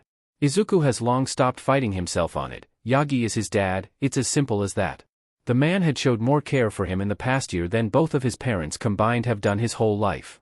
The teen is still too shy to ask about it directly. Some part of him is scared that his affection-starved self has bonded to Yagi more than the man had to him. But that's okay, Izuku is happy to call Toshi-san his dad in his head. I think that this is cause for a celebration, Yagi suddenly says with excitement. How about I make katsudon tonight? And we can invite the Yamada Aizawa family over. You've hit it off with young Shinso, right? He asks, still with that proud smile on his face. Izuku nods. He'd consider Shinsuku a friend, even if they haven't specifically said it. Neither of them are very good at the whole having friends department. That sounds fun. I can help you make dinner too, he says happily. Yagi nods back before he lifts his head to look out over the water. The view is clear and beautiful, showing the sun lowering in the sky. The man's long blonde bangs sway in the wind gently while he takes in a deep breath. Let's head to the store, we'll get everything we need. Can you invite our guests over in the meantime? He asks just as he looks back down at Izuku. The boy had loosened his grip so that he could look at the nice view as well, though his arms and one of his wings are still wrapped around Yagi. Izuku nods while he lets go the man. He gets out his phone as they walk to the car and starts typing while they drive over to the store. Hey Shinsukuin. Me and Yagi-san are making katsudon tonight. Do you and your dads want to come over for dinner? We are celebrating our finished cleanup of Takoba, laughing face. Tosh Cat Black Large Square. I'll ask. Congrats on getting it done, that place was a sheet hole. And I told you to call me Hitoshi? Right. Sorry. Hitoshi-kun. It was pretty rough, but we got it done, underscore. Tosh Cat Black Large Square. Course you did, Wonder Boy. Dad said yes, by the way. Awesome. See you guys around 1800 hours then. Tosh Cat Black Large Square. Kara. Hitoshi-kun said that they'll come over, Izuku says as he puts his phone away again. Yagi hums in acknowledgement, mostly concentrating on the road as he tries to find a parking spot for his massive car. Shopping doesn't take long, they've become pros at it at this point. When they get home they start on dinner immediately after putting the groceries away. And before they know it their guests arrive. The dinner is cozy and fun. Yamada asked if he could do a segment on their cleanup for his radio show and Izuku just about exploded with excitement. Aizawa is mostly silent as always and Shinso is mostly talking about how nervous he is for the entrance exam. Wait, the boy says as he looks between Yagi and Izuku, you are going to do the public entrance exam? He asks bewildered. Izuku chuckles and nods. Yeah, I really want to do the public entrance exam, he says with determined excitement, playfully accentuating his words like Hitoshi did. He refused my offer for the private exam. I did try, young Shinso, Yagi says, amused when the purple-haired boy gives Izuku a betrayed look. So I have to do all that alone now? He groans as he lets his head fall onto his folded arms dramatically. Everyone is sitting on the couch since Yagi doesn't have a dining table. They usually eat old-school style on the floor at the low coffee table. Izuku feels a little guilty for leaving his friend alone. I didn't know that you were counting on me to do the private exam as well, he says as he stretches his wing out behind Shinso. He leans it against the boy's back almost like slinging his arm around someone. The purple-haired boy leans into it comfortably, having enjoyed Izuku's feathered wings like his own personal fidget toy ever since they got close enough for such friendly touches. Well, I guess I just assumed, but it could work in my favor. Yeah, if you are in the public exam I make more of a chance in the private, Shinso says, thinking out loud. The adults in the room are in their own conversation, so Izuku is the only one to reinforce the thought. That's true, I guess it's less competition if I'm not there, he says with a soft laugh. Why do you want to do the public exam so bad? Shinso asks as he finds some of Izuku's feathers to run his fingers through, like he's petting a cat. Izuku tries his best not to shiver at the feeling. It's still new to have anyone but his dad touch his wings. It's nice though, he trusts his friend. Well, you see, I have trained so hard for this, and it was just a coincidence that I met Toshinori-san last year. I've just been dreaming of going to UA ever since I was little, so even though I have the option not to, I want to enter the hero course how I would have entered it had I not met Toshi-san, he explains. Izuku knows that the chances of him seeing faces that he'd really rather not are significantly higher in the public exam. He has never told anyone about his treatment at Altera, about the bullying. He has only told Shinso a censored version once. The wing teen had told his new friend that he was a late bloomer, one perceived to be quirkless all his life. So naturally the other boy had asked about the difference in how people treated him then versus now. Shinso told Izuku about his own story. About how people started to treat him differently when his villainous quirk came in. Izuku felt so bad for the purple-haired boy, but still he couldn't bring himself to talk about himself in detail. He did talk about the bullying, just not the extent of it. Like about how he was partially driven to suicide because of it. So yet despite all of that, he still wants to get in through the public exam. A more slightly evil part of him hopes that he'll be grouped in the same area as some of his old classmates. He'd love to see the looks on their faces when they see him, now that he is strong and looks totally different. By now his wings have molted nicely and are back to their full glory. They are even bigger than before. The gold in his wings stands out rather beautifully against his darker colors, all because Yagi helped him get a better care routine. And even his hair, once a mop of unruly and messy curls, have now been tamed with Yamada-san's help. The voice hero had practically begged to do Izuku's hair one day, saying that he couldn't stand the wasted potential. Funnily, Toshinori had joked that Yamada could have been a hairdresser in a different life. And despite the man's own pinned straight blonde hair, he knew exactly how to bring Izuku's curls back to life. They are defined with volume now, instead of just being a huge mess. It was tricky to learn how to do it himself, but of course his dad had stepped in and helped him where he could until Izuku was able to do it himself. Lots of people give him compliments. He has never gotten as many positive interactions from people before his quirk came in. Kayama-san is an avid fan of his new look, always showering him with compliments whenever she sees him. Their three guests leave their home after staying quite a long time, all congratulating Izuku and Yagi on their accomplishments. Even Aizawa had looked impressed with Izuku. Of course the winged boy insisted on helping Yagi with the dishes before bed too. After all that is done, Izuku goes to his room to get into his pajamas and get ready for some good sleep. Toshi-san had ordered a custom bed unbeknownst to the teen himself. It was a huge surprise when it got delivered and him and his dad spent a while to assemble it. Apparently specialized beds for avian people exist, or well, technically it's a bed for people with any large mutations. It is just marketed as a nest bed for people with wings. Izuku has never slept better in his life. He used to always wake up sleepy and sore even now that he doesn't have nightmares every night. But nowadays he sleeps like a baby. He still has nightmares, probably more than is normal, but he is managing them well on his own. Usually he'll just go sit in the living room to calm down and reset himself. And most times Yagi can somehow feel it whenever Izuku wakes from a bad dream because the man always joins him to provide comfort. Izuku is high on life. He has never felt so alive. Nothing can stop him, and he is excited to finally fulfill his dream. He'll become a hero, and that journey will officially start in 2 days. Walking up to UA on his own feels so different than when he had to be there with his dad. Of course Toshi-san had brought him to the school. Izuku is still under protective custody after all. But the two of them split up on the staff parking lot. Yagi went inside while Izuku walked around the corner to walk to the main entrance. He is beyond nervous. Not only for the day ahead but also for who he may see. It's been 10 months since he has seen any of his old classmates, including Kaken. Katsuki's mom Mitsuki had texted him after Hisashi burned down half of their apartment complex. She had even tried to call him a few times. As guilty as it made him feel, he just couldn't bring himself to reply to her. He hadn't spoken to her in so long, and he has no idea if she is still in contact with Inko in some way either. So after talking to Yagi-san and Detective Tsukachi, it was decided to have the police reach out to her instead. After that he got 2 heart-filled texts from both Mitsuki and her husband that made him cry for days.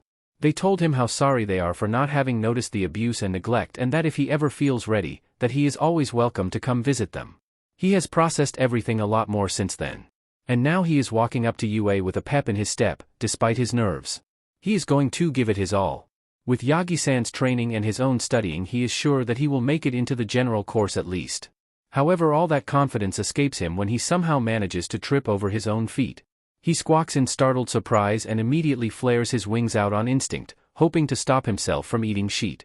But before he can fall far, he suddenly feels weightless. His wings twitch in confusion as he looks down. His feet are off of the ground, but he is not using his wings to fly. Sorry for using my quirk on you without permission. It looked like you were about to make a nasty fall. A feminine voice pops up beside him. Huh? Izuku says dumbly. He looks back up to see a girl with a cute brown bob standing next to him.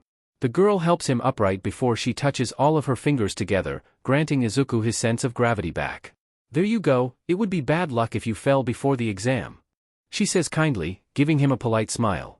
Izuku's brain buffers for a second before he answers. Oh thank you, he says softly, suddenly nervous to be talking to a new person. It's no problem. Good luck on your exam. I hope that you make it into whatever course you are aiming for. She says as she starts to walk towards the entrance again. She waves over her shoulder before she disappears in the crowd of people, leaving Izuku standing there a bit flabbergasted. His feathers fluffed up a little from the interaction, still not used to people his age being nice to him. Oh wow, I just talked to a girl. He thinks and immediately feels embarrassed about his own thought.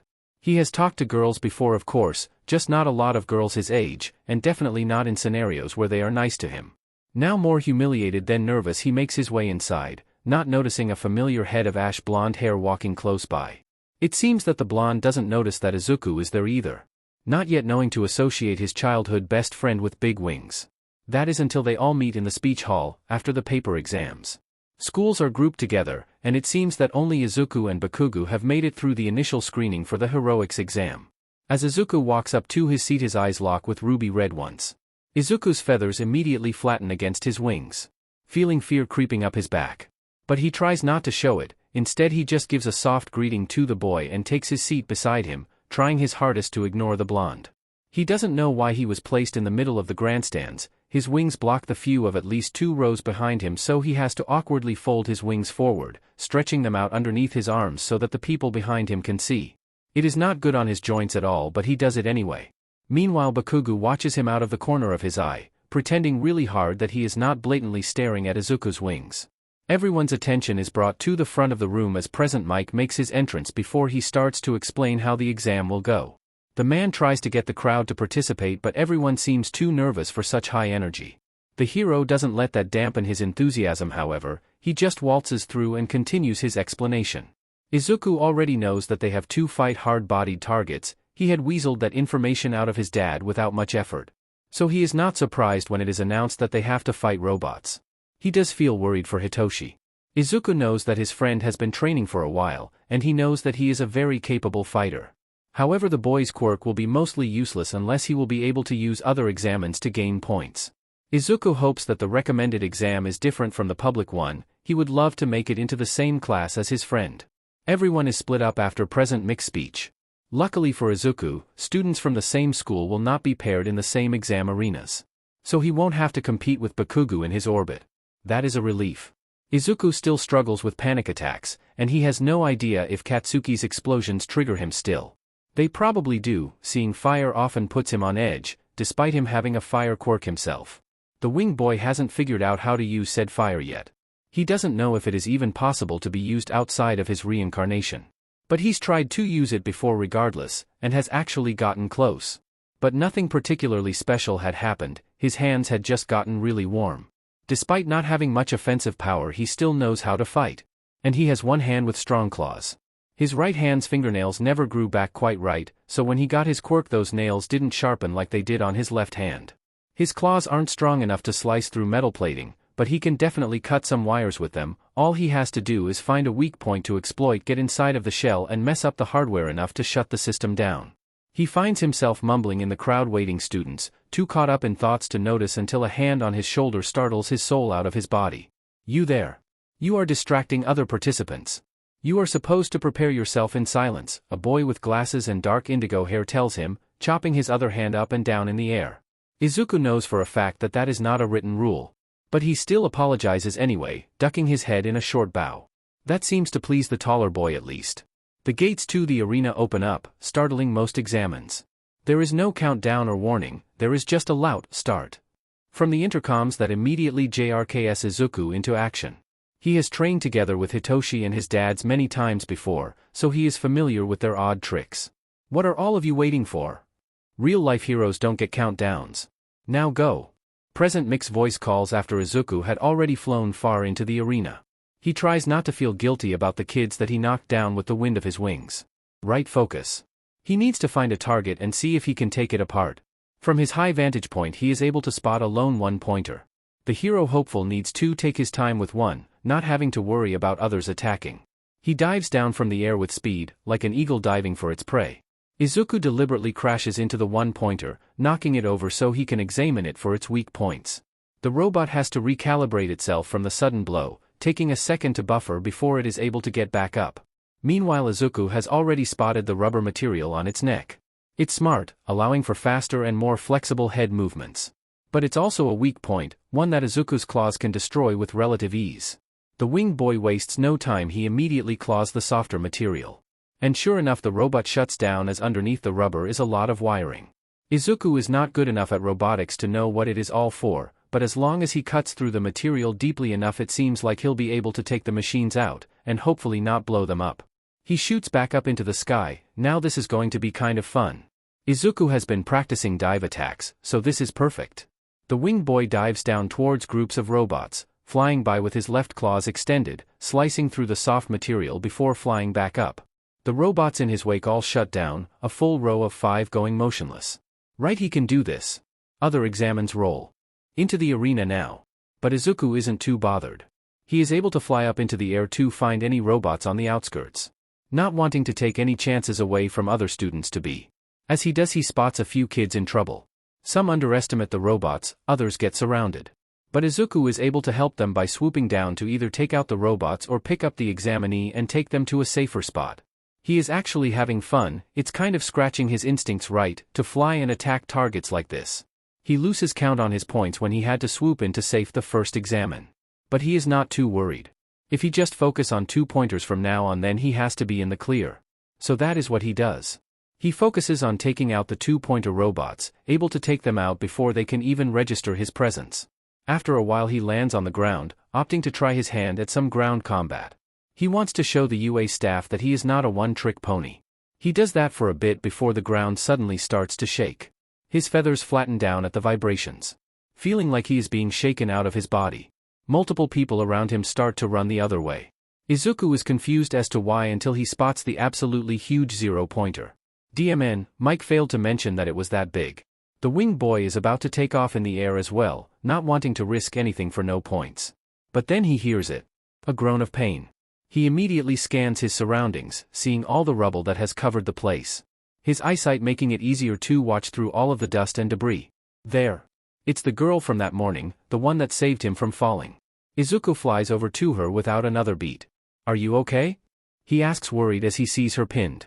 "My leg, it's stuck," the girl says, clearly in pain. "Okay, this is bad." Izuku tries to lift the piece of rubble, but despite his grip strength it is just too much to lift up. "Sheet," he whispers under his breath in English. A habit that he has picked up from Tashinori. Hey, we need help over here." He shouts towards the running examines. But they all keep running.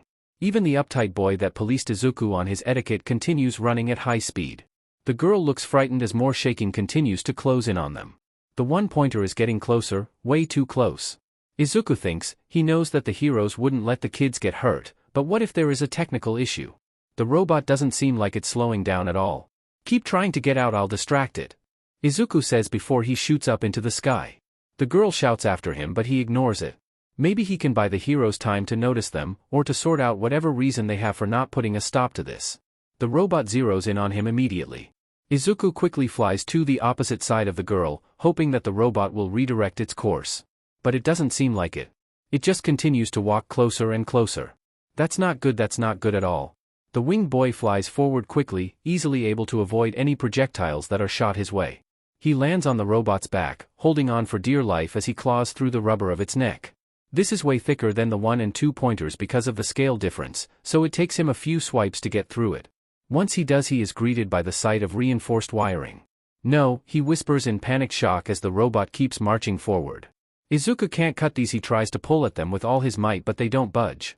He can hear the girl's fearful scream from below. It's too close, it will crush her. Panic surges through his body. Her fear-filled scream reminds him of himself when he was small, unable to fight back, just having to accept the pain. He holds the wires in his tight grip when he suddenly feels a surge of heat flow through him. One that Izuku has felt before, when he had tried to activate his flames. He grabs onto that feeling even tighter, his heightened emotions making it hard to understand how exactly he is doing this. But that is not important right now. He has to make this thing stop. In an instant, both of Izuku's arms go up in flames. It startles him for just a second before he locks in. He focuses all of his attention onto his hands, concentrating his fire there. And it works. The wires melt under his concentrated flames, making the robot stutter before it comes to a stop. Relief floods Izuku's senses prior to him realizing that his clothing has now caught fire. He squeaks in panic and quickly tries to suffocate the flames by hitting the fabric. Before he knows it, he stumbles back off of the robot's back, followed by flames that now engulf him. Weirdly, he realizes, they don't hurt. It just feels warm around him. He plummets down to the ground, but he is able to right himself just in time before he traumatizes all of UA's staff and the girl who seems to have gotten herself out from under the rubble now. She screams as he stands up on the ground, "Get on the floor. Quickly. Roll around," she yells, terrified as the flames now fully cover Izuku's body. "It's okay. I'm okay," Izuku quickly yells back as she runs at him with her jacket in her hands, going to try to extinguish the flames herself. Izuku holds his arms out so that she doesn't come close. He doesn't want to accidentally set her on fire. As his clothes turn to dust, he tries to think on how he can make the flames stop. He doesn't even know how he turned them on to begin with. "Sorry for scaring you, but I'm okay. I just don't know how to use these flames very well yet," Izuku says as he looks at the pale girl in front of him. He sees now that she ran over with a badly injured ankle, guilt immediately filling him to his core. "Please take a seat. You're hurt," he says quickly, almost reaching out to help on instinct, but he is able to pull himself back. The girl nods her head and carefully sits down on the ground. After a few seconds, Izuku decides to join her too. He sits with his legs crisscrossed while she holds her injured leg out. And that's time. "All participants, please make your way back out of the exam areas, and if you are injured, stay put. Recovery girl is on her way." Mick's voice suddenly fills the space. Both Izuku and the girl sigh in relief upon hearing that. "Well, that was crazy," the girl says, sounding absolutely exhausted. Izuku can imagine, she must have seen her life flashing before her eyes. "You can say that again," Izuku replies, still a bit in shock. He has never used this aspect of his quirk, didn't even know if it was possible. As far as he knew, he only caught fire after dying, and then it slowly dissipates. He takes a few breaths, trying to get himself to calm down. The winged boy is conscious now, so there must be a way to make it stop earlier. He remembers how peaceful he felt the 2 times that he woke up from death. How the warmth around him felt comforting after feeling the ice-cold nothingness upon dying. Izuku focuses on that warmth, feeling himself calm down more and more until suddenly all of his flames snuff out in an instant. Only a few small flames dance around on his wing feathers before going out as well. He squawks in panic, quickly covering his naked form from the girl's watchful eyes with his wings. His face is beet red, but so is hers after she notices that he is not wearing any clothes anymore. Izuku should look into fire-resistant clothing or at least underwear. "I am so sorry," he says, panicked as he covers himself the best that he can, only his head now sticking out of a sea of fluffed-up green, black and gold feathers. The girl looks at him in surprise, her face still holding a blush before she chuckles. "It's okay," she says kindly before she takes off her jacket and holds it out to him. "Here, take this," she adds with a friendly smile. Izuku awkwardly crawls the last bit over to her to take the jacket out of her hands, still covering himself of course. Instead of putting it on normally, he wraps it around his waist, letting out a relieved sigh once he is covered. His wings relax again, going to lay on the ground behind him while he sits by the girl's side. "Thank you," he tells her gratefully. She just waves him off with her hand. "It's no problem, you saved me after all," she says with a wider smile. She now just wears her sports pants, shoes, and a tank top. Izuku finds himself smiling back at her before his eyes fall onto her injured foot. He hisses at how twisted it looks, and how much it has already bruised. "Hey, are you okay until Recovery Girl comes? I can try to find something to make a splint if you need it," he tells her with a frown of worry on his face. The girl's smile softens to something a little strained, like the pain is just now registering that he mentions it. I think that I'll be okay. If I move or touch it now it'll only hurt more," she tells him. Izuku nods in understanding. He knows that broken bones hurt a lot. And it seems that the girl's ankle is definitely broken to some degree. Soon enough a short siren can be heard not too far away. Both teens look up to see a few medical robots make their way over to them, one with none other than Recovery Girl in its arms. "Hello dearies, are you injured?" the older heroine asks as she gets down onto the ground next to them.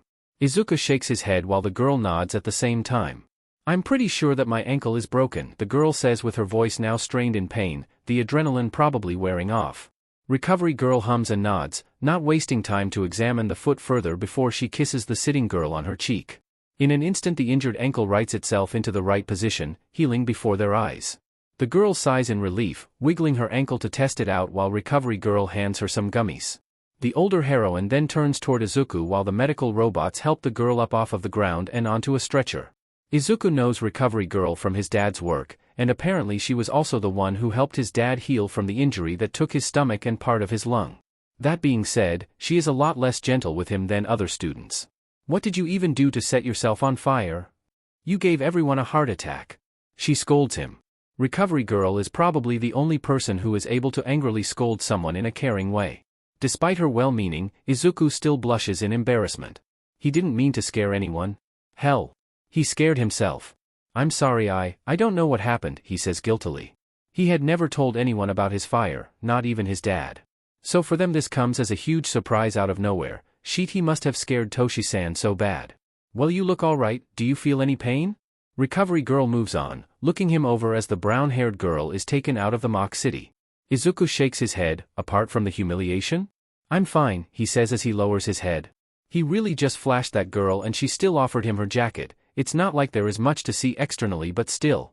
Recovery Girl sighs tiredly at his misery, clearly over all of today's teen drama. "Everyone has a body, there is nothing to be humiliated about," she tells him before she leans in to kiss his cheek just in case. Izuku doesn't feel his tiredness level change, so he must really be okay. "Bring him to the student changing rooms," the elder heroine tells the leftover robots as she turns back to Izuku. "I'll tell Toshinori where you are and send him over with a change of clothes," she simply tells him while the robots lift Izuku up off of the ground onto a second stretcher. Now normally he would protest, saying that he would be able to walk. But considering that all of his modesty is dependent on a jacket that barely covers him, he'll just let himself be taken away. As Recovery Girl had ordered, the robots bring him to one of the changing rooms on the edge of the mock city. The ones that are only used by UA students, so he doesn't have to worry about anyone walking in. Once there, he is placed on the bench and left alone. Now Izuku can relax a little. Not so worried about being seen but naked, he just hopes that the girl is okay. It doesn't even take Toshi-san 2 minutes before he throws the door to the changing room open. His eyes are wide with panic until they see Izuku sitting there, looking totally fine and not burnt to a crisp. "Izuku Yagi breathes out in relief. He rushes over and quickly pulls the boy into a hug. Izuku hugs him back despite the guilt forming in his stomach. If he had just told his dad about his quirk, this wouldn't have happened, he wouldn't have been this worried. But telling him about the fire also means telling him about his healing factor, and Izuku doesn't know how to feel about that yet. Yagi pulls out of the hug to cup Izuku's face, turning it every which way to see if there is any damage. "My boy, what was that?" he asks with a seriousness in his voice that Izuku has never heard before. I don't really know, it just happened," Izuku says quickly. I was trying to get the zero-pointer to stop but nothing was working, and then my hands suddenly felt warm before they were covered in fire. I melted the wires and got the robot to stop, but I couldn't get the flames to stop before they started to spread all over me, but they didn't hurt. He explains just as quickly. On the ground I was able to calm down again and then poof. The flames were gone, he adds. His dad hangs off of his every word, listening intently as he explains himself. With a sigh Yagi pulls him in for another hug. You scared me kiddo, he says, but he just sounds relieved. I guess that there is more to your quirk than we thought, not that surprising considering you are a late bloomer, the man adds as he once again pulls back away from Izuku. This time he goes to sit next to his ward, looking over his wings and scarred arm. Just to make sure that he is not injured. It is then that the blonde seems to notice the boy's state in dressing. Oh right? The man says as he pulls out the bag that he has slung over his shoulder. Inside is a UA gym uniform. One with accommodations for wing mutations. Here my boy, take your time to get dressed, we'll still be on campus for a while. Toshi-san explains. Izuku nods as he takes the bag, pulling the top part of the uniform out to see the back of it. It has magnets in it to keep the clothing flaps closed and make it easy to put on. Okay, thank you Toshi-san, he says with a soft smile. The man returns the smile and ruffles Izuku's hair affectionately. I'll wait outside for you, he says as he gets up. He leaves the room so that Izuku can change. It doesn't take long for the wing boy to get the uniform on at all. It fits like a glove. That makes him feel giddy at the thought of him getting to wear it in school more often, if he makes it into the hero course. Oh god, what if this fire stunt somehow disqualifies him? He is only missing shoes, but that is not the end of the world. Izuku is about to walk back out of the dressing room when he suddenly realizes that he girl had seen his arm, not just his arm but the old burn scars that cover the side of his torso as well. That feels a bit odd. Toshi-san and his doctor are the only people who have seen his scars to their full extent. Hitoshi hasn't even seen past his three-fingered hand. Izuku hopes that he didn't scare her. He still has her jacket, maybe he'll get to return it one day, hopefully. Maybe they can even be friends. I know, but I can't get to him. He is in protective custody under some hero. My team is trying to find out who, but we don't know as of yet. Hisashi explains as he stands before the giant mass of tubes and machines. All for One may be in a glorified vegetative state right now, but he is still able to use his quirk with the doctor's assistance. For that reason the fire user is treading carefully. You are taking your sweet time with this Midoriya, a distorted voice tells him. It comes from a speaker that is hooked up to All for One's remains, allowing him to communicate. Despite the cracking and distortion, the man clearly sounds annoyed. I'm starting to think that there is no son with a reincarnation quirk at all, he adds. The man is not able to verify Hisashi's claims himself like he once could. His body is now practically unusable, so he has to rely on his henchmen to do everything. Despite that, Hisashi's eyes still widen in fear, exactly like the injured man once. There is, sir, I swear to you I'll get him back and bring him to you, he says with a deep bow. We have a plan. I heard from the doctor that you are after Eraserhead, right? Well, the chances are really high that Izuku will be joining UA this year. I have no doubt that he'll make it into the hero course, 1A even. When that happens we can kill two birds with one stone. We'll take both Eraserhead and my son for you, he adds to sweeten the deal and give himself more time. Well, in that case, fine. You will get until the end of the first semester to fulfill that promise, but if you fail, I'll make sure that you regret wasting my time. It's here? Yagi startles at Izuku's sudden shout through the apartment. His ward rushes back into the living room after he went to check the front door. The boy has been checking the mail every day for the past week now. It is obvious that Izuku's nerves are eating him up alive. He is trying to act normal, and is failing at it, which is very amusing to Yagi. It's here, oh god, I don't know if I can look. Izuku rambles as he joins Yagi on the couch, clutching his UA acceptance letter in his hands. How will you know if you've made it in if you don't look? Yagi asks with a smirk. He knows that he is not helping at all, but the fact that Izuku actually worries that he did not make it in is baffling to him. The boy still needs to work on his confidence. Izuku would have made it in with points to spare even if he didn't save that girl at the end. Yagi had almost had a heart attack when he watched his ward dismantle the zero-pointer. Nedzu had promised that he had everything under control, that he simply didn't deactivate the robot because he knew that Izuku would be able to stop it. Of course he mentioned that after all of the staff thought that their honorary nephew burned himself to death. The sight was terrifying. How Izuku suddenly burst into flames and fell off of the robot down to the ground. Aizawa looked like he was about to rush out immediately before Nedzu stopped him. Then they all watched with bated breath as Izuku just stood there. He looked just as confused as they all felt while his whole body was covered in dancing flames. Young Uraraka had the right idea. the stop, drop and roll would have been optimal if Izuku was truly burning, yet somehow the boy remained unaffected. Izuku's clothes were affected by the fire, but he himself was not. That meant that Izuku must have had a quirk mutation right in front of their eyes, or had a part of his quirk that was simply never activated somehow. The relief that flooded through the room was palpable as Mike called the end of the exam. After all of that, Yagi decided that the two of them needed a break until school starts. Of course, Yagi already knows that Izuku made it into UA, Class 1A in fact. Something that he is very proud of. It has been hard keeping it from the boy, especially since he keeps fishing for information. But luckily Yagi has learned his tricks by now. He is not as easily fooled as he once was. You know what I mean. What if I didn't make it in? I don't think that I can handle the rejection right now. Izuku groans as he lets himself to limp against the couch cushions, his wings flopping down dramatically, almost knocking Yagi's tea off of the table. Toshinori huffs an amused breath through his nose, rolling his eyes at Izuku's dramatics. I think you'll survive, he simply says. That causes Izuku to glance up at him. Is that because you already know that I made it in and lied to me when you said that Nedzu didn't tell you anything? He asks with suspicion before he squints his eyes at the older man. Yagi snorts at that with a shake of his head. Just open the letter, kid, you'll see, he says with a patient look on his face. He turns his body towards Izuku slightly more so that he can give the boy all of his attention. Yagi's vague reply must have given Izuku the confidence that he was looking for as the boy suddenly rips the envelope open in one go. A familiar disc lands on the couch.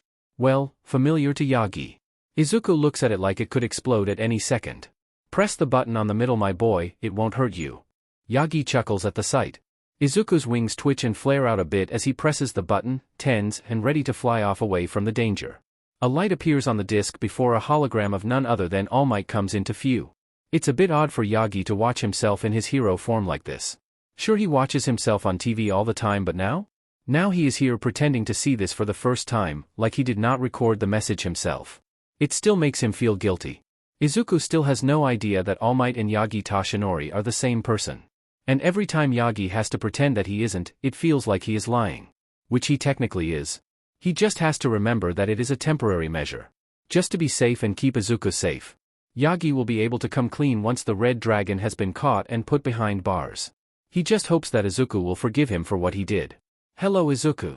It is I, All Might, coming here to tell you the results of your entrance exams. Yagi cringes at himself. Normally he doesn't, but it feels odd to talk to his kid without addressing him as such. The number one hero told himself that he shouldn't get attached to Izuku more than he already was when he took him in. And well, he failed, miserably. Yagi doesn't know much about being a parent. Hell, he unfortunately didn't even have the privilege of having parents of his own for very long. So at first he thought of Izuku as his pupil and nothing more, then he became his ward, and now, Yagi can't deny that Izuku has truly become his son.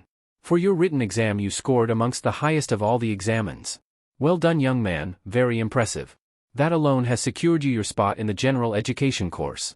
Yagi had been so proud when Nedzu himself had come to him to ask after Izuku's academics. The blonde hero knows that Izuku didn't go to any fancy schools. All of Izuku's knowledge is self-taught by doing well-thought-out research on a range of different topics. Izuku tends to switch interests every once in a while, but they all mostly have something to do with heroics. Lately the boy has been researching hero law. Yagi doesn't think that he knows of any other teenagers that willingly watch video essays on the ethics of complex heroics law systems for fun. But Izuku's brain is something else. It has always been hungry for knowledge. From the moment that him and Yagi met, that was clear. Then on to the physical exam. Of which you also knocked it out of the park. Not only did you show creative thinking and strategy as you took out our robots, but you also took time to help other examines in need. You showed the true colors of a hero. Which is why the villain points were not the only available points in the exam. There were also secret rescue points.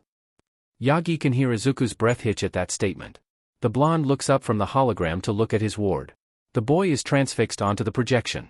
His hands clenched in his shirt while his wing feathers are flat, most likely because of his anxiety. Toshinori reaches out and gently dead-angles Izuku's right hand from his shirt to give the boy some comfort. He takes Izuku's hand in his and softly rubs his thumb over the back of the kid's hand. Izuku is not good at taking compliments to heart, even if they are purely facts. Yagi has been trying to get him to accept more praise, but it's not been the easiest. He knows that Izuku faced a lot of scrutiny in his past, so he is not surprised that the boy has a hard time. When Yagi was younger it wasn't all that odd to be quirkless. Sure, it was becoming uncommon, but he was never discriminated against. Some of his peers were less than kind, but adults always treated him just like any other kid. Nowadays that is different. It is obvious from Izuku's behavior towards strangers that he has had a lot of bad experiences with people. Yagi always compares him to a stray cat in his head, or maybe a mistreated bird would be more accurate. The way that he startles and stutters, the way that trust is something that Izuku rarely gives out. The way that he flinches at some sudden movements like he expects to be hit. It is all worrying, and Yagi has already set up multiple appointments with Hound Dog once the boy will start at UA, with Izuku's permission of course. Because of that you have the top score in the physical exam. Congratulations. It is an impressive feat, one that should not be taken lightly. Maybe Yagi had been a bit too pushy with that line. But it is true. The boy had shown immense potential and a heroic heart. He already knows that Izuku will downplay the accomplishment, but Yagi sure as hell won't let him. So congratulations Izuku, welcome to UA's hero course. Your hero academia. And with that the projection ends. Yagi looks at Izuku's stunned face, seeing the gears in the boy's brain turn at full speed. And then the tears come into view. Despite everything, Izuku is a sensitive kid. He is so kind, and kind if a crybaby. But Yagi loves to see it. It shows how big the kid's heart is, how much empathy and compassion he holds. But also, how much hurt the boy carries. Acts of kindness can make Izuku cry, even though he does them all the time for others. It shows that the boy still feels instead of letting the past numb him. Once, Yagi made a little platter of sliced-up fruit for Izuku. While the kid was absorbed into another research topic of his. As soon as Yagi had given it to him, the kid had burst into tears. He claimed that they were happy tears, but Yagi knows those all too well. That was the day that Yagi had accepted that Izuku had really become his son. Yagi has never felt so protective over someone before. He dried the boy's tears and told him that he will always be there to bring him more fruits. It was a bit of a silly way to put it, but the message was clear. Yagi is there for Izuku no matter what. It doesn't matter to him how much he cries, or how his past left scars on him. Izuku is his kid, and Yagi will make sure that no one will ever mistreat him so bad that giving him a plate of fruit will make him cry again. I made it in? Izuku asks in disbelief, looking up at Yagi for confirmation, as if the hologram wasn't definitive enough. Yes my boy, you did, I'm so proud of you. Yagi says with a warm smile. He has to hold back some tears of his own. Izuku and him have worked up to this for a long time. To see that Izuku had made it and had done so well at that, it warms his heart. The boy dives into Yagi's chest, throwing his arms around the tall man's shoulders. Thank you so much Toshi-san. He says through his sniffles as he nuzzles into Yagi's shoulder. It's one of his more bird-like behaviors, once that Yagi never discourages. No need to thank me Izuku, you are the one who did this is your achievement, be proud. Yagi says kindly as he rubs the boy's back. Izuku nods into his shoulder. His hands clutching the blonde's oversized shirt. Yagi holds Izuku as long as he needs, just gently caressing his back or hair. They sit like that for almost 10 minutes before the boy pulls away. I can't believe it, he says softly as he wipes his eyes. Yagi smiles, well you better start soon my boy. Because we have to get you ready for the start of your new school, he tells his ward with a thumbs up. Izuku chuckles and nods. Looking at him with a messy face from crying, but the tears have stopped. Then he starts to fidget with his shirt for a few seconds before he starts to talk with a serious expression on his face. I know that I'm the one who physically did this, but you are the one who got me here, who helped me through everything. Why you took me in without question, why you helped me train out of the kindness of your heart. I find it hard to tell you how much that means to me Toshi-san. But, thank you for everything, he says with a lot of emotion in that, thank you. Yagi's smile softens with even more affection, he got so lucky to meet Izuku again. The boy has become his family, his dearest connection. Thank you as well my boy, you have brought a lot of life back into this old man's day to day. I am honored to have such a bright young man as my kid, he replies without thinking. Izuku's eyes widen at his words, looking surprised, why your kid dash, he whispers in awe. Yagi didn't mean to say that out loud. He hadn't asked Izuku about it before. But, Yagi wants to adopt Izuku once the police and heroes have solved his case. Welp there is no point in backing out now. Yes, that, Toshinori says a bit nervously. I was going to ask on a different day, but, well, I would like to offer you a permanent place as my ward after all of this is over. Izuku, I would love to adopt you, he explains a bit more firmly, forcing himself to sound more sure of himself so that Izuku doesn't get the wrong idea. Izuku looks stunned, flabbergasted, bewildered. Like Yagi just told him the most mind-boggling thing in the universe. Then the tears come back. Really? He asks small and insecure. Yagi nods, reaching out to take both of the boy's hands in his own. Yes, really, you are my kid Izuku, nothing is going to change that. If you don't want to stay here, I am more than happy to just be your mentor, but, if you'll have me, I would love for you to be my son, he says with a kind smile, speaking gently so Izuku is really able to register his words. Izuku jumps into his chest for the second time today. This time he clings to Yagi like a koala though. His wings are puffed up to twice their size, they tremble slightly as Izuku tries his best not to start sobbing again. I would love to have you as my dad, Toshi-san, Izuku whispers back, his voice sounding a bit shaky but genuine. Yagi hugs him back tightly, laying his own head on top of Izuku's. His chest feels like it has a million butterflies in it. The older man knows that his own sense of self-worth is not the best at times. But to have Izuku want to have him as his dad. For Yagi Toshinori to be wanted for something so important to the boy, that makes him feel like the most powerful man in the world. Walking into UA as a student might be the most amazing feeling that Izuku has felt in a while. Well, apart from how wanted he had felt when Yagi asked to be his dad. It came as a shock to Izuku, but it also just feels right. Nothing really has changed since Yagi offered his parentship to him. Probably because they already were father and son, they just hadn't said it out loud to each other. It feels good to be accepted. It feels good to be wanted. And it has given Izuku a new sense of confidence. If someone as cool and awesome as Toshinori wants him, then there must be something good about him after all. Izuku knows his way around UA's halls well, so he knows where his new classroom is already. The uniform fits him nicely, it is specially tailored for his wings. But despite Yagi encouraging him not to, Izuku did decide to wear another prosthetic glove. He has his compression shirt that helps with his skin discomfort immensely, and now he also wears a glove that makes it look like he has all 5 fingers again. He is still afraid of being an outcast, so in his mind this will help him not stand out as odd, and it will prevent people from asking unwanted questions. Also, Izuku is pretty sure that Katsuki made it into the hero course. He doesn't know if the boy is in his class, but even if he is not, he doesn't want the blonde to see his hand, it just doesn't feel right. Inko had forbid it for so long, and Kaken feels too close to home. The winged teen almost jumps out of his feathers when he suddenly feels a hand on his shoulder. He turns around quickly only to be met by a wide-grinned Hitoshi. Looking sharp, number 1, he says teasingly. Izuku immediately flusters, but he doesn't deny him. Oh hey Hitoshi-kun. He says awkwardly as he tries to hide how flustered he feels.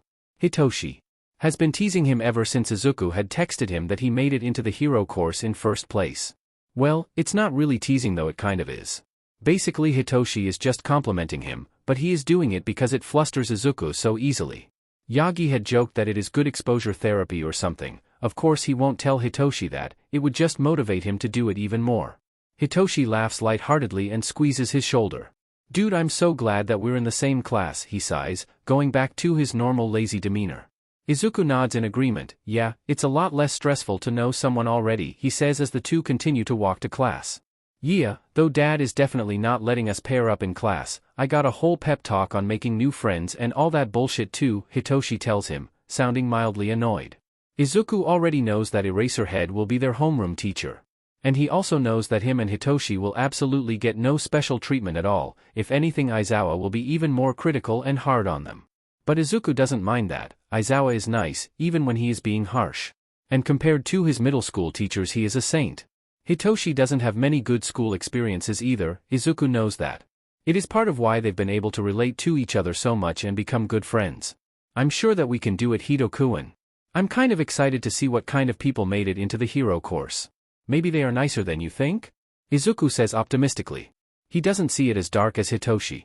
Sure, he is afraid of being an outcast again, but nothing can be worse than being the quirkless in class. And it is very obvious that he is not quirkless anymore, so at least people can't berate him for that. Hitoshi rolls his eyes at Izuku's optimism, however. I'm not here to make friends, I'm here to become a hero, he says as he lazily scratches his cheek.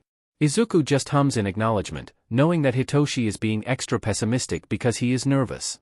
He doesn't call the purple-haired teen out on it though, he'll just let him simmer until he proves himself wrong.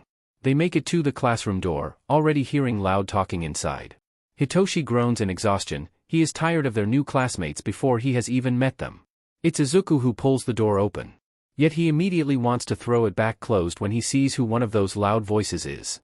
I put my feet wherever the F I want, who put a stick up your butt? Kachino, Bakugu is sitting right in the middle of class, his feet up on his desk. It seems that the same boy who chewed Izuku out during the entrance exam also made it in. And he is now lecturing or trying to at least Bakugo on his classroom etiquette. The blonde is not focused on the door, so he doesn't see Izuku's struggle luckily. The winged boy forces himself to act normal, despite his wings giving his feelings away. You okay, dude? Hitoshi asks with slight concern. He knows how Izuku shows his emotions through his wings, he knows what position means what.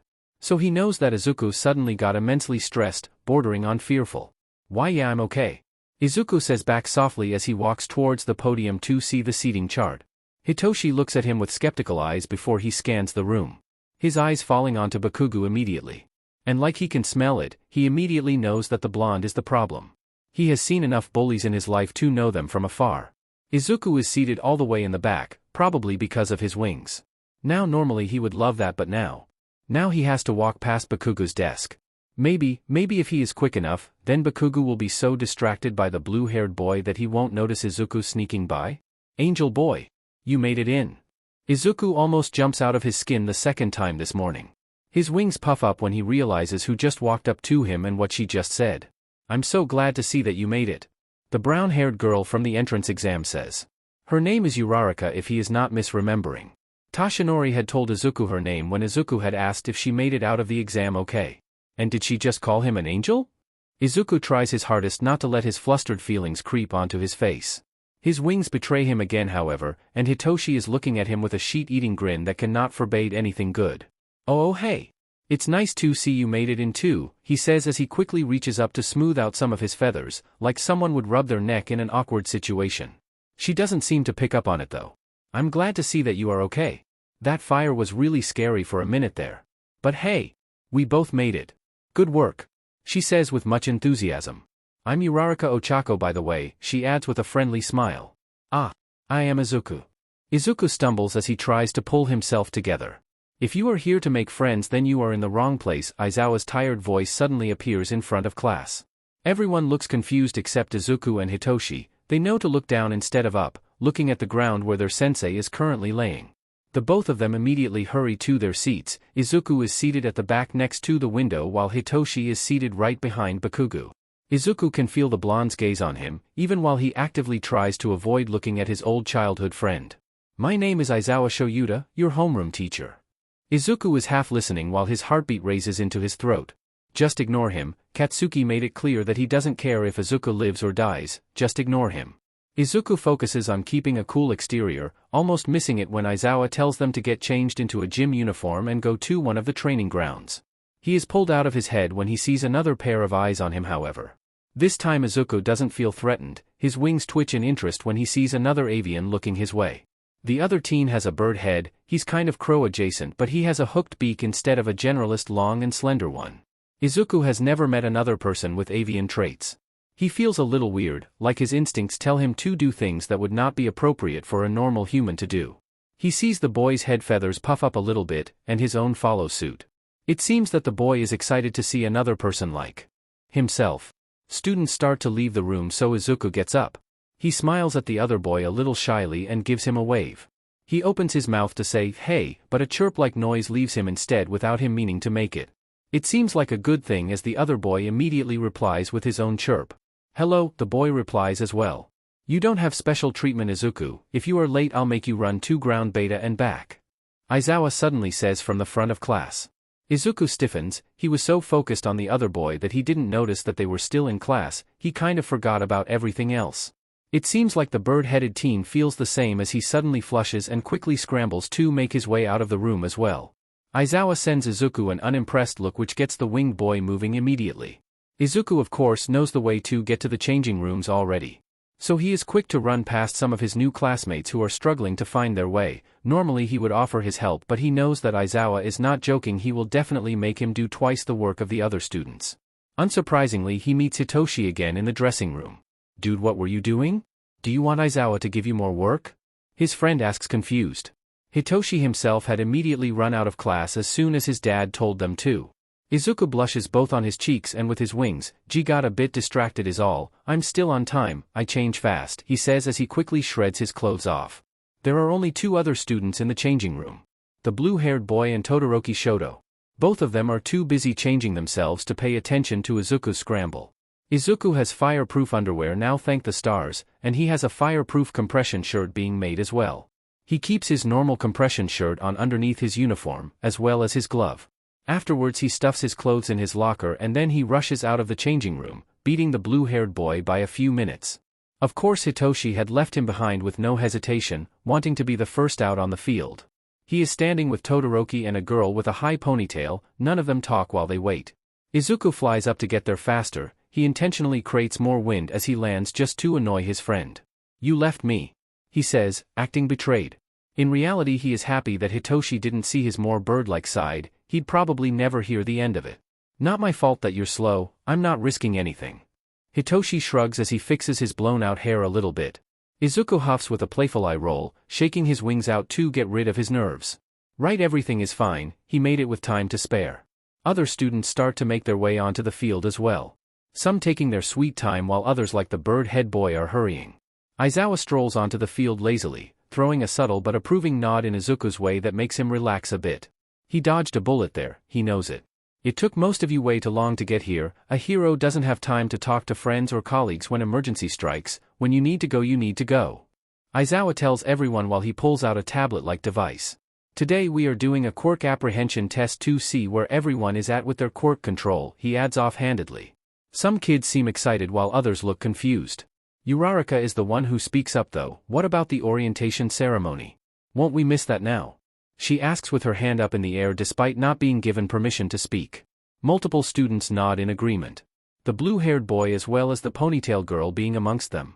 "Here at UA we teachers get to make our own curriculums, if you do not like the way that I teach then you are free to leave," Aizawa explains deadpanned. It puts everyone on edge except for Izuku and Hitoshi.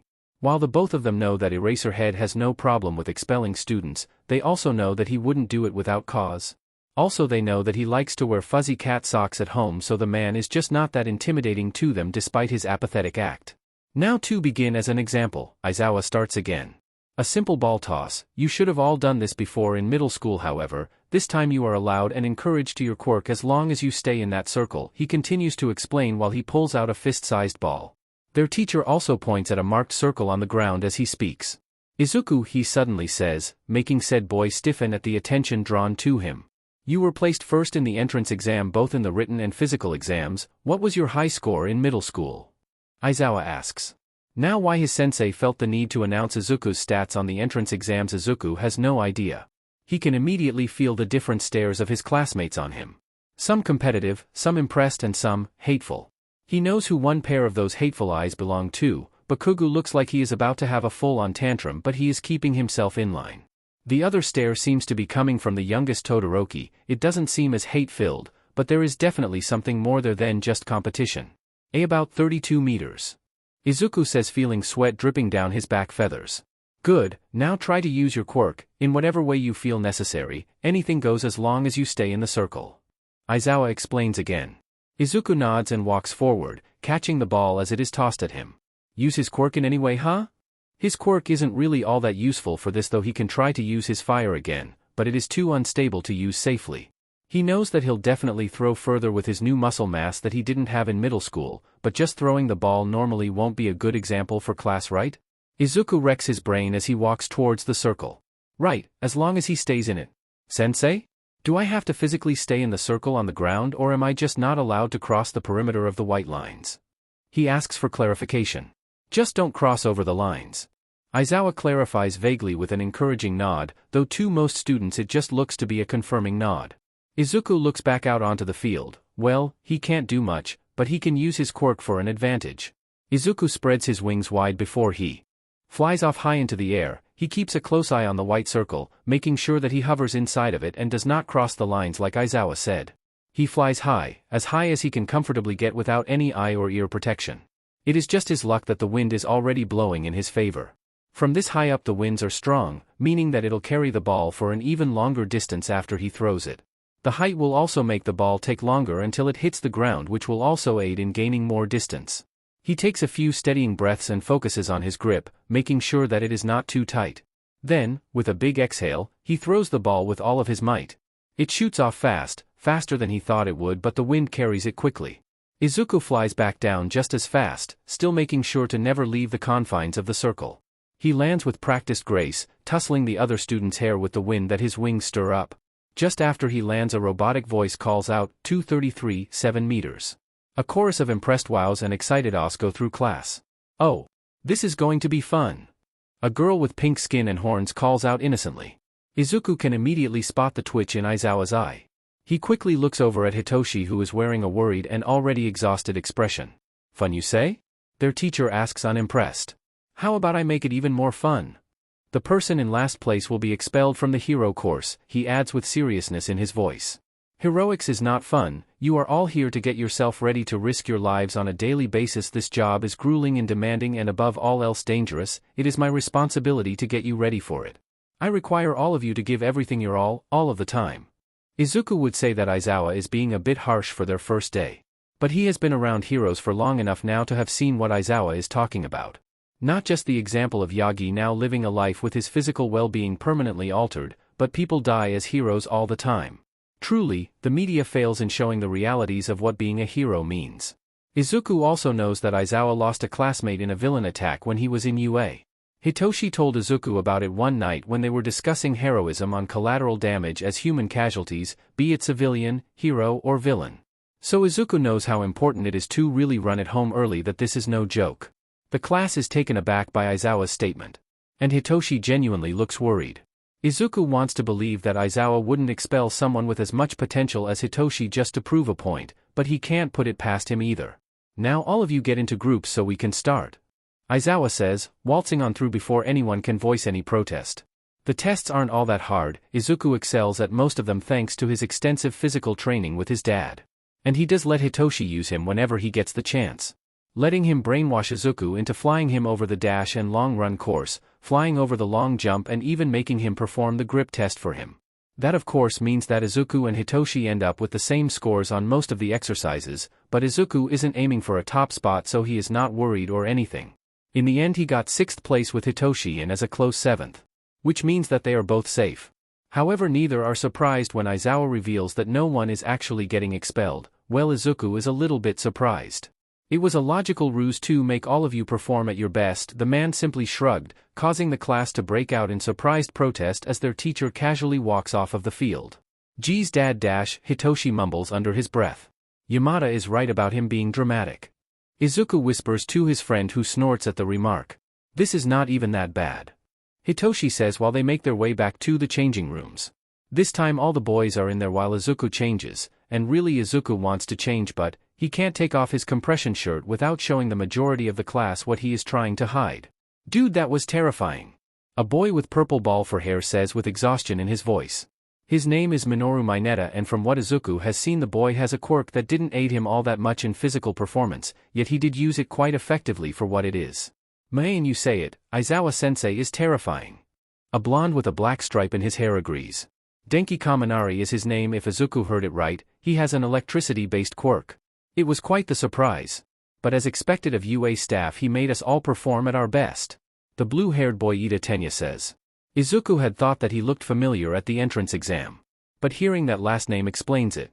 He is from a well-known hero family. That stunt almost gave me a heart attack. Man, Ijiro Kirishima says. He has spiky red hair and a quirk that lets him harden his body to some degree. Izuku had kept tabs on everyone in class so that he could learn their names and quirks. More of the other boys keep talking amongst themselves. Hitoshi is quiet next to Izuku, already almost done with changing. And you? Ida suddenly calls out while he points towards Izuku. I had no idea that you got first place in the hero exams. I must apologize, you seem to have gotten the true objective of the test while most of us just left the area, the boy says stiffly before he drops into a bow. Izuku immediately flusters and waves his hands to de-escalate. It's not that big of a deal. I just helped people. He says in surprise. Hitoshi snorts at his misery, not helping out at all. Dude, Aizawa said that you came in first on the written and the physical exams. That's sick. Are you like a mega nerd or something? Hantashiro asks lazily, though there is no real malice in his voice when he calls Izuku a nerd. The boy has the ability to produce tape from his elbows. It's very good for capturing. Impressive is what it is, the bird-headed boy Fumikage Tokoyami says instead. That flusters Izuku more than anybody else's praise for some reason. And the crow-headed boy looks a little smug about it as Izuku's wings puff up ever so slightly. That only flusters him more. A few others like Mizo Shoji, Rikido Sato, Masahiro Ojiro and Koji Koda all nod in silent agreement to Tokoyami's words. Thank you, that's nice. Izuku says softly. Still in his gym uniform as he is kind of lost on what to do. They are all talking to him, so it would be weird to go change in the bathroom stalls right now.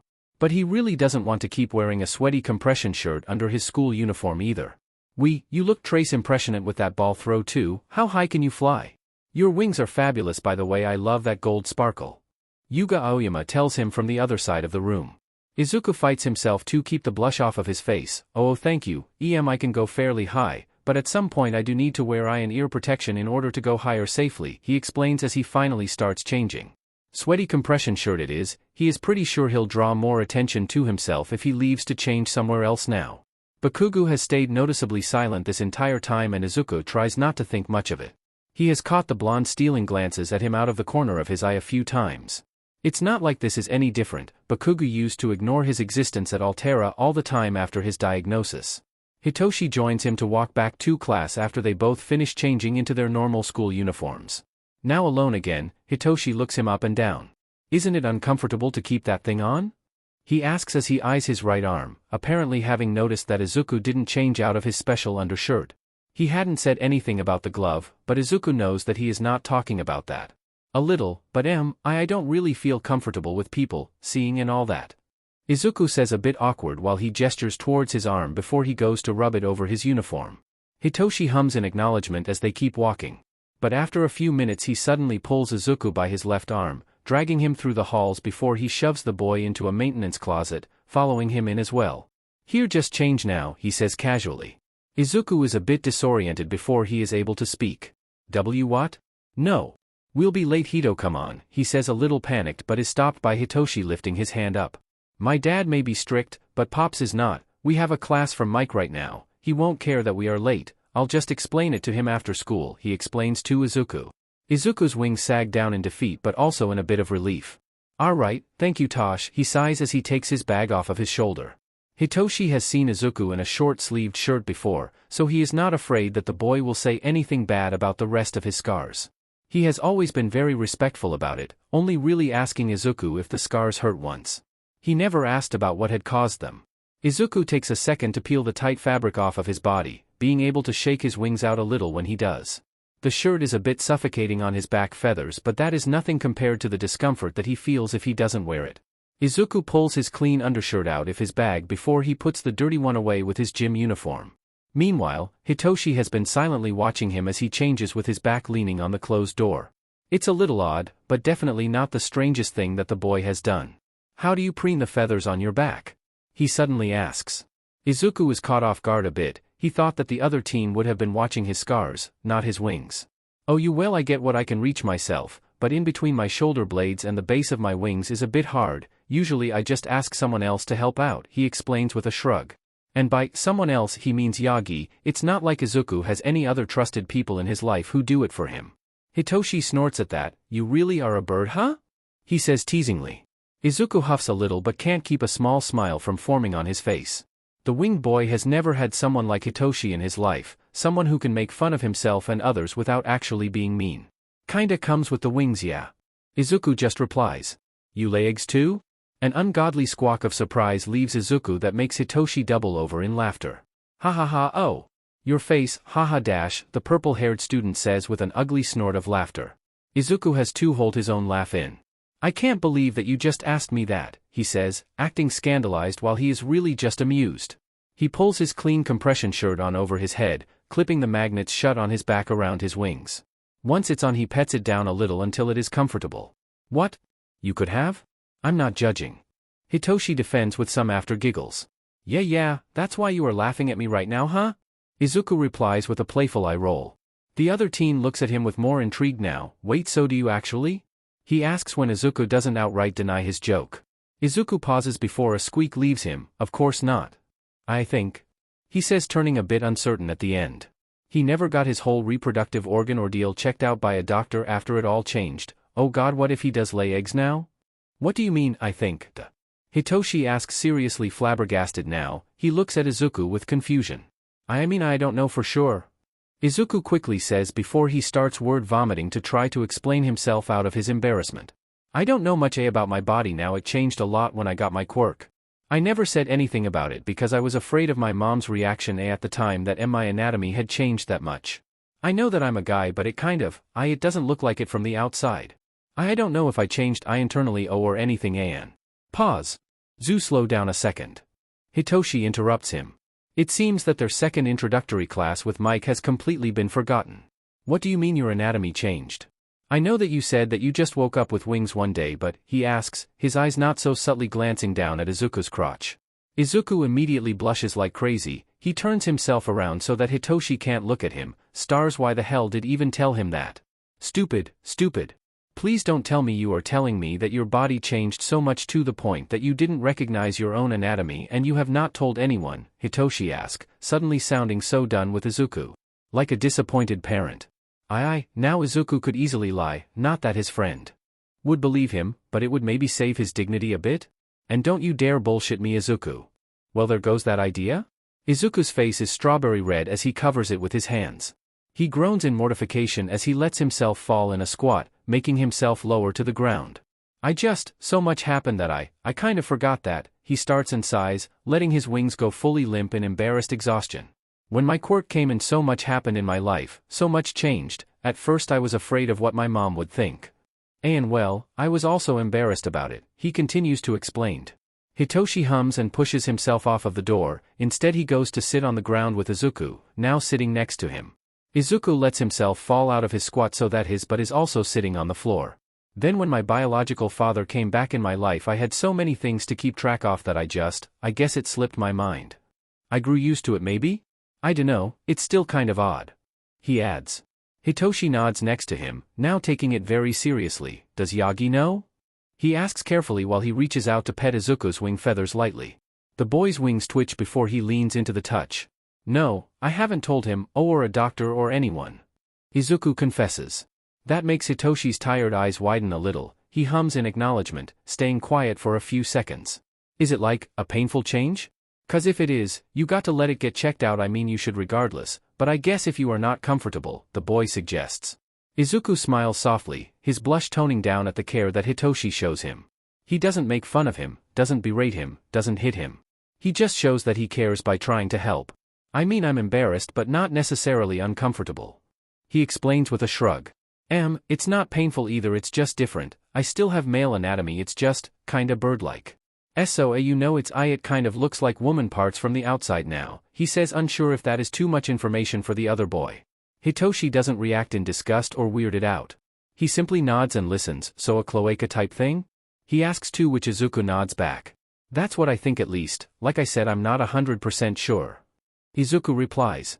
Again Hitoshi nods, seeming to think hard for a second. I think that you should tell Yagi, he is your guardian right now so he kind of has to know about any medical things going on. And also if you do somehow lay eggs I think it's better that he knows before he dies of a heart attack if he has to find out after the fact, he ends up suggesting with a bit of humor in his voice, hoping to lighten Izuku up a bit. He did accidentally start this after all. It makes Izuku huff out an amused breath while his lips turn up a little. I guess that would not be ideal, huh, he says, but then bites his lip in uncertainty. But what if it weirds him out too much? He asks with worry. To that Hitoshi just shrugs lazily, not matching Izuku's worries at all. I doubt it, he isn't someone that would discriminate like that, but also, if he does have a problem with it just know that Aizawa will hunt him down, he says with a supportive smile. My dad's wanted to take care of you if Yagi would have said no to housing you, you know, and if Yagi somehow turns out to be some type of bigot, which I highly doubt by the way, then you've always got us, he says as he bumps his side into Izuku's affectionately. Izuku smiles a soft genuine smile, his wing rising up to rest against Hitoshi's back. Thanks Tosh, I really appreciate that, he says truthfully. His friend huffs with feigned nonchalance. Sure man, that's what friends are for, he says like he isn't a little flustered himself. The two make it to present mixed class way too late, causing them both to be sent off to the principal office instead of attending the last part of it. Hitoshi doesn't seem to be as worried as Izuku is, telling him that he'll take care of it. If anything he seems annoyed with present Mike for not hearing him out. Once they enter the teacher's lounge they are met with an empty room.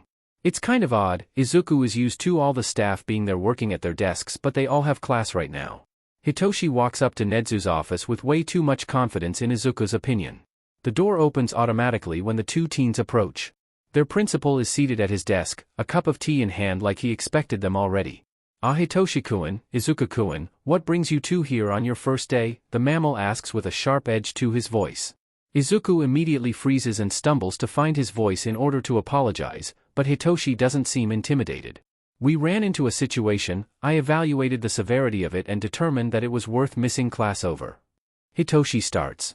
"I tried to let Pops know that, but he didn't seem interested in hearing me out outside of class, so he sent us here," he explains with a little irritation. He knows that his Pops had to set an example for the class, but he had kind of hoped that he would at least listen before sending them off to Nedzu. The mammalian principal hums with intrigue as Hitoshi successfully pushes all of the animal's buttons. "Do tell Hitoshi-kun, please take a seat you two, T?" he asks them, sounding a lot more friendly. Izuku hasn't known Nedzu for that long, unlike Hitoshi who has known the mammal since he was a young kid. "Got lavender?" the purple-haired teen asks casually while he takes a seat. Izuku stiffly sits down after a beat as well, kindly declining any tea. He'll probably throw up if he eats or drinks anything right now. Do you want to explain this yourself? Or should I?" Hitoshi asks, turning to Izuku in question. Why you can do it, I'll jump in if needed," he replies as he fidgets with his prosthetic glove, not looking at the principal at all. He still has some leftover struggles with authority figures, especially once related to school. It makes him nervous to be sitting here. He is so used to being degraded and bullied by his old teachers that his body doesn't know what to expect, even while his mind knows that UA is not the same as Altera. Hitoshi hums with a nod before he turns back to look at Nedzu. "Okay, so, after we finished Aizawa's quirk apprehension test we went to go change back into our school uniforms, but Izuku didn't really feel comfortable taking his undershirt off with the rest of class present. So we left the changing room with him still wearing it under his clothes. When I noticed I pulled him aside to one of the maintenance closets so that he could change with a bit more privacy, and in there we kind of got talking." Hitoshi starts to explain but pauses to glance at Izuku, asking permission with his eyes. Izuku nods as he tries to calm himself down. Nedzu won't call him a freak, right? Not like his old principal did after Izuku's false quirkless diagnosis. So, turns out that Izuku has been keeping some information on his quirk a secret because he was afraid of backlash. But it's kind of important stuff to his health, so I wanted to make sure that he wasn't suffering in any way. Hitoshi continues on. "I figured that my friend's mental and physical health were more important than an introductory English class," the teen adds with a light shrug and bit of sass, like he is just stating the obvious. The rat-adjacent mammal's eyes flick towards Izuku when his health is mentioned. He can feel those beady eyes boring into him. "I see," the animal says. "You handled it well, Hitoshi. Judging from what your friend just explained, I can assume that Yagi-san does not know about this, Izuku?" the principal asks, aiming his question at the winged boy. Izuku shakes his head, still not looking up from his lap as his wings stand tight and flat in discomfort behind him. "And no sir," he says meekly. He didn't necessarily mean to keep it from Yagi, even if the topic is a bit embarrassing. He genuinely just got so used to it that he didn't really think about it anymore. "I will have to call Yagi in for a conversation. If this is in regards of your well-being, then I cannot let this be." Nedzu informs them, which Izuku understands. His body is just still waiting for the mammal to start yelling. "Hitoshi, you are dismissed. Please go back to class, and if you can make some notes for Izuku if anything important comes up, then please do," he continues, this time making Hitoshi nod. "Sure, will do. Will you be okay, Zu?" Hitoshi asks as he gets up from his chair, quickly throwing back and swallowing the last bit of his tea. Izuku looks up at his friend. He wants to say no, to please not leave him alone with the principal. But instead he nods. "Yeah, I'll be fine, thank you for you help, Hito-kun," he says, though his voice is a bit wobbly. He is truly thankful. His friend seems to hesitate but does end up leaving after Nedzu nods him towards the door. Now, Izuku is alone with the man, putting him on edge even more. "You can calm yourself, little chick, I am not going to harm you," Nedzu suddenly tells him with a surprisingly compassionate tone in his voice. "We will discuss your reaction to all of this at a later date. For now, let's focus on your quirk." Yagi breaks out in a sweat when he gets a message from Nedzu, telling him to come to his office. He feels like he is a student himself. He hadn't done anything wrong, had he?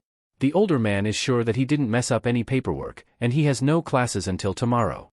Yagi-san, thank you for coming, please have a seat," Nedzu says with his normal chipper tone of voice when Yagi enters his office. But the blonde isn't focused on him. Instead his eyes immediately zero in on a stressed-looking Izuku. The boy is holding a warm cup of tea between his hands, having ditched his glove in favor of feeling its heat. "Is everything all right?" Yagi asks as he takes a seat next to his son. He looks between Izuku and Nezu with concern. For now all is well, but Izuku has run into some problems regarding his quirk, or well, better said he has not shared all of his tribulations with his quirk it seems, the principal explains, making Izuku look incredibly guilty. Protectiveness bubbles up within Yagi's chest. He is about to speak up for his ward but Izuku himself beats him to it. I am sorry Toshi-san, I didn't mean to keep it from you, I kind of forgot, Izuku says while he cringes. That confuses Yagi even more. Is it something to do with your fire? I'm sure that we can get it under control with enough training my boy, he tries to reassure but the teen shakes his head. And no, it's not that, Izuku says as his cheeks flush a little bit. It's not going to lie, it is embarrassing, he adds. The boy reaches up to rub the back of his head, clearly uncomfortable. It is then that Nezu speaks up. I think you two need to have a good conversation, he says before he focuses on Izuku. If you are more comfortable, then you can take this to Yagi's office, little chick, he says. The teen's wings twitch in surprise, like he didn't expect to be given the choice. Oh, he says softly. Izuku looks up for the first time since Yagi came in. He looks uncomfortable and uncertain, so it is no surprise when he says, why yeah, I'd like that. Not long after that the two walk into Yagi's office. Izuku still with his cup of tea in his hands. Once inside, Yagi points him to the couch while he himself takes a seat on the chair opposite of it. Take your time my boy, the blonde says gently, letting Izuku gather himself before saying anything. It takes the kid a bit before he gathered himself enough to start talking. Right so he starts awkwardly. When my quirk came in my body changed a lot as you know, he continues, pausing to bite at his lip nervously. I did not just get wings and heightened senses Toshi-san, he whispers like it is a great secret. Yagi leans in a little, trying to understand what could make Izuku this nervous. The boy is a quirk nerd, nothing about a quirk has ever made him act like this. He is able to rant about R-rated quirks without missing a beat. But now he is acting like he himself is something inappropriate. What is it my boy? I promise that I won't change my opinion of you for anything. Toshinori says firmly, needing Izuku to know that he will be safe. Izuku's cheeks go red as he starts to explain how his anatomy had changed. How his body has become somewhat of a mystery because he has never gone to a doctor with it.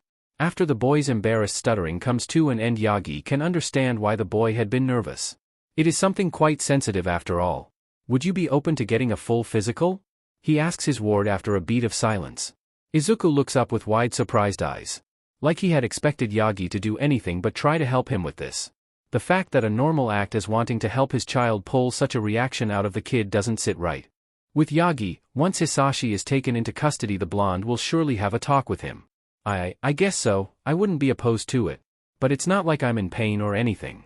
Izuku repeats. Maybe no physical pain, but not knowing what is going on with your own body can't give you peace of mind either, Yagi explains. My boy, I am going to say it again, nothing will get me to think badly of you. Especially something that you are struggling with. He adds. Something seems to pass over Izuku's eyes. Some kind of vulnerable realization, anything? He asks softly. Yagi immediately nods, yes Izuku, anything. Izuku's heart is racing in his throat. Yagi won't think any less of him? Won't treat him any differently? No matter what?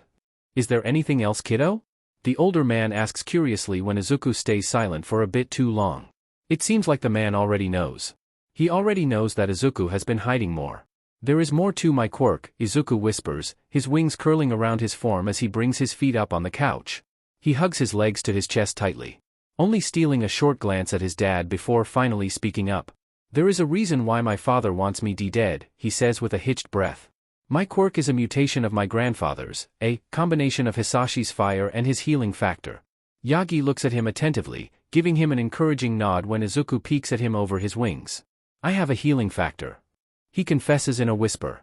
Yagi looks a little confused, that is rare, but I fail to see why Hisashi would want to harm you for it. That seems counterproductive. He says. Izuku nods, starting to tremble from fear. I heal from death. He says as he curls up in a ball even more. Yagi's eyes widen exponentially, until they turn very troubled. For you to know that, he says softly in realization. The wing boy isn't looking at him. He is staying curled up. Kid, Yagi says as he gets up from his seat. He takes a few steps to get to Izuku, and immediately pulls him into a tight hug. Izuku goes from clinging onto his own legs to clinging to his dad for dear life. He killed me that night, when Izawa came to save me. Hisashi was trying to get rid of my body when I woke up, the kid cries against Yagi's shoulder. The blonde holds him close, hugging him like he could disappear at any moment. ID died before that. B but never told anyone. When he found out he said that he could make money off of me B because I could heal. Izuku continues. Yagi doesn't even want to think about what that monster had been planning. You are safe now Izuku, no one can hurt you here, none of us will allow it. Toshinori tells the trembling teen. He gently starts to pet his hair as he rocks them a little. What he has done to you is inhumane, and we will make sure that he will be taken to justice, I promise you that my boy. He says softly, letting Izuku cry against him. The quirk name, Pheonix, suddenly makes a lot more sense to him. Izuku was allowed to sit out on the last classes of the day. He spent almost the entire day with Yagi just sitting in his office. He cried his heart out against the man before he finally came clean about everything. About how his quirk truly manifested. About how he took his own life. The man had been pale. Especially when Izuku told him about what All Might had told him that day. He hopes that Yagi won't tell his boss about it.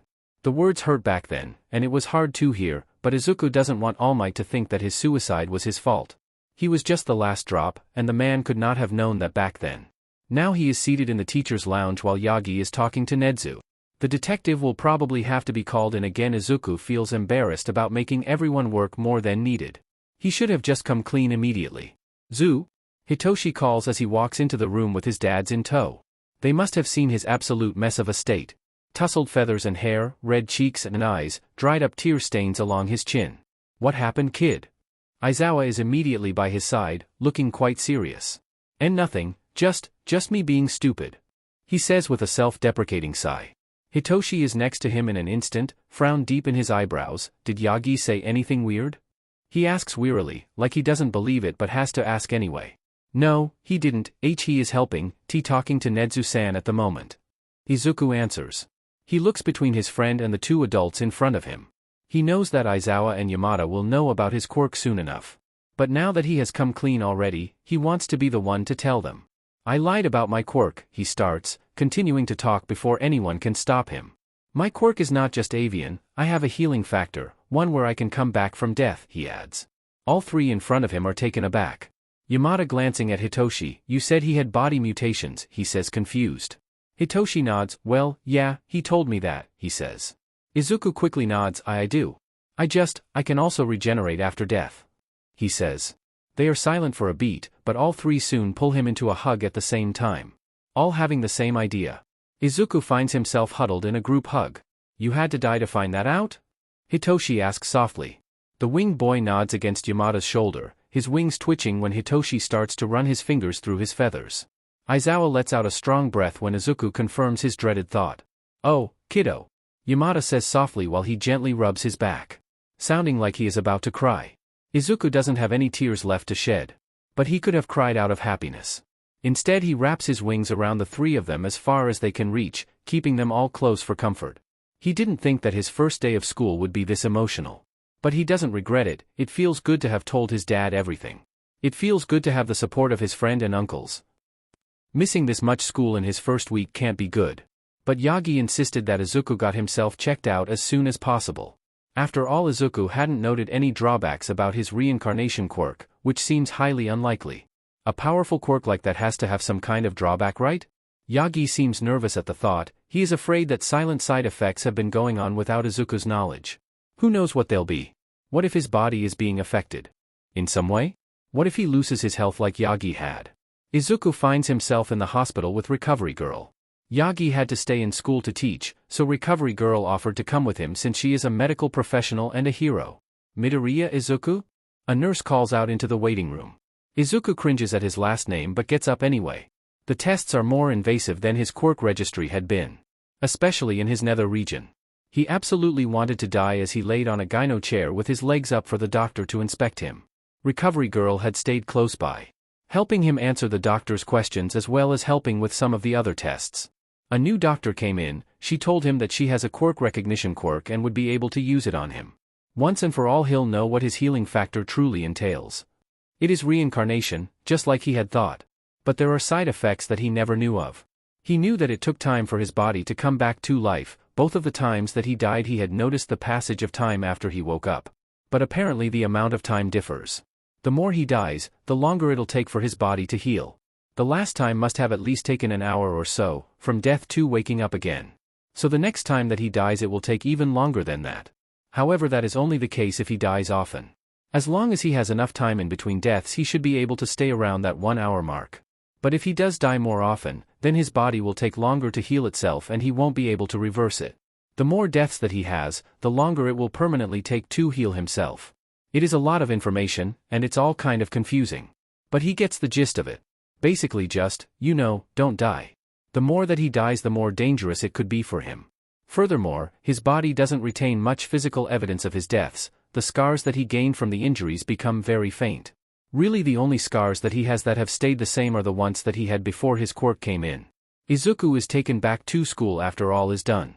He still has to follow some classes, especially his first heroics class. Most of his classmates look at him with curiosity when he rejoins midday. Bakugo even gives him a hard-to-describe look while Hitoshi looks nervous.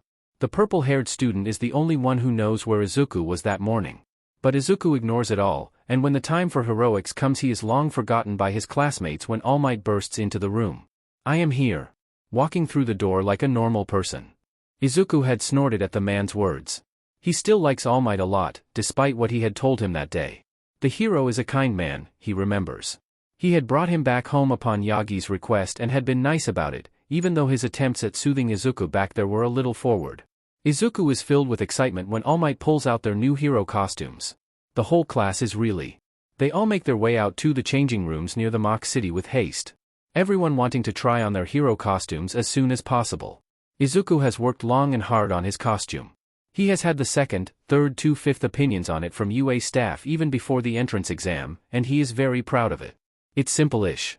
Exactly like how he wanted it. It is mostly made from the same material as his compression undershirt, making it breathable while also being insulated. It's a full body form-fitted suit that is cut-resistant as well as fire-resistant. On top he has a sleeveless leotard with hood that covers most of his face when it is pulled down over his face. The hood itself is green with yellow details that are inspired by Yagi's hair to honor him. Izuku secretly added it last minute without anyone knowing. It's purely cosmetic but very important to him. Furthermore, he has steel knee protectors that peek out from underneath his green and black cargo shorts. The shorts have multiple pockets as well as a tool belt that houses some weapons. A knife that he has been training with for a while under the supervision of his uncle Aizawa, smoke bombs as well as other gadgets that he has designed together with power loader as well as a med kit on his back for quick on-the-field emergencies. Lastly, he has eye and ear protection that he can easily pull on and off. He is proud of his work. Realistically, he doesn't have to wear anything as protective as this. Well, he does if he wants to prevent his healing time from taking days. But he can't truly die as far as he and the quirk professionals know. He walks out of the toilet stalls that he had used to change into his hero costume and enters the field. Really the only person that he cares about is Hitoshi, and his costume doesn't disappoint. The purple-haired boy looks so cool. His costume sleek and kind of reminiscent of an old ninja-like style of armor. Very fitting in Izuku's opinion. It is also very much inspired by Eraserhead if the capture weapon is anything to go by. Looking sharp number 1. Hitoshi teases as Izuku walks up to him. The winged boy rolls his eyes fondly. "You look good yourself," he says back, earning a little smirk from the other boy. They are the first two out, already having had quick changing training unlike their fellow students. Todoroki is close behind them though. He changed very fast. The boy just gives them an acknowledging nod when he joins them. One that Izuku returns with a polite smile, missing the way that the dual-haired boy's eyes squint at him in suspicion. The boy's costume is a little scary. His whole right side is covered with ice, one red eye poking through on his face. The rest of it is just a simple jumpsuit that seems to not have much thought put into it. But it is not Izuku's place to judge. His dad had explained that the evolution of a hero's costume is important for their growth. It shows how far someone has come from their first iteration. More classmates soon follow, all sporting a host of different designs. He particularly kept an eye out for Tokoyami. The boy looked just as dark and mysterious as Izuku had thought he would. With dark clothing as well as a cloak. Izuku had seen the boy's quirk during the quirk apprehension test. It looks like the bird-headed boy can control his own shadow to some degree, and turn it into something tangible. Which is so cool. The girls' costumes are interesting. Izuku doubts that most of them have put much thought in it. Except for Mina, she obviously had looks in mind. Azui does seem to have a functional costume. But the tight fit makes sense for her. She is aquatic and will most likely spend a lot of time in the water, so a form-fitting wetsuit makes sense. Uraraka's costume is very fitting, both in theme and in its actual fit on her body. She looks uncomfortable, adjusting the tight fabric on her sides like she is trying to somehow make it a bit more loose. Meanwhile, Ida looks just like his older brother, a very noble knight-like armor. It suits him. All Might rejoins the class, looking as excited as most of them felt. His eyes fall on Izuku, which makes the winged boy stiffen a little. The boy is still embarrassed about what had happened back on that beach not too long ago. He had cried in front of the #1 hero. How embarrassing. Hitoshi's eyes flick to his wings, probably having noticed his feathers going flat in discomfort. The boy doesn't say anything, he just shifts his stance to stand against Izuku's right wing. It's a comforting pressure. Izuku relaxes a little with the contact. Now daring to look All Might's way again. The man is still throwing him glances when Izuku notices he pulls his hood up over his head to hide his face a little. Did All Might not like him now? Maybe he thinks that he is too weak to be a hero? Izuku did break down in front of him for seemingly no reason. Well, Izuku had explained himself to the hero, but he won't be surprised if he didn't make any sense to him. It was so childish of him. Izuku should have never left his home on his own. All Might probably thinks that he is some delinquent troublemaker or something. Today we will do a hero versus villains capture battle. The #1 announces. He had been given a speech of some sort, but Izuku didn't pay it much attention. Maybe if he just stays quiet and out of the way, All Might won't be bothered by him. If he doesn't disturb class, then he won't annoy the hero further. You will be put in random pairs before you are assigned the role of heroes or villains. It is the hero's job to capture the villains or dismantle a fake bomb that the villains get to hide. All Might continues to explain. Now, for the teams. Like I said, you will be paired up with someone random, but you will also be put up against a random team. He adds. Izuku's wings twitch at that. Is it not a bit early to do full-on battle training? What if some students aren't used to fighting? Or haven't had any fight training? What if he gets paired up against Bakugo? You will teach? Hitoshi says as he sticks his hand up. Yes, young Shinzo? All Might answers. Is it not a bit early for battle training? I mean, we haven't had any formal training from UA yet. Some students probably haven't even had combat training at all. His friend points out like he just read Izuku's mind. All Might nods in understanding, his smile never leaving his face. This exercise is meant to gauge your abilities. Be it quirk control, combat, or strategy. In the real world you often do not get a say in who you are paired up with on missions. Being able to work together and fill in each other's shortcomings is a good skill to develop early. He explains. It makes sense, somewhat. But Izuku still thinks that they should have at least have had a sparring class or something. Now, if there are no more questions, let's get to the teams. Of course, Izuku would be paired to fight against Bakugo. The only highlight in this situation is the fact that he is teamed up with Uraraka. At least he knows her a little bit. To say that he is nervous is an understatement. No, Izuku isn't nervous. He is scared. Maybe he should tell All Might that he can't do it, that he won't know how he'll react if he hears those explosions again. Would the hero understand? Or would he make fun of Izuku like his past teachers did? No matter how battered and or bruised Izuku was, they never believed him. Not one report of Izuku's bullying was being taken seriously. They all ignored his pleas for help, only laughing in his face. Would All Might do the same? Alright. Next up, Team Bakugo and Ida versus Team Izuku and Uraraka. All Might calls out. The Ash Blonde and his teammate immediately start to make their way out of the observation room. Bakugo giving Izuku a nasty look on his way out. And that doesn't help Izuku's already fried nerves at all. EMA All Might sir? Izuku asks softly, trying not to catch the attention of his classmates. The blonde hero immediately gives Izuku his full attention, surprising the winged student a bit. Yes, Izuku? Can I help you? The man asks equally as soft. Izuku doesn't think he has ever heard the hero be this quiet. Suddenly the words are stuck in Izuku's throat. He wanted to ask to swap teams, to not go against Bakugo, but that would be suspicious, wouldn't it? He doesn't want the people of his new class to know about his past. What if they'll treat him differently? What if they'll make fun of him for being afraid? The question dies on Izuku's tongue. Instead he swallows and tries to shake the nerves out of his wings. All Might eyes track the action almost knowingly, like he somehow knows what emotions Izuku shows through his wings. But Izuku is probably just imagining that. I wanted to thank you again, for bringing me home that one time. He says instead of addressing his true problem. All Might almost looks a little disappointed before he gives Izuku a nod and a pet on the shoulder. Of course my boy, it was no problem at all. I'm glad that you are all right. The hero tells him with a softer looking smile. Izuku gives the man a nod prior to shuffling back towards Uraraka. All Might's eyes following him with a worried frown unbeknownst to him. Only Todoroki seems to have been watching their interaction with suspicion. Bakugo and Ida have 10 minutes to hide the bomb. But Izuku already knows that the bomb is the least of his worries. Bakugo is going to hunt him down like his life depends on it. Sure, Bakugo never outwardly attacked him except for that one time on their last day of school, but Izuku has been chased by bullies enough times to know that Bakugo has it out for him. Those angry looks that he has been giving the green-haired boy say it all. Izuku is so fed. So what's the plan? Uraraka asks as they make their way into the mock city. It makes Izuku sigh tiredly, already done with the day. It's going to be tricky, Bakugo is no doubt going to come for me while I predict that. Ida will be guarding the bomb, he starts to explain. I think our best plan of action is to split up. I'll distract Bakugo, and hopefully be able to keep him out of the way while you try to sneak past Ida to capture the bomb. Uraraka nods at his plan, humming in thought herself. Why is Bakugo going after you? She asks curiously. Izuku scratches his chin a bit nervously as he answers, we have history, let's just say, he doesn't like me very much.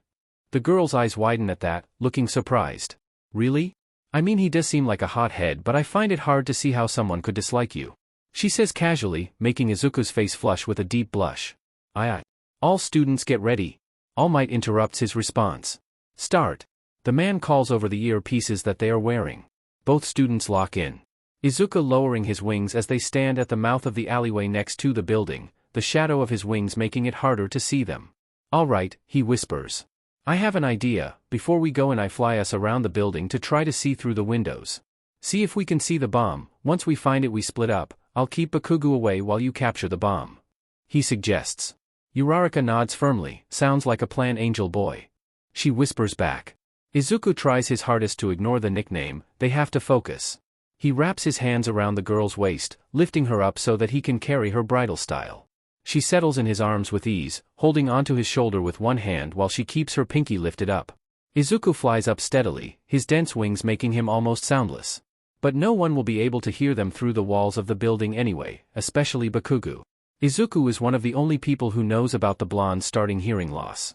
It doesn't take the two of them long before they spot the bomb. And just like Izuku had predicted, Ida is the one guarding it. Uraraka nods at him before she taps herself on her chest, making her float out of his arms while he is hung off of the side of the building. She silently climbs into the open building into one of the adjacent rooms, disappearing out of Izuku's sight. Right. Time to face his fears. Izuku lets himself fall out of the side of the building. He lands on his feet with a loud thud, making sound on purpose to catch the attention of his opponents. He can do this. Izuku has extensive training now, not just with his quirk, but with combat. Not to mention that his wings have a very high fire resistance. He'll probably be able to use them as shields against the majority of Bakugo's explosions. Deku! Izuku hears when he enters the building through a side door. He remains silent to hopefully keep Bakugo looking for him as long as possible. The longer he can keep distance between them, the better. Uraraka and him have an advantage. Bakugo can't use his quirk at full power without causing too much damage to the building. It could get dangerous real fast. So Izuku sticks to the shadows, using his dark wings to blend in where he can. But the footsteps are getting closer, as well as the cursing. You piece of shit. Hiding like a coward. So what? You sprout wings and suddenly think that you can go up against me? I'm going to kill you once I get my hands on you. Didn't I tell you to F off? To not apply to you, eh? What gave you the ball to think that you could show your face here, huh? Izuku is happy that there are no microphones in the building, and that their earpieces only work when the button is pushed. Rah! Get the F out here, Deku. The sudden yell made him flinch hard, causing his wings to knock against a piece of debris that immediately falls over with a loud thud. Sheet, Izuku curses under his breath. The teen barely gets a second to reorient himself before a string of explosions come his way. Bakugo appears at the end of the hall, wicked grin on his face. There you are. He shouts as he propels himself forward with an explosion, closing the distance between them in seconds. Izuku instinctively gets into a fighting stance, his wings close to his body and out of the way. This doesn't feel like a training exercise anymore, it feels like he is back in the ring, about to fight for his life. Bakugo comes at him with his hands held out, ready to set off more explosions. Luckily Izuku knows how the boy fights. The blonde may not have fought him much in middle school, but he used to get into fights often. Mostly with kids that challenged his ego or quirk. So Izuku has seen Bakugo fight enough times to know what will come next. A left hook. Izuku catches the other teen's fist before it can land on his person. He grips the blonde's wrists tight, angling it so that any explosion will be aimed at the wall instead of him. Then he flips him over his back, using his wings as extra leverage to throw him onto the ground behind him. The smell of smoke makes Izuku sweat. He keeps telling himself that Bakugo is not Hisashi, that he is fire-resistant now, that Bakugo won't be able to burn him anymore. Not like Hisashi had. Bakugo growls on the ground, he quickly pushes himself up again, ready to attack. But Izuku is quicker to flee the scene, putting distance between them as much as possible. And the blonde pursues with an angered roar. It's awkward to move in the corridors. Izuku's wings scrape the walls when he flaps them for a speed boost. But he pushes through, he has to keep Bakugo hot on his tail. Whenever Bakugo comes close, Izuku dodges or blocks his attack. The longer it goes on, the more Izuku realizes that Bakugo is actually not that hard to fight. He has had it way worse in the ring. Bakugo has too much anger, he is uncoordinated and relies heavily on his quirk. A quirk that Izuku can deflect with his wings now. As the blonde grows more frustrated, his explosions grow bigger. Izuku is still able to dodge most of them and flee into another hallway. But he has worked himself into a dead end now. There, Bakugo says, lightly out of breath. Head dead end loser, you think dodging is going to get you anywhere? HHH. Let's see you dodge this. The blonde lifts one of his arms, his costume hosts big gauntlets that look like grenades. And much like how you use a real grenade, Bakugo holds one of the safety pins between his fingers, ready to be pulled out. He aims his hand right at Izuku, who has nowhere to go. This thing has been collecting my sweat this entire time, nerd. Young Bakugo, do not use that in such close proximity. It could kill him. Heh. Only if he doesn't dodge. Bakugo doesn't listen to All Might's warning. Instead, he pulls the pin with a strained grin on his face. Like he knows that what he is doing is too far, but he is too angry to stop. Izuku tries to throw himself through the window behind him. He tries to flee the explosion. But of course, he is not fast enough. Izuku always gets burned in the end. The explosion hits like a truck. The displacement of air throws Izuku back, breaking through the window behind him. The burn of it isn't bad, it's nothing compared to Hisashi's. But the force of the explosion throws Izuku back so hard that it breaks his left wing on impact. He is thrown out of the building and plummets down to the ground with speed. He doesn't feel much, mostly feeling numb. His wings redirect him in the air. And despite the break in his wing, he flies right back into the building. Now his target is set. He can almost hear Hisashi shout his orders. Fight, you brat. Midori is don't lose. Izuku is not a tank by any physical definition. But he is determined, and stubborn. He won't lose the fight. No matter how hurt he gets. Not when his father demands it of him. Truth be told, it's not really Bakugo who is standing in the hallway anymore, looking uncharacteristically concerned. No, it's just another opponent. One that has to go down lest Izuku suffer the consequences. He barely feels the blood that is dripping off of him when he steps forward, eyes locked onto Bakugo. Oi, Deku? Izuku's sharp claws meet the blonde's shoulder in an instant, cutting deep enough to make his arm drop down to his side. Bakugo yelps in surprised pain, staggering back quickly.